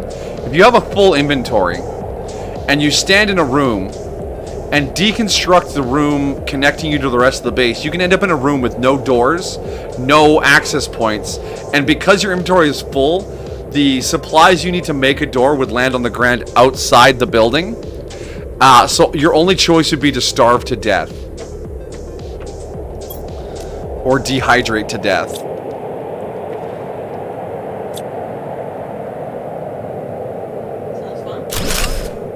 Just telling you what I read, you know? Fun, it's a fun game.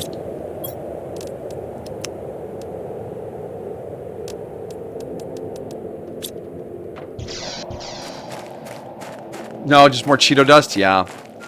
The great gamer in the sky has just dusted his hands off over our world. I'm forming a religion on this burgeoning planet. We worship the great gamer in the sky. And our apocalypse myth is, if the day he decides to wash his hands, the day will be destroyed, as we live upon a particle of Cheeto dust clinging to one of his fingers.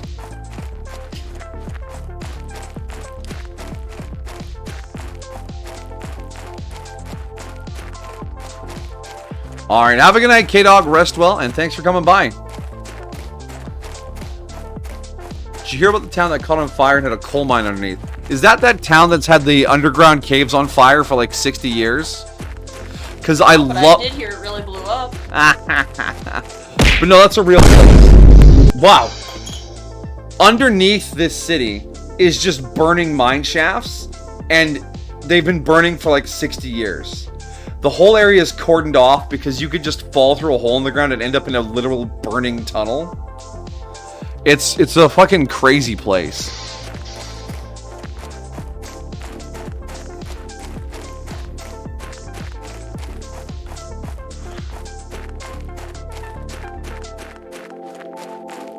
I say they just get a shitload of concrete and pave over the whole thing, and wait for the lack of oxygen to put it out. Yes? I've been thudded and bonked. Turns around 3 times in his bed and then lays down. Good job, pat pat.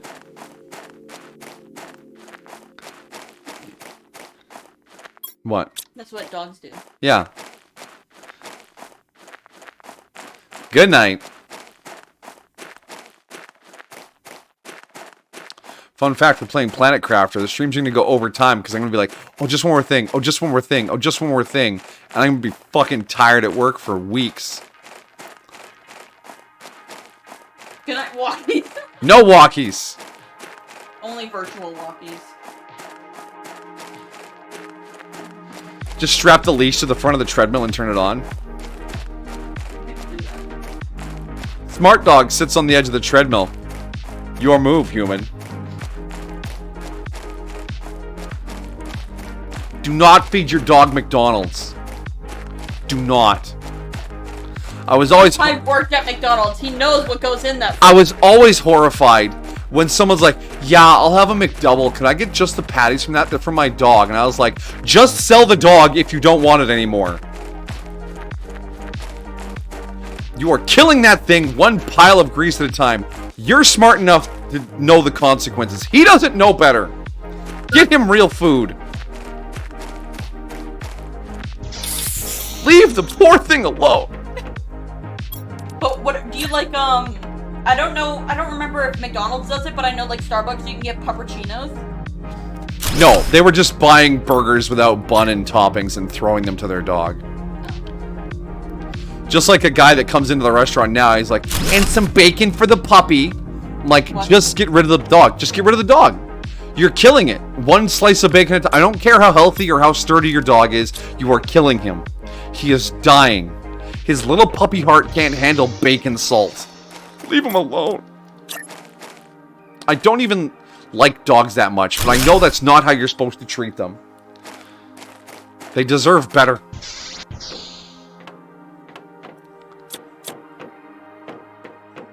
Vampire doesn't even like dogs. Yeah.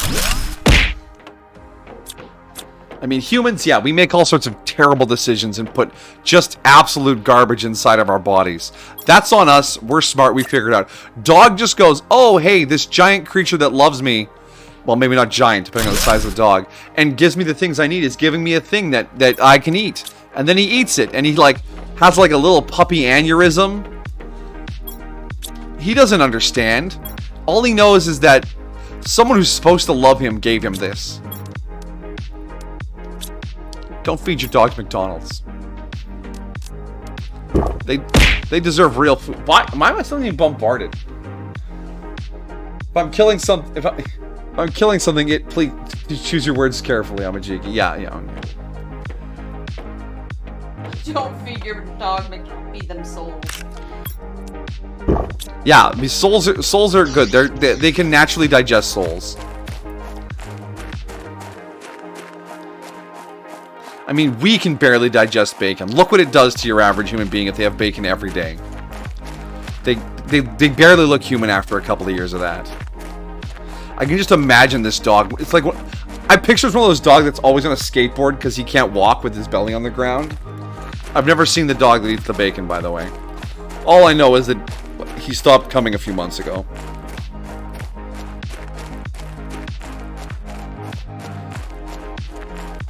Was it an old guy? Maybe. Oh, maybe he died and not the dog. Maybe. It was one of the early morning guys. It was Sunny Boy. Why you like sync that up? Yeah.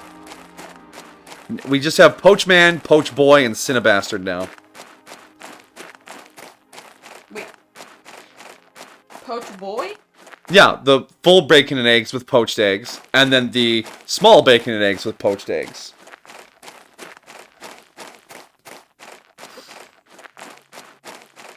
Cinnabastard. Yeah, we talked about Cinnabastard on stream once before. Oh, did I miss that? I think you did. You were laying down for it, I believe. Yeah, he's the guy that comes in and asks for a cinnamon bun. Now, cinnamon buns aren't on our menu. But this guy comes in... It's a reoccurring issue at your restaurant. I know, but this guy comes in so consistently, we just keep cinnamon buns on hand for him, and then other customers are like, I can get a cinnamon bun? Cool. So now we sell like 2 or 3 of the damn things a day, just because this guy's like, coming in every morning, cinnamon bun. He has enforced his will upon our menu through sheer persistence. Damn. That's... I'm sorry, that's almost admirable. I know, right? And honestly, it's not that much work to take care of a special request. It just blows my mind that he just made it happen.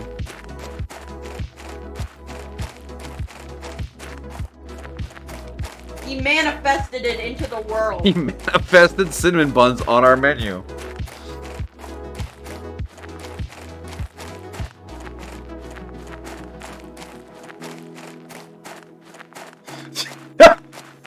Speech 60 out of 50. Please? Oh, fine, we'll get it. You passed the speech check. Shit, Amajiki, you're right. We got speech checked. That's awesome. I love it. I love it. Persuasion increase. Yeah. Skyrim dialogue. Was it the Paragon or Renegade option?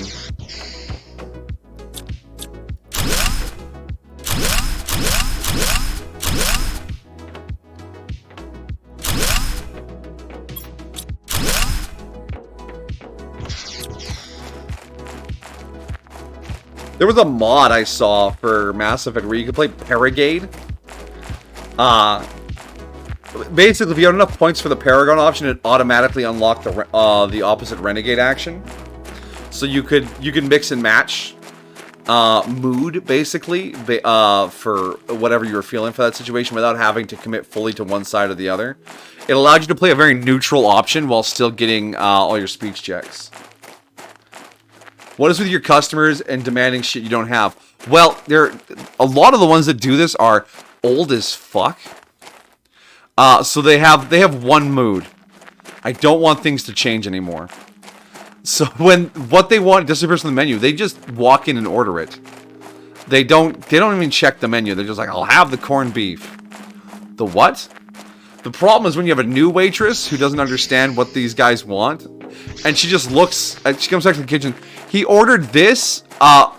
Can you do that still? And I was like, yeah, it's fine. Just ring in this, and I'll do the rest.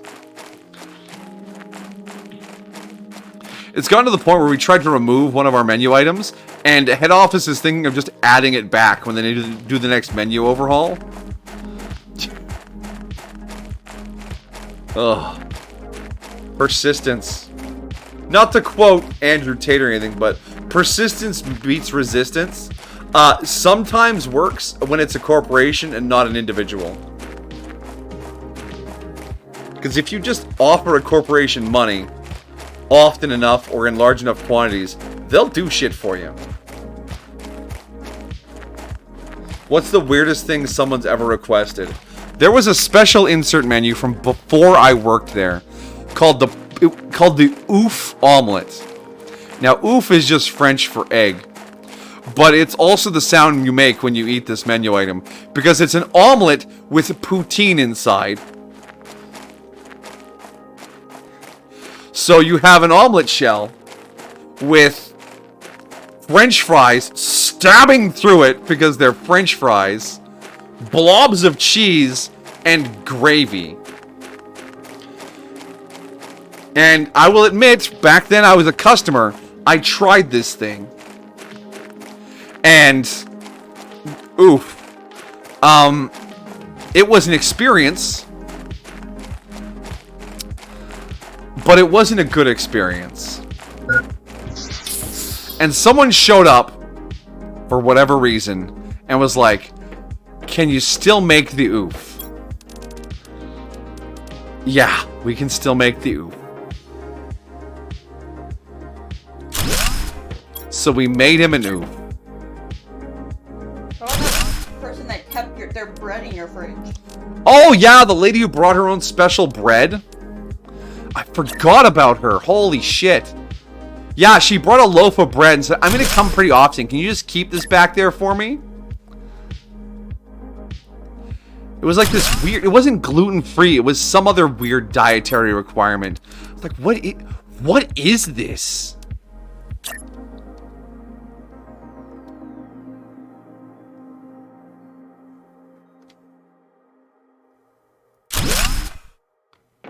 Oh, we're almost at clouds already. Damn.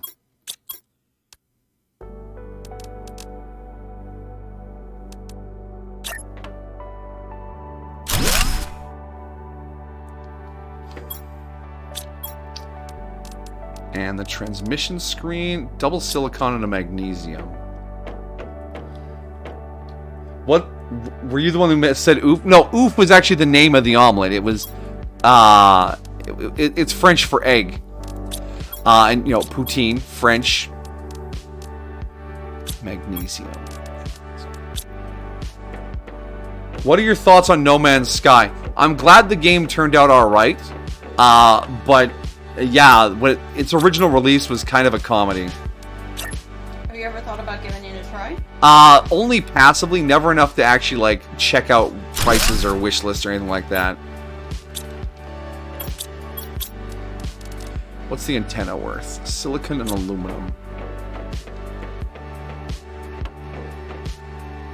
Hey, going to no, it's not like asking them to store your green bees at Burger Place. That's too wacky. It'd be like going into a burger place with like special cornbread buns and be like, "Hi, I'm gonna come in later. I want you to put my food on this."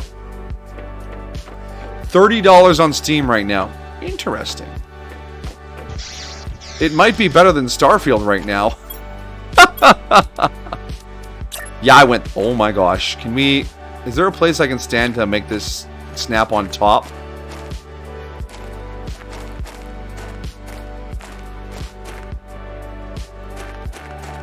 Yeah, that should receive messages, right? Reliably as Discord. Reliably as Discord. Please, my dear, Discord is listening. I can hear it crying in the background.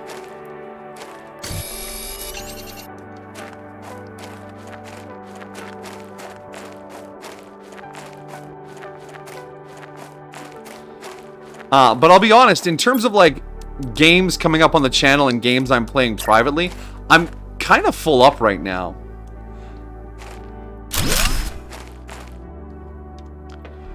And I don't mean that in I mean, I guess I'm kind of being evasive, but yeah, I'm well taken care of entertainment wise. And since it's an older game, it should end up on sale pretty often. Because that's how Steam goes. Hi, do not try to content. If our sensors do not detect any advancement terror range, you will be considered missing. The charge will be dropped. You cannot claim property value.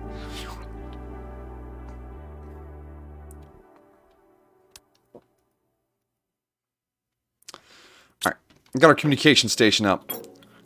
Communication station. What are you playing right now? I just started a game called Iron Sky. Or no, not Iron Sky. Iron Harvest. Yeah, it's an RTS, industrial punk RTS. And it's pretty cool. I'm planning to get into Satisfactory again in the new year. I'm playing my offline Mass Effect. And I'm still playing a little bit of I still want to play some more Stranded Alien Dawn. And that's off stream. And on stream, of course, we're finishing our Mass Effect run, going into a Cyberpunk run. We have Planet Crafter, and we are working on what's the other game we're playing on stream right now? Aliens Dark Descent. So that's a lot of gameage under my belt right now. I mean, that's a lot of game.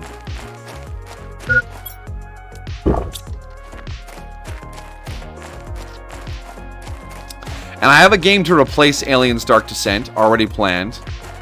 I don't have anything planned to replace Planet Crafter.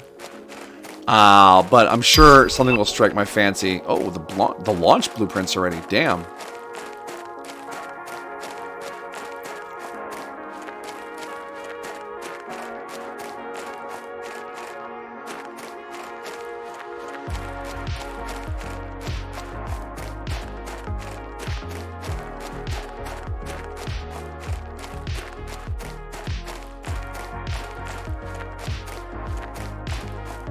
Yeah, I would say recently you've been playing a lot of Stranded. Yep. Fridays are story game, Sundays are RTS, and Tuesdays are building. That's kind of how it's boiled down, yeah. We got RTS day, build day, and story day. But yeah, Aliens will be replaced by Phantom Brigade, for however long that lasts. And I know you guys want to see some more XCOM. So I don't know if I want to put something else after Phantom Brigade, or I just want to get into XCOM again.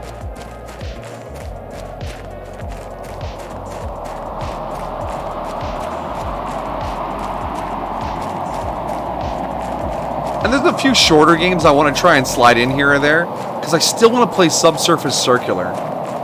I just need to set aside the time to like play that. Tried Aquatico. Yes, I played Aquatico too. It's another city builder. The first city went swimmingly. Everybody died. We actually ended up in a death spiral, and you can... would that even be considered soft locking? We hard locked the game. Everybody fucking died. It was pretty harsh. Whoa, new message. Oh, cool.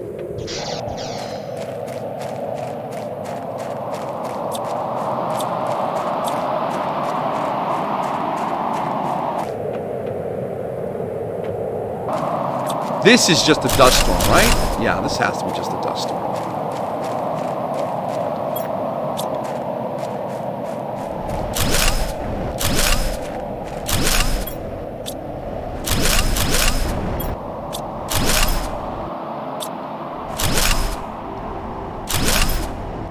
Oh, we're one space short of taking it all.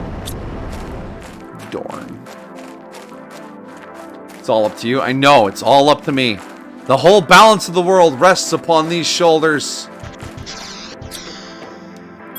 What is a man to do? A man chooses, and a slave obeys. Wait, what? That's a StarCraft reference if anyone's paying attention.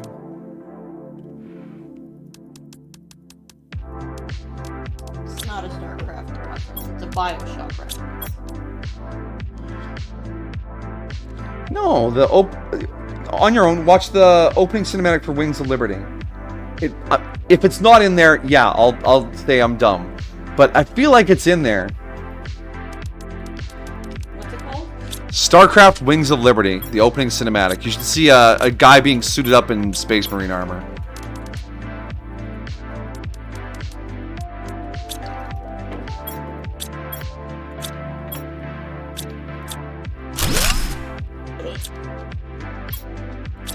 Well, maybe he says something like, you carry your prison with you or something. Oh, I'm already starting to doubt myself. Bioshock came out first. It's from Bioshock. That's the huge thing that Andrew Ryan says. Okay. Because you are, remember your, when you say, would you kindly? Yeah, I know, you don't act, you're mind controlled, I know. Yes, and you go to beat up Andrew Ryan, and he keeps saying that a man chooses, a slave obeys.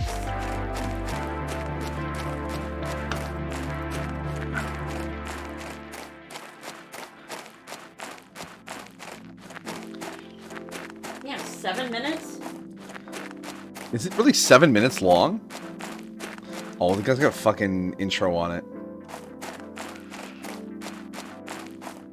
It starts with, they say a man never really knows himself. Maybe that's it. Look, remastered with neural network AI. God damn. Oh, that looks sharp. Holy shit. So his freedom has been taken away. Yeah, I'm already feeling like I'm wrong.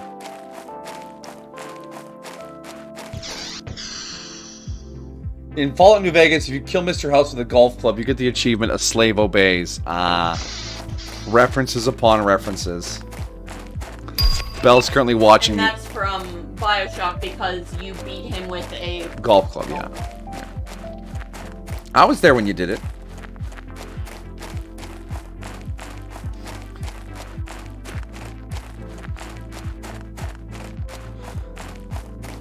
Why is his toe so beefy? I don't like that. It's the art style. Fun fact, most Terran Marines are actually convicts, and they're locked into their suits, serving a sentence as a soldier. When they fought long enough and survived, they get their freedom back. Now, there are people who just are Marines. Not all of them are prisoners.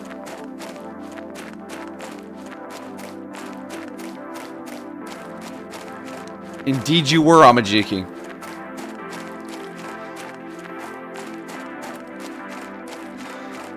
Sometimes, Amajiki, when I play games, it feels odd not having you there dropping little comments along the way.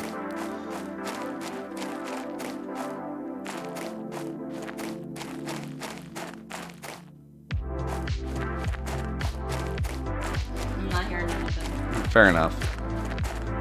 There's me and my mental Mandelas. We've discovered I know almost nothing. I just piece things together and start talking shit. Yep.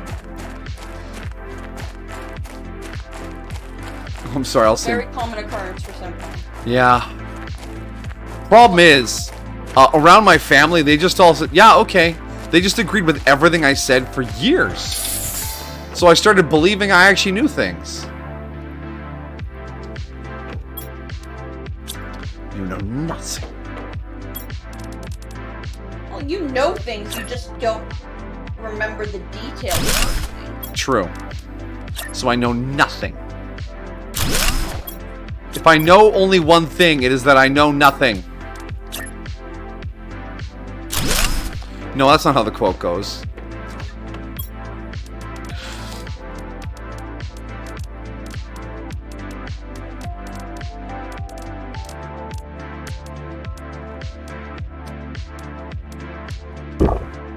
Gulp.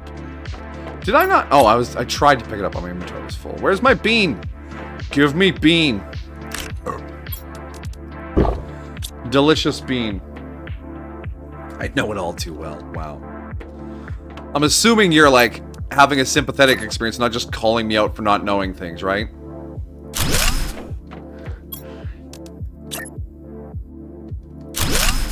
I've been there many.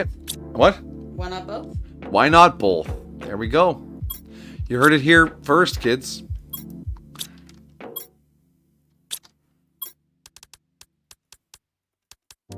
¿Por qué no los dos? I don't know what words those were. I just made noise. Now it's starting to look like a base. Hallways full of storage containers. Oh, yeah. We're storing things now, kids.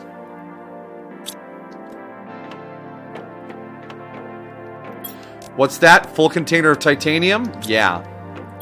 Piece of cobalt? Piece of cobalt. Boom. CO. Oh, is he labeling things? He's labeling things. Oh, yeah.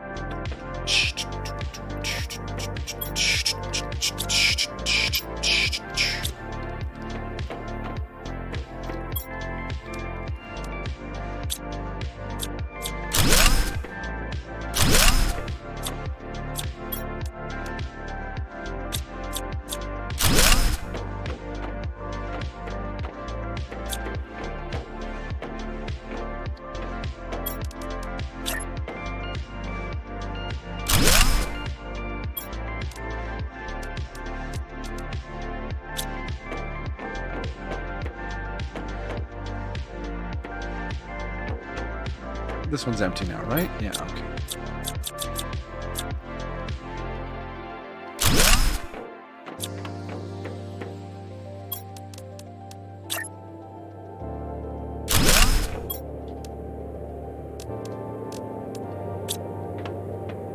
Did I empty this one? No. Give me all the... Oh, I don't have enough space for all that stuff.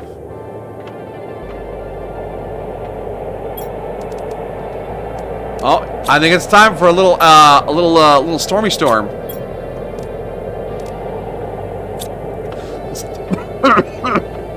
Decode these chips. Mining speed 2. Compass. Ooh. What's your opinion on this kitchen? Discord, okay.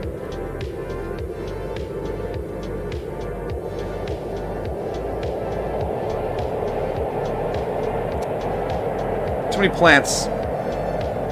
I like my kitchens clean, tidier, more sterile. But it's cute.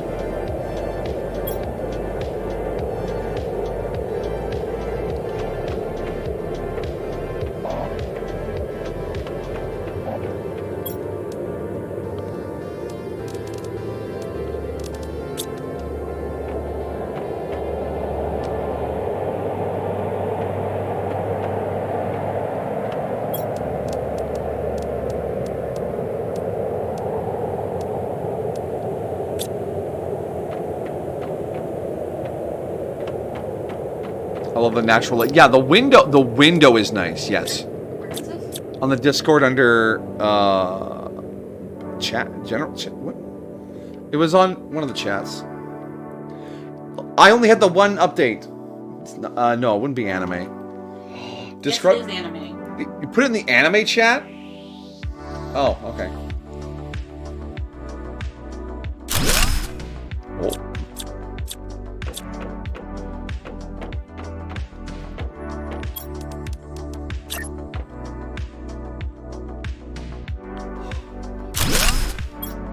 Alright.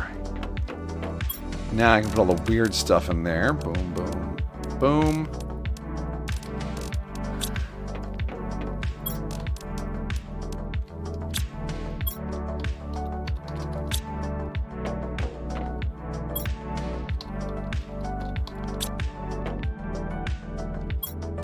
Alright, it's starting to feel homey. It's starting to feel homey. Do you feel the home? Homies?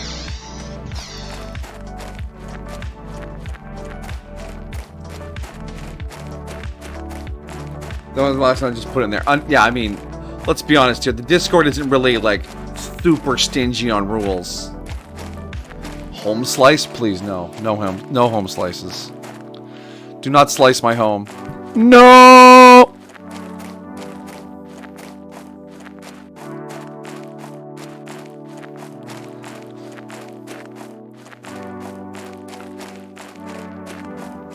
Oh, what was it? Was it The Office? It was some weird sitcom I never watched. Someone new got hired and the boss is like, be careful, she's from a broken home. A tree fell on it. It totally destroyed it.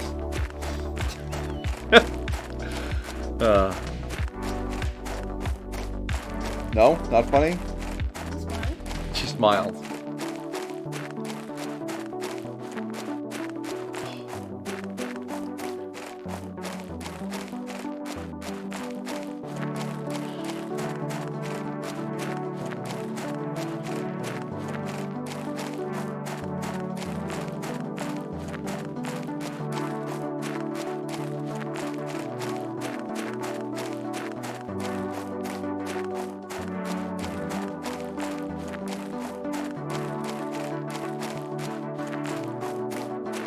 So when we're done moving out of Sand Canyon, yeah, we're gonna leave an oxygen tent there near the sulfur fields because we'll have to come back there eventually. Because there's an osmium cave and access to the iridium cave over there. But yeah, we'll be moved into our primary location here. You've been waking up at 7 a.m. That's good. That's cool. You're getting enough sleep, though, right? He said, knowing full well he was up late.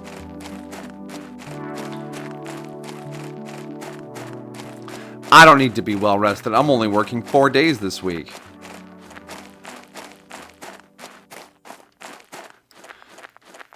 Belle and I are going to go see The Boy and the Heron in theater. It's going to be awesome.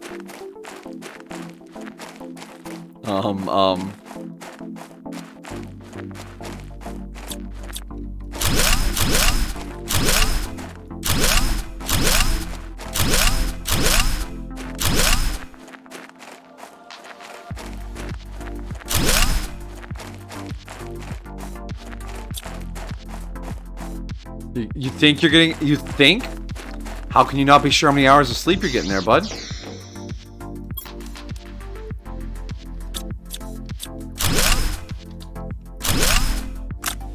Alright. Oh, I think some of our stuff dropped on the ground outside. See, yeah, look at that. That's how you lose... That's how you soft lock your game. No. Are all of these full? Oh, just about. Let's drop these 3 off. So we don't leave these. Yes. They're slowly rolling away. It's the slowest rock slide ever. Rock slide, Arizona. What? Math isn't my favorite subject. Understandable. 12 to 7. I got bad news for you, Amajiki. That's not 8 hours.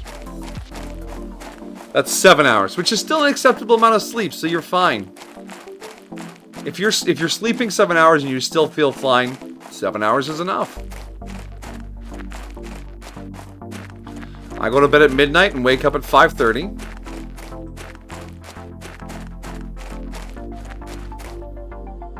No, he doesn't. He goes to bed at like 11:30. Some nights. Wouldn't 1 to 7 be 7 hours? No. Because when you count time, you have to count differently than when you just count, right? So you go 1 to 2, 2 to 3, 3 to 4, 4 to 5, 5 to 6, 6 to 7. 6 hours. Midnight to 1, 1 to 2, 2 to 3, 3 to 4, 4 to 5, 5 to 6, 6 to 7. 7 hours. Why do I have to worry about counting like this?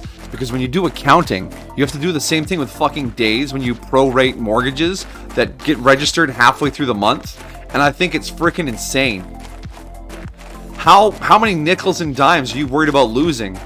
Oh, you took it out on the 3rd? 27 out of 30. Boom. Just do a fraction. No, count it out. You don't want to have an error in their favor, do you?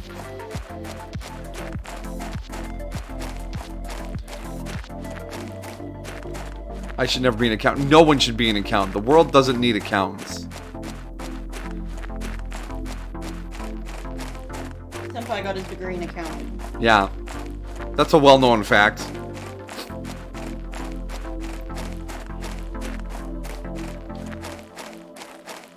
I tried looking into bookkeeping jobs out of curiosity. Bookkeeping jobs are mostly just data entry. They sit you down in front of Simply Accounting or what's the other popular accounting software, and you just like put receipts in, and then the computer does all the accounting for you. So as long as you can accurately read something and then type it into a computer, that's what most bookkeeping is. I looked into bookkeeping jobs when I got out of my accounting degree, because I'm like, that's the part of the accounting I like. Managing the ledger and making sure the reports all print out properly. No one would hire me because, like, no, we see you have an accounting degree. We don't like hiring people with accounting degrees because most of them just leave to get accounting jobs, and we want someone here for a little while. I was like, I'll be here for a little while. I just want to bookkeep. We have other options.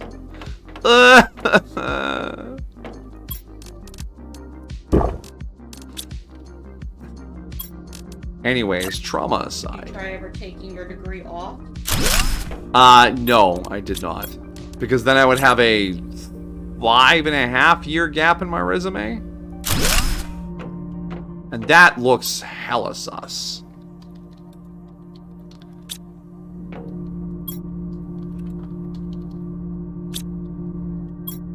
Although I have learned this new power from r/antiwork. When they go, Can you explain this gap on your resume? You just say, I would prefer not to. Or, in the more blunt form, no. Or just say you were traveling. I guess. I travel. I go place.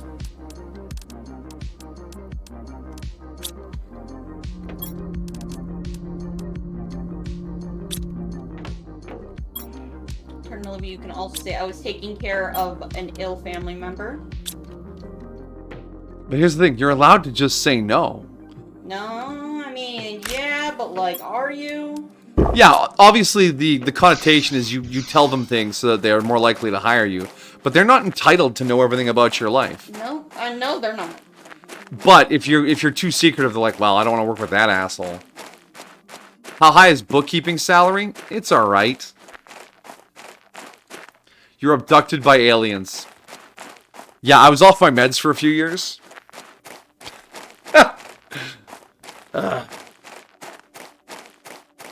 I've had a hard time typing here. Yeah, fun fact, if you make typos in bookkeeping, the error always comes out to a multiple of 9. And by errors, I mean transpositions, where you put in like a 1-7 instead of a 7-1. Because of how the math works, if you switch 2 digits anywhere in the math, the mistake at the end will be like $9 or $900 or $8,100 or $720. It'll always be a factor of 9. Because math. Anyways. That's terrifying? Yeah, I know. But it makes it really easy to track down transposition errors as opposed to like someone cooking the books or what's the word? It starts with an E.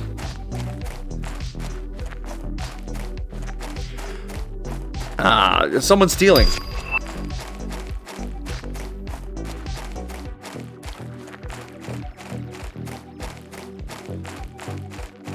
Here's the thing though, if you have 2 transposition errors in a row, they might cancel each other out, or they could do something much worse to the math, which is less fun.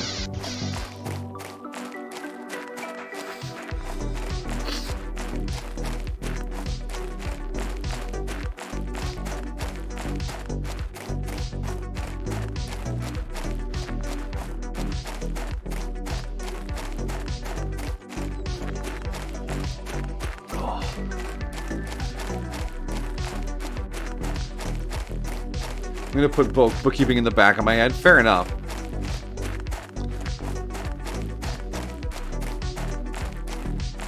It's something I might come back to if I ever have to look for a job again.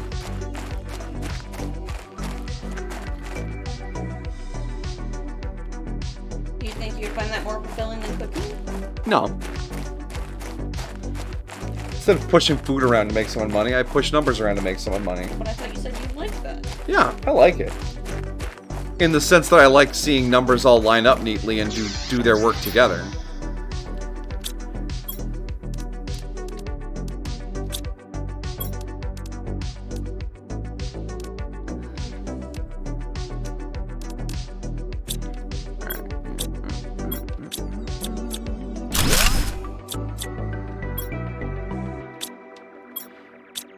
When the numbers go marching. Cloth. Osmium rocket ancient king. Oh, it's getting dark again.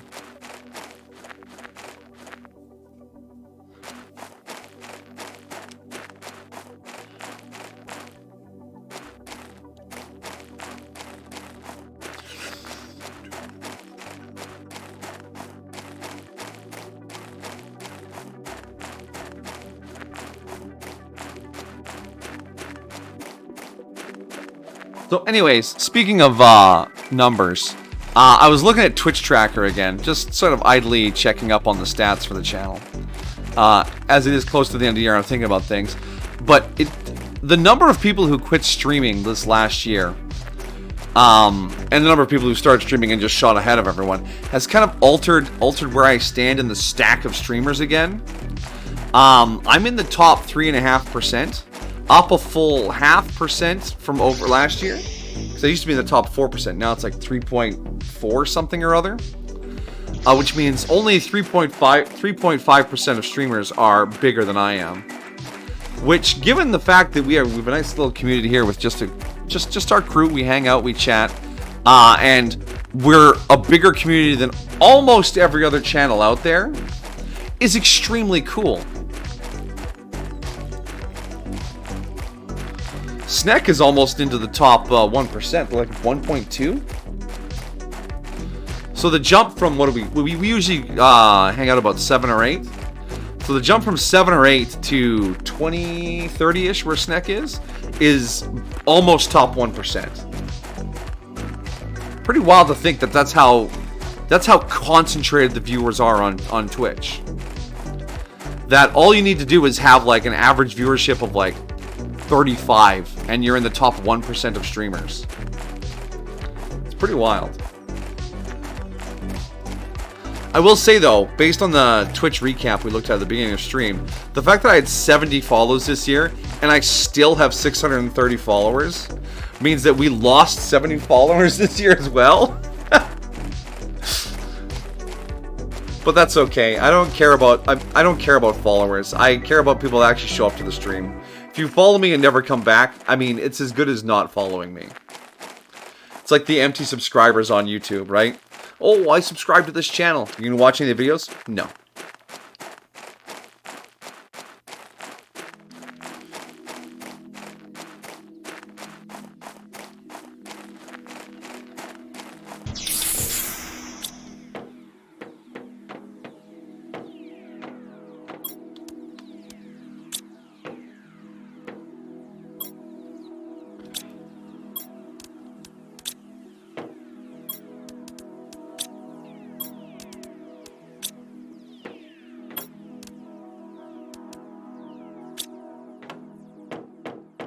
I'm glad we're here than the 3%. True dat. I'm super happy we get to hang out and do stuff like this. You guys are a great community. Hashtag you guys.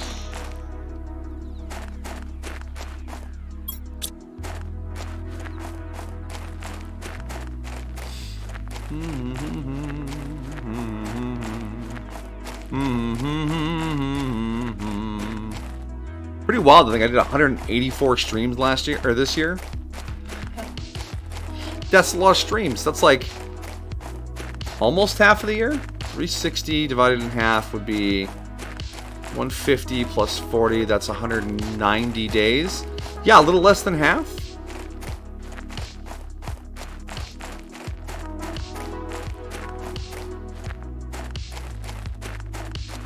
Crazy to think I watched almost all of them. Indeed.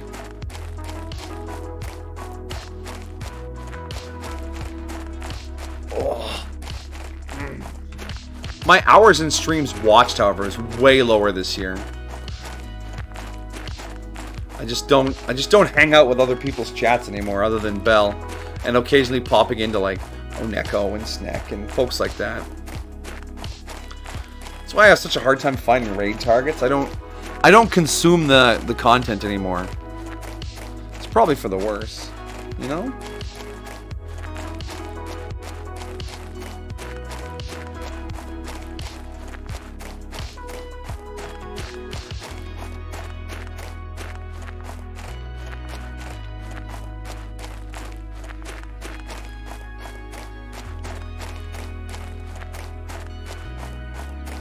Does this mean I make up 90% of reviews? I don't think that's how the math works.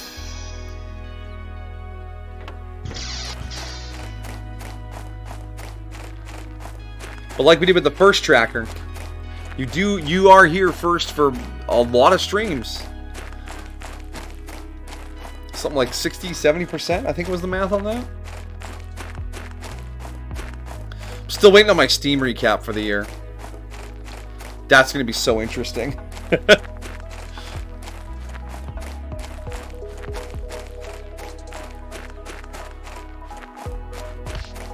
I got my Reddit recap. I didn't know Reddit had that. They do.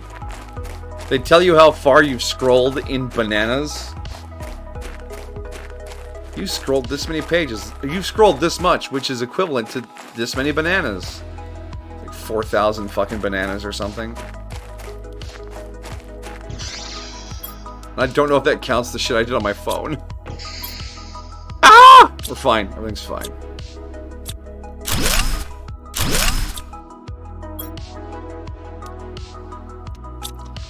Let's knock down a couple of solar panels. Is this gonna crash my power?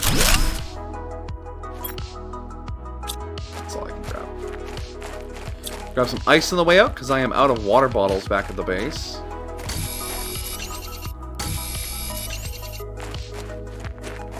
Your most watched song is one by Metallica. Wow.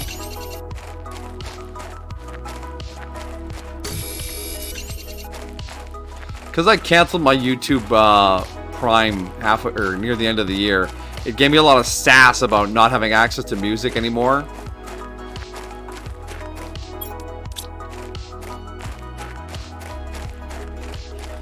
I think YouTube is just salty that it's not sending me ads anymore. Viva la ad block revolution.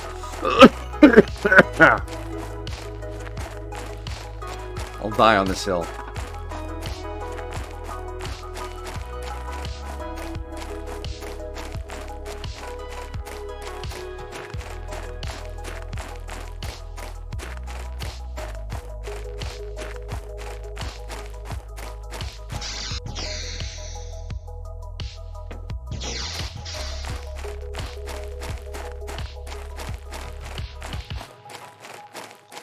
Oh, look at that beautiful blue sky. So what YouTube are you guys watching currently? Nathan something or other, but I think I'm basically done with his Oxygen Not Included run through. Francis John, I haven't watched in a while either because he's playing games I'm not interested in. Beagle Rush, I'm always watching Beagle Rush if he's doing XCOM.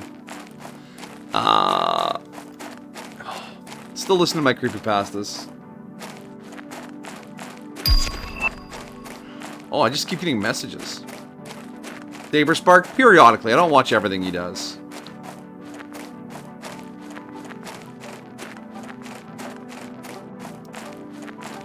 Some of his stuff is a little too niche. I'm like, I don't care enough right now to watch a video about this.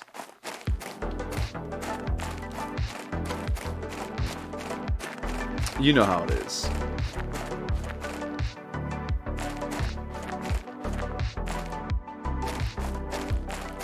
And then there's all the nerdy, like, educational shit I watch, too, right?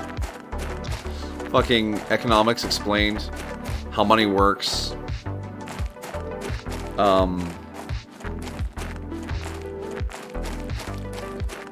Yeah, just stuff like that. But we do go on random YouTube wanders from time to time. We watched Disney villains, princesses, and heroes singing in their native language. That was a wild ride. There's some good shit in there. Moist Critical. He puts out too many videos, and a lot of times it's about shit I don't care about. It's just that YouTube, oh my god, you won't believe kind of content. I'm like, no, fam. Hard pass.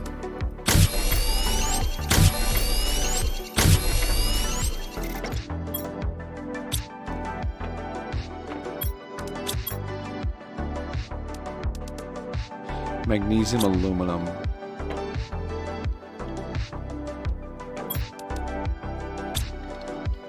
Aluminium.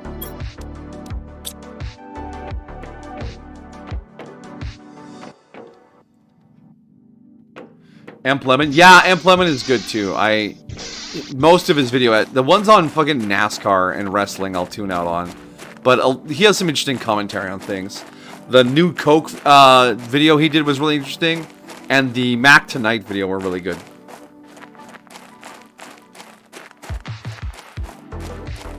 Nightmind, Nick Crowley, Nexpo, yeah. Although I tend to just check in on them and watch a bunch of it at once, rather than having a drip feed.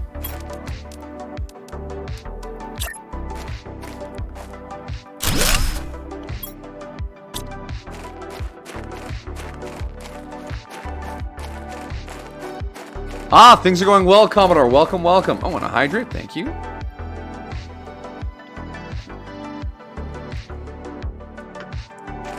caught me at the tail end of my stream. I'm just about finished moving everything over to my permanent settlement location. After pulling through our initial settlement. Not that it was much of a challenge. We handled it with ease and poise. Wouldn't you say, my dear? Yeah. You a little sleepy, my dear?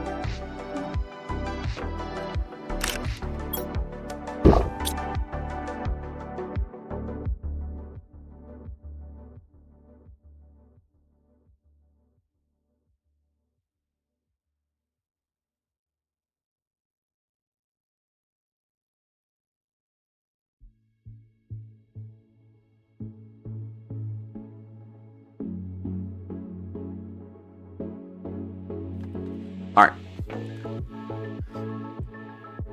Mitten Squad, next Pro Hall, Skyrim caught it. Dank pausing his crown. You would totally live there? You would live here? In my Caterpillar base? We have a desk room where we have desks. We got new emails. Sentinel Corp. Identification unnamed. Client Helmity Null. Sector Itself Prime. Unnamed plans pre-civilization sector caused by trade ships. Count 842 planets, 1,511 stars, and 7,000 parsecs while the planet's been identified as public future colonization. Riley, I finally managed to locate the system they sent you to. I don't have much time, but I'll try to give you some advice. The success rate of planet cards is so low because it's nearly an impossible task. You find space food in your pod and maybe in Space Rex. You'll grow food by yourself when you meet the correct requirements to try to find some vegetable seeds. Exploration improvements are essential. Explore and improve your equipment to increase your chance of I'll help them to reach you. Come on. From Convict GP8971Y. I'm a planet crafter sent to Megora 3 planet. If you receive this, it means you're near. Maybe you're a planet crafter as well. The weather is atrocious and I'm running out of resources. There's not enough on this barren world to terraform it. I don't know why they chose this death world that would have been more pleasant than hell. If anyone can help me, please send help. Aww. He died. Well, I'm doing great. You guys are just bad at this. SS Santa Senpai? Oh, yeah, on the hem of the Padaru. It's from the artist, Silly Succubus. She has since rebranded. But yeah. But Santa Senpai works too. I'm glad you didn't assume it was the other one. Because I had to have that conversation with someone once. They thought it was a fucking, what do they call it, a dog whistle?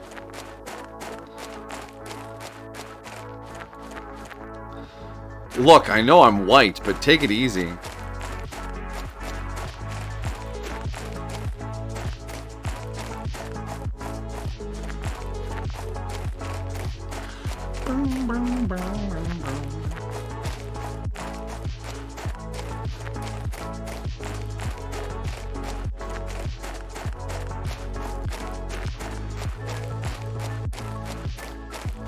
What's your favorite playthrough so far on stream? Cyberpunk. Holy shit, it was so much fun to play with the Sandevistan. You don't understand how good it felt to play that build. I never play games on high difficulty. Never. I just don't like the stress. But that time stop, punch you in the face till you explode was so much fun to play. Look, I love Mass Effect, near and dear to my heart. But you asked for my favorite playthrough. And like I said, the Sandy build felt so good to play. It was enjoyable to play. Mass Effect is my favorite universe. I love the games dearly. And I am really enjoying exploring 3 and the consequences of 1 and 2 in 3. But for actual gameplay, good lord, Cyberpunk is just so much fun. I'm hoping Whip Hack is equally fun, because it'll be a hard run for me if Whip Hack is annoying to play. I really hope it's good. It will be good. It'll be good. We'll be just like switching off people's brains.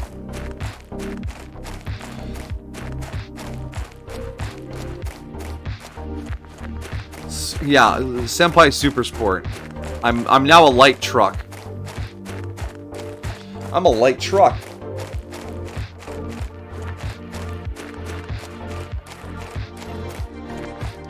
But learning to find joy in the resources available. True dat.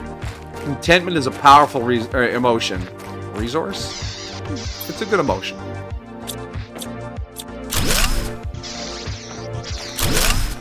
Rest in peace, first pod. There we go. Now we're going to relocate this pod back over here where the sulfur is.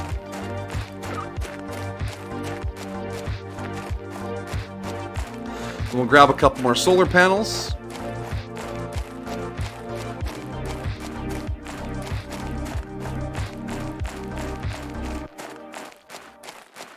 I want to be where the sulfur is. I want to smell the toxic gases. I want to feel the burn in my, what's the word? In my heart. When the world smells like fart. Part of the stench. It smells like a wrench. That's the only word I could rhyme with stench. The sulfur field. My nose repealed. Part of this world. No. Thank you, thank you. I'm trying out to be the next Disney princess. Wrench? Wench? I didn't want to say wench on stream. I said wench on stream. What's your least favorite game this year? Xenonauts. You said French. I heard French, but you could have said wench. My least favorite was Xenonauts.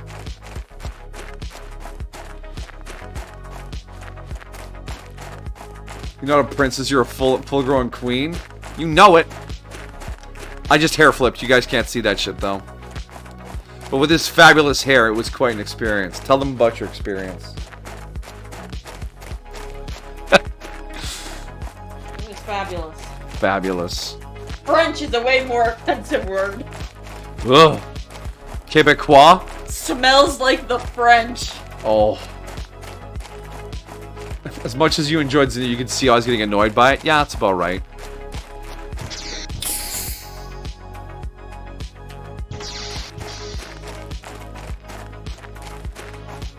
Like, I get what they were going for, but there's just too much retro built into it for it to be really something I could dive into with with my modern gaming aesthetic.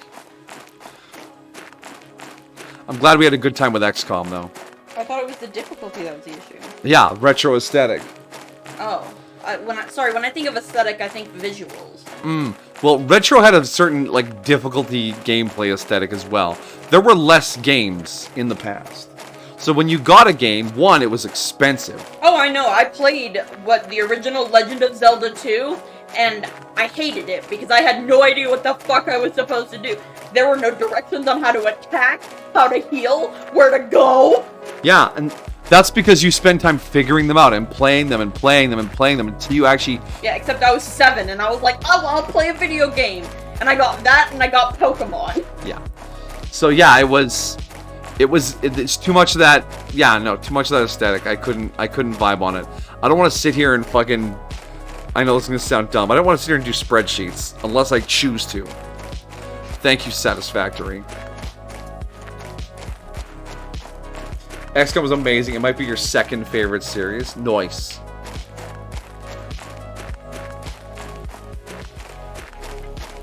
Well, the next XCOM run will have full class roster.